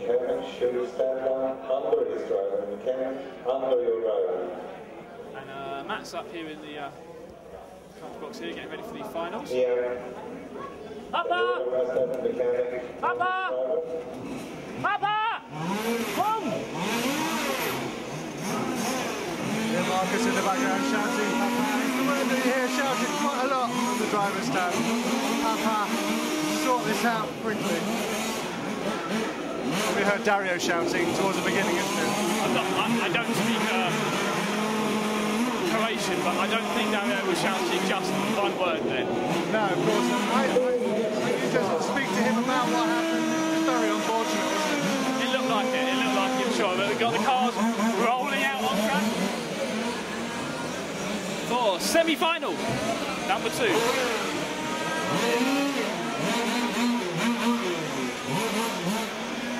The A semi-final. And, well, Matt, we've already seen a very impressive semi out there. Will this one be equally impressive? Yeah, because I think it's getting hotter. It's getting hotter. Fuel consumption is affected. Who knows what's going to happen?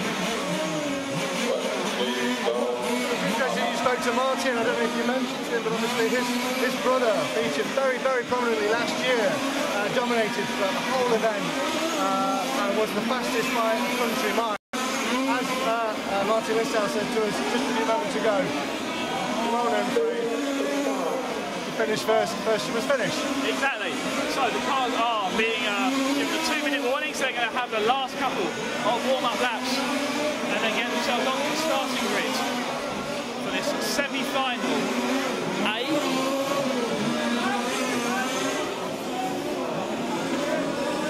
You're watching this live at rcracing.tv, EFRA.ws, or anywhere else around the world that's embedding this live stream.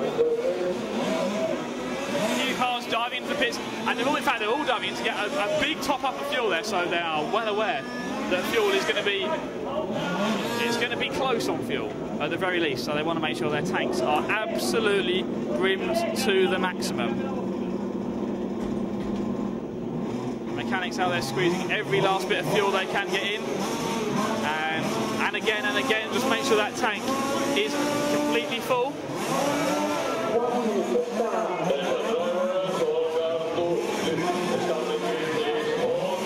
are going to see some very slow laps now, I think. Drivers do not want to use any more. Look at David Perez, look at how slowly that number 10 car is going down the back straightaway. They're not even on quarter throttle, I don't think. They just need to get the car round the start grid. They do not want to use any more fuel than they can do. And the number 6 car cuts the track to come in for another top up of fuel. So, the cars lining up on the starting grid for Semi-Final A.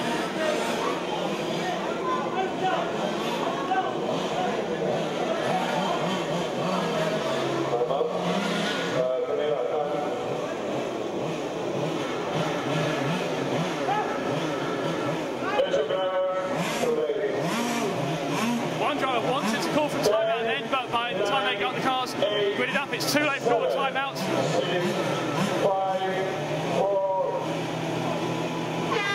And off and running, semi-final number 2.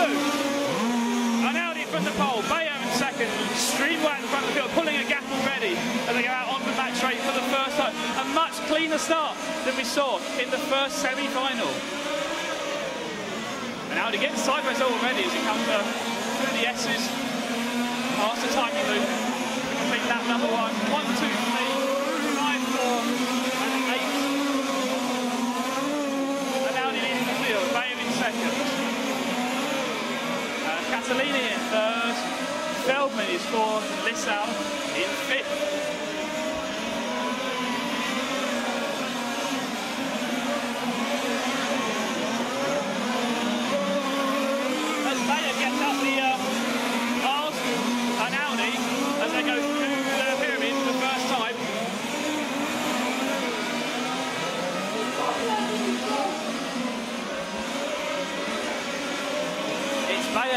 Leading this semi-final, and Audi running in second. 3 car, Catalini is third, and then Marcus Feldman in that number 5 car is in 4th place. Those 4 cars at the moment guaranteed in to the main final, but we've only had 2 minutes of racing, 28 minutes still to go. And look, the 4 car is right there, and Martin Lissau also trying to get through into the main final.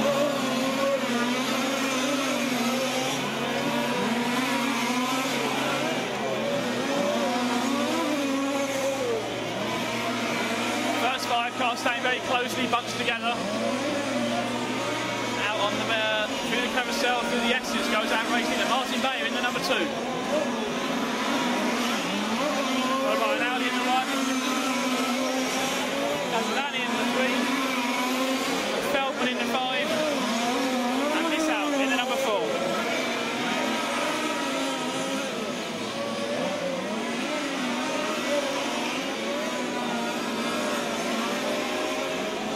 I think already everyone's starting to think, let's try and save some fuel, save the tyres, not push the car too much.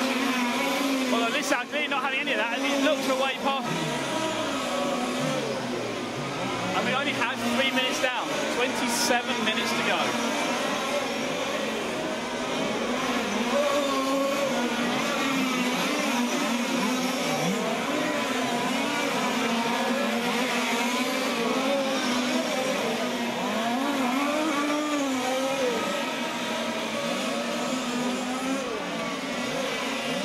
They come out to complete lap number 8. Taking you through the field, Bayer's out in front. Audi running second, number 1. Castellani running third, number 3. 4th place, Feldman in the 5. 5th place, Lissau, 4 cars. Prevo running in 6th place in the number 8. Rapiti running in 7th, number 9 car. 8th place, Flowski in the number 7 car. 9th place, number 10 car, Perez. And in 10th place, Van Wyck in the 6. But Bayer out in front. Audi.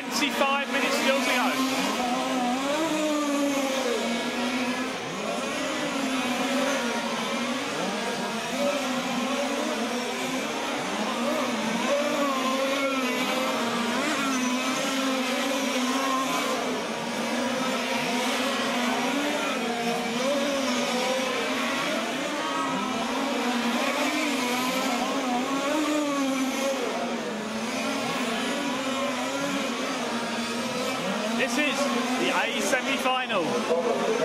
Battle for the lead between Bayer and an Audi.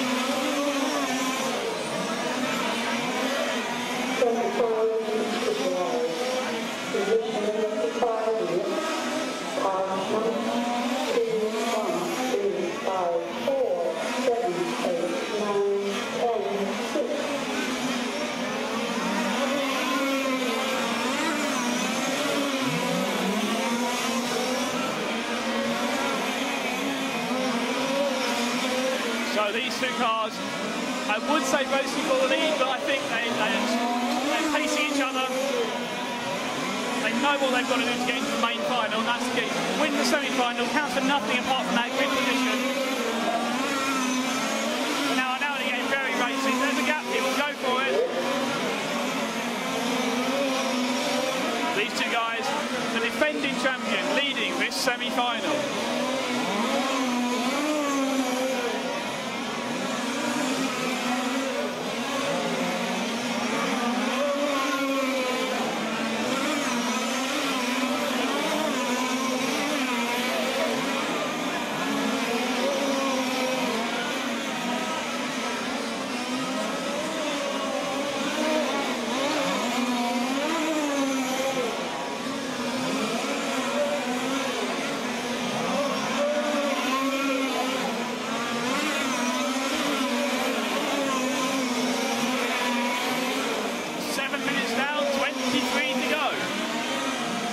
Still the 2 and the 1 out in front. Bayer leading on Audi. Racing for the lead.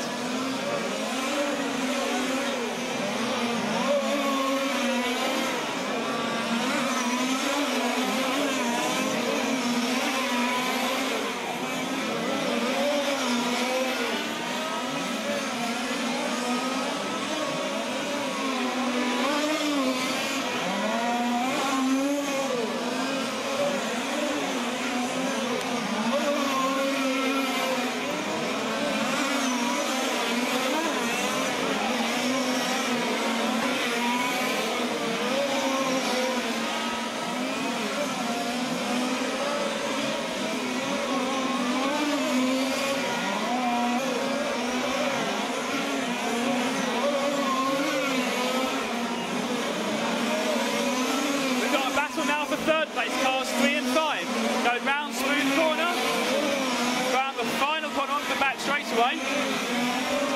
3-4 of Castellini and the 5 of Marcus Feldman. The yellow and blue car Castellini number 3, the orange and blue number 5 of Feldman. They go through the pyramid, past the pits, back round smooth corner one more time. The car immediately behind them is a lap down, not racing them for position. A bit further back is going to be Lissau.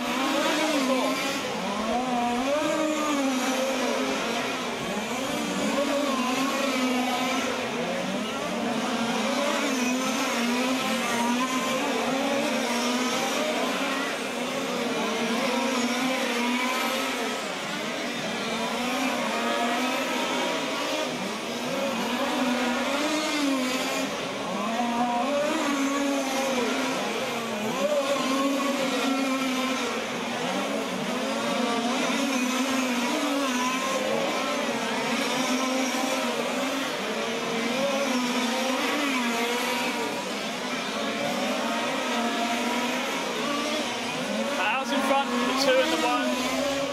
Still close together on track, but Bayer with a nice lead.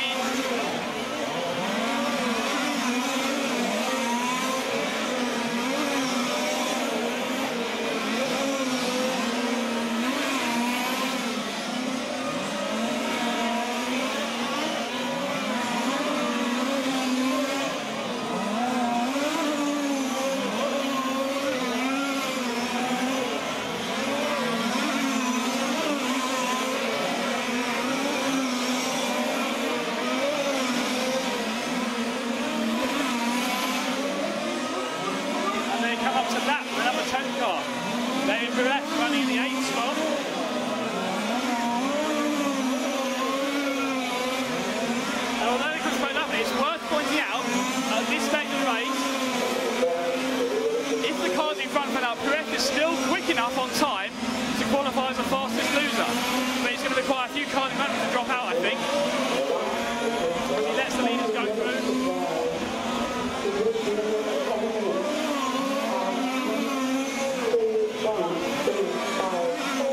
20 minutes of racing left in Semifinal A in Valencia.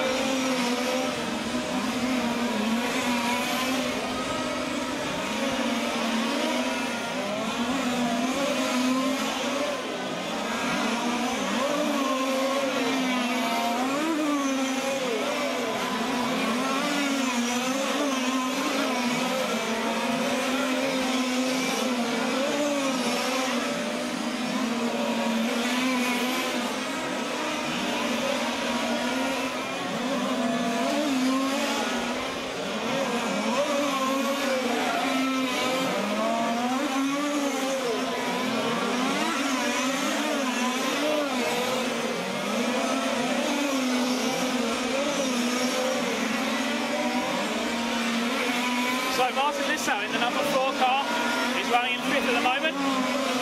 Hoping to get in as a fastest loser. And he's now being hunted down by the number 7 car of Flakowski. He makes a mistake going past the timing sensor there. As we're talking about, the commentator strikes once again. So here he drops back.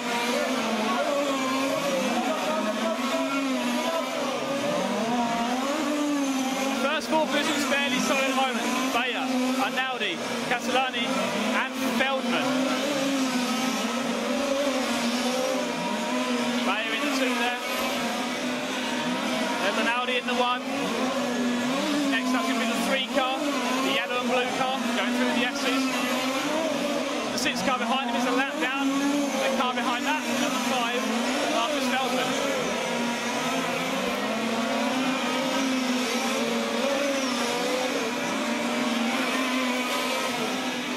MotoGP has Valentino Rossi, the doctor, and here we have Marcus Feldman, the dentist, in the 4th spot.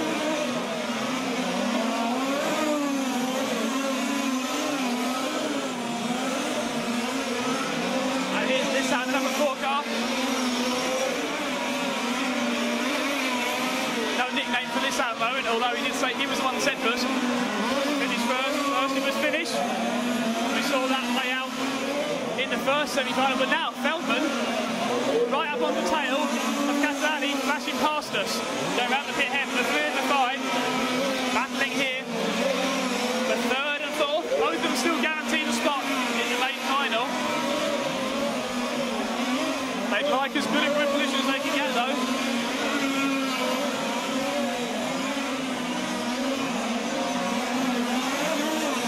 And we're about halfway through. 14 down, 16 minutes to go. Remember the first 7 drivers, this is their first time on the track today. The longest they've run is a 10-minute qualifying heat. Cars 8, 9 and 10 have done at least a quarter-final.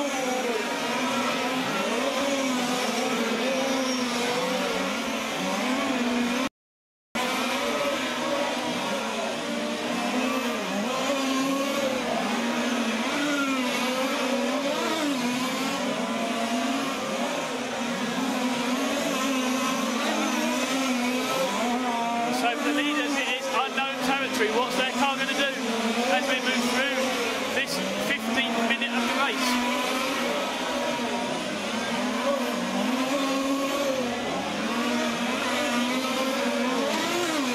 Bayer had said he'd done lots of testing back home in terms of getting the full 30-minute duration out of the engine and fuel. Of course, at the Auto Bayer Arena, that is his home track and basically his home. That's where he lives. He has been out there testing many, many times, and we've got a change for 3rd place. Feldman gets past Gasolini.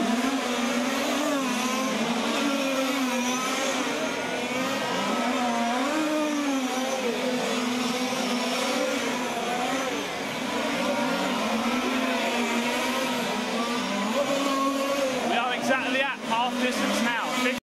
15 to go.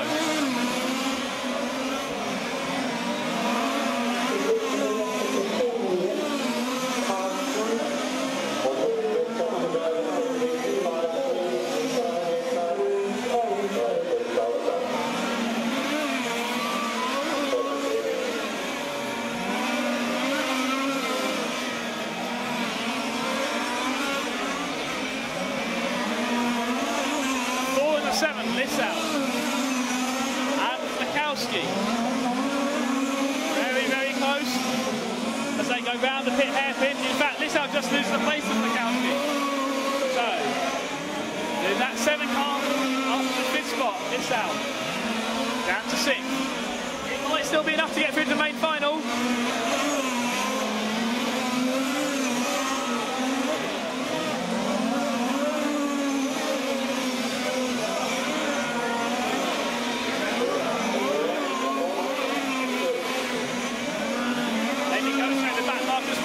The back straight one more time. Our race leader is still Bayham in the 2, and now in the 1 in second.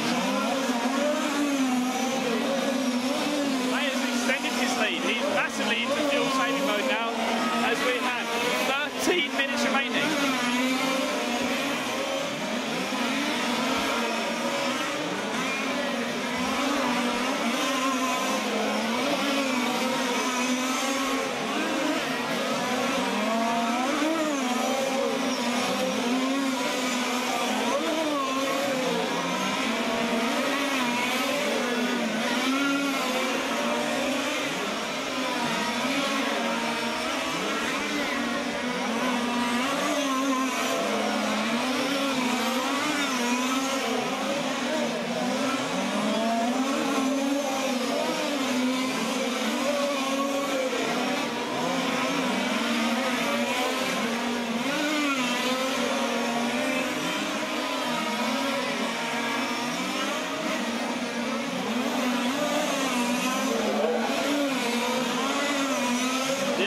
Superstar Dave Brett in that number 10 car.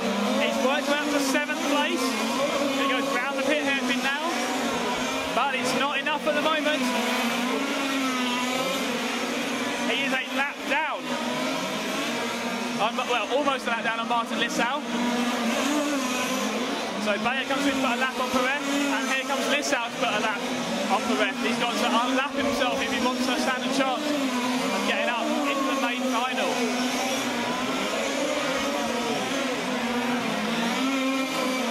So Perez 2 laps down on the leader and about to go 1 lap down on a possible final place.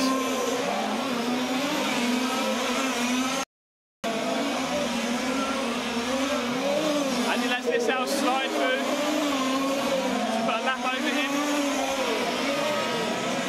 That is extended lead to, well, what's it, last time by was over 5 seconds. Bayham is out in front by over 5 seconds from an Audi.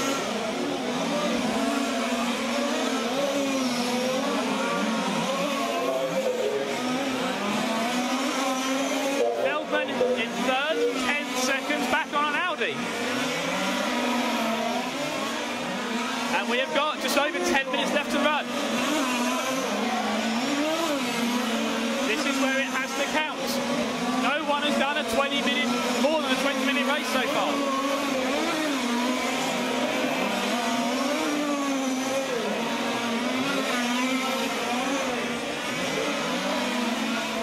The first third of this race is about getting that track position, battling your way through. The second third, they then calm their driving down. Hang on to the place they've got, conserve the car, conserve fuel, save the tyres. That's exactly what Bayham has done. That's what Arnaldi has done so far as well. And now in this final third, it's time to see what you've got left. For Bayer, it's a case of keep it on 4 wheels, point it in the right direction, keep the throttle open as much as he dares. Arnaldi will be comfortable in 2nd place. I think he'll be happy to sit in 2nd now. Quarterfinal went back to Bayer. He'll drive around nicely. He's going to be in a decent grid position from there. 7 in third.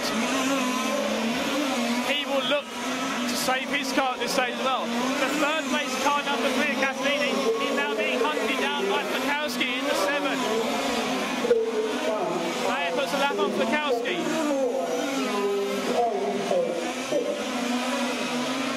And is going to draw him along with him as he closes the gap on Catalani. So, car number 3 running in the 4th spot. Bayer is behind him, pulling along the number 7, 5th place car of Flakowski. If Flakowski gets past the 3, he will put himself in a guaranteed transfer spot. 9 minutes remain in this second semi-final. We saw drama at the end of the first semi-final as a number of cars ran out of fuel. These drivers saw that, and it has got hotter since then. It's going to be harder for them to make the fuel last.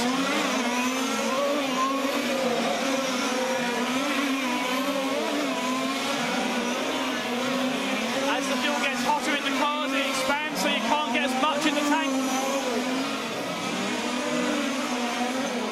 As the engine gets hotter, it uses more fuel and produces less power, so you drive the car harder and then use even more fuel up.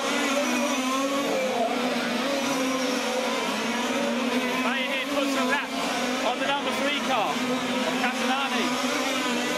And the 7 car is within 10 metres of him down the back straight. 8 minutes remain, 8 minutes.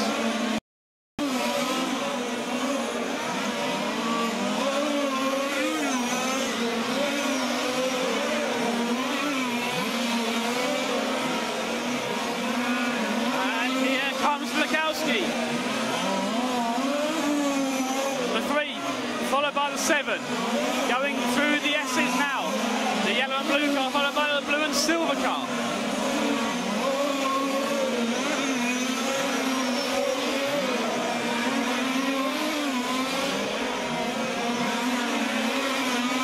Onto the back straight they go. 7 minutes remain. Bayer has got to nurse his car home. He's got a lead of half a lap.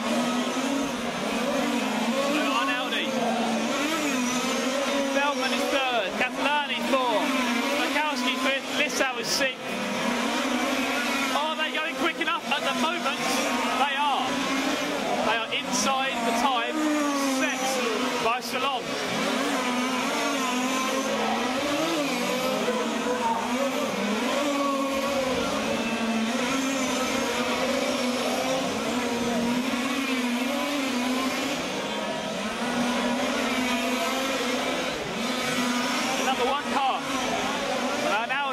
Runs in 2nd.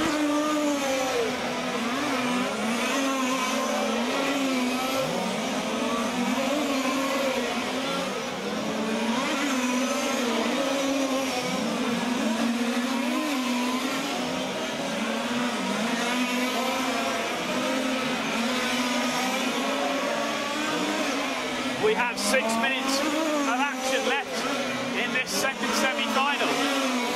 Bayer out in front. And Audi in 2nd. Feldman is 3rd. Catalani still 4th. Flakowski 5th. And Lissau is in 6th.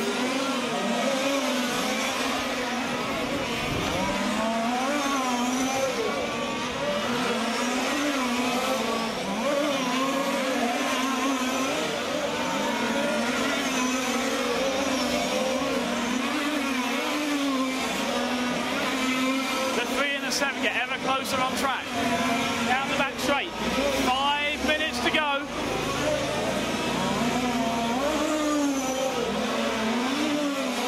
The 3 car Castellini, 7 Flakowski. Lissau is about half a lap behind those 2.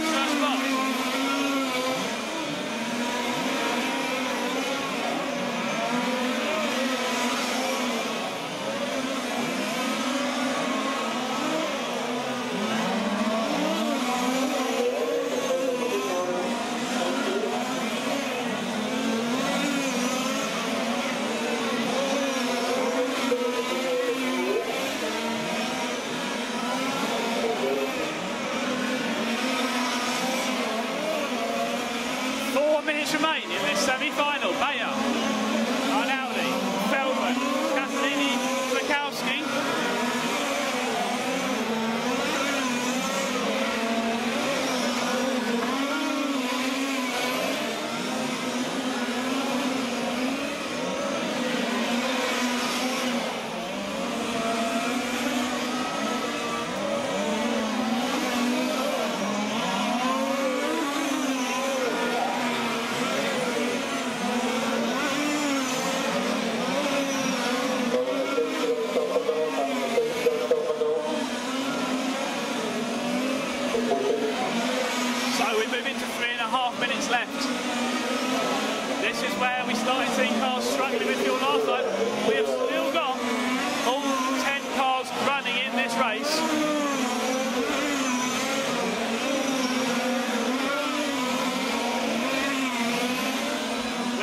See how this plays out. 3 minutes left, 3 minutes. Bayer, Arnaldi, Feldman, Castellani.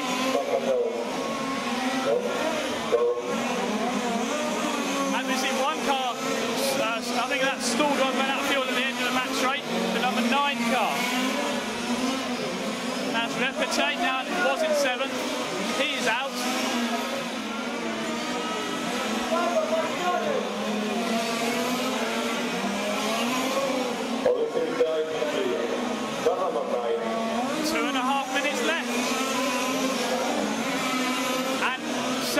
The 8 car stopped in the back straight. He is out of fuel.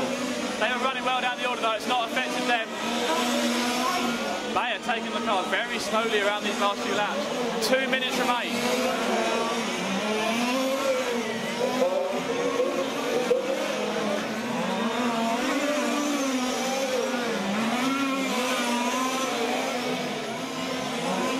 Oh, mistake for the number 3. Gets sideways going down through the corner, and that's going to put the 7 of Flakowski up into a transfer spot. They come through the S's now. The 7 car has moved up into 4th place and looking at a place in the main final. The 3 car is down to 5th place and we're relying on their time to get them through. Castellini is still on pace for it. And Arnaldi made a mistake there.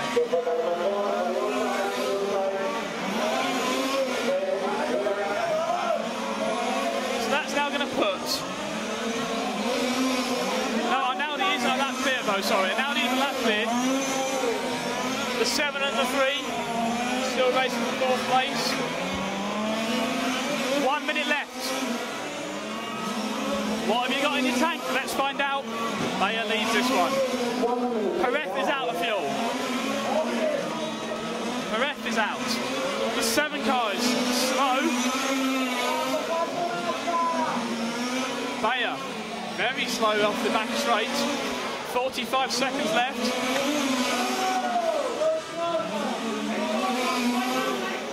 The track getting very quiet as drivers run out of fuel. We've got 6 cars left running. These 6 could all make it to the main final if they keep going.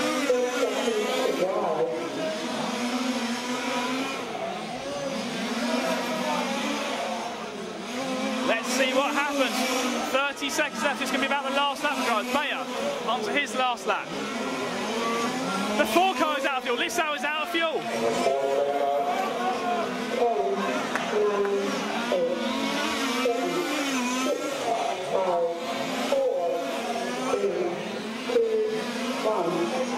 And so here comes Feldman. Feldman is going to finish. Feldman is through to the main final in 3rd place. Bayer is through in 1st place.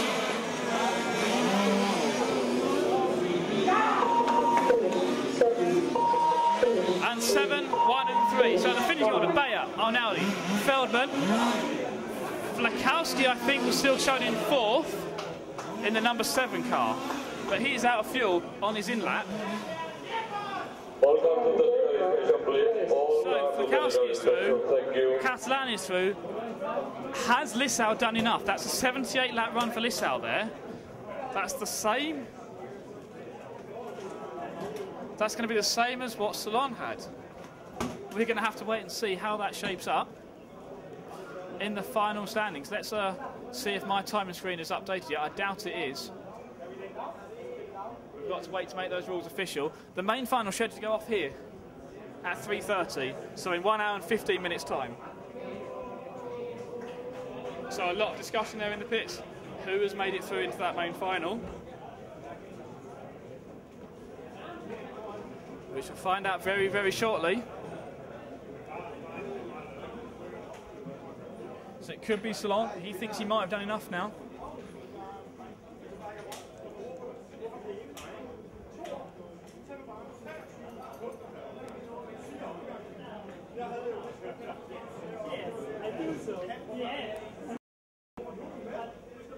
Let's see if my screen has updated yet with results.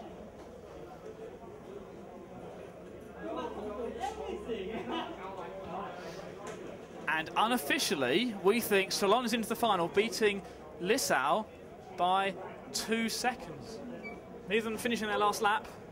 We'll have to see if that affects the EFRA rules at all. But on the results that I'm looking at, Salon is shown 10th place.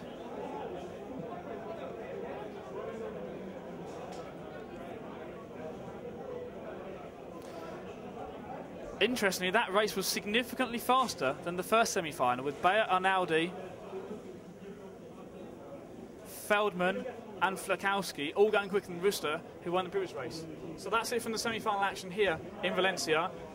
We'll have a new programme for the main finals, which start here at 3:30. So please check them out from the EFRA website, efra.ws, rcracing.tv, or from our YouTube channel. But from us here from the semi-final action, thanks so much for watching.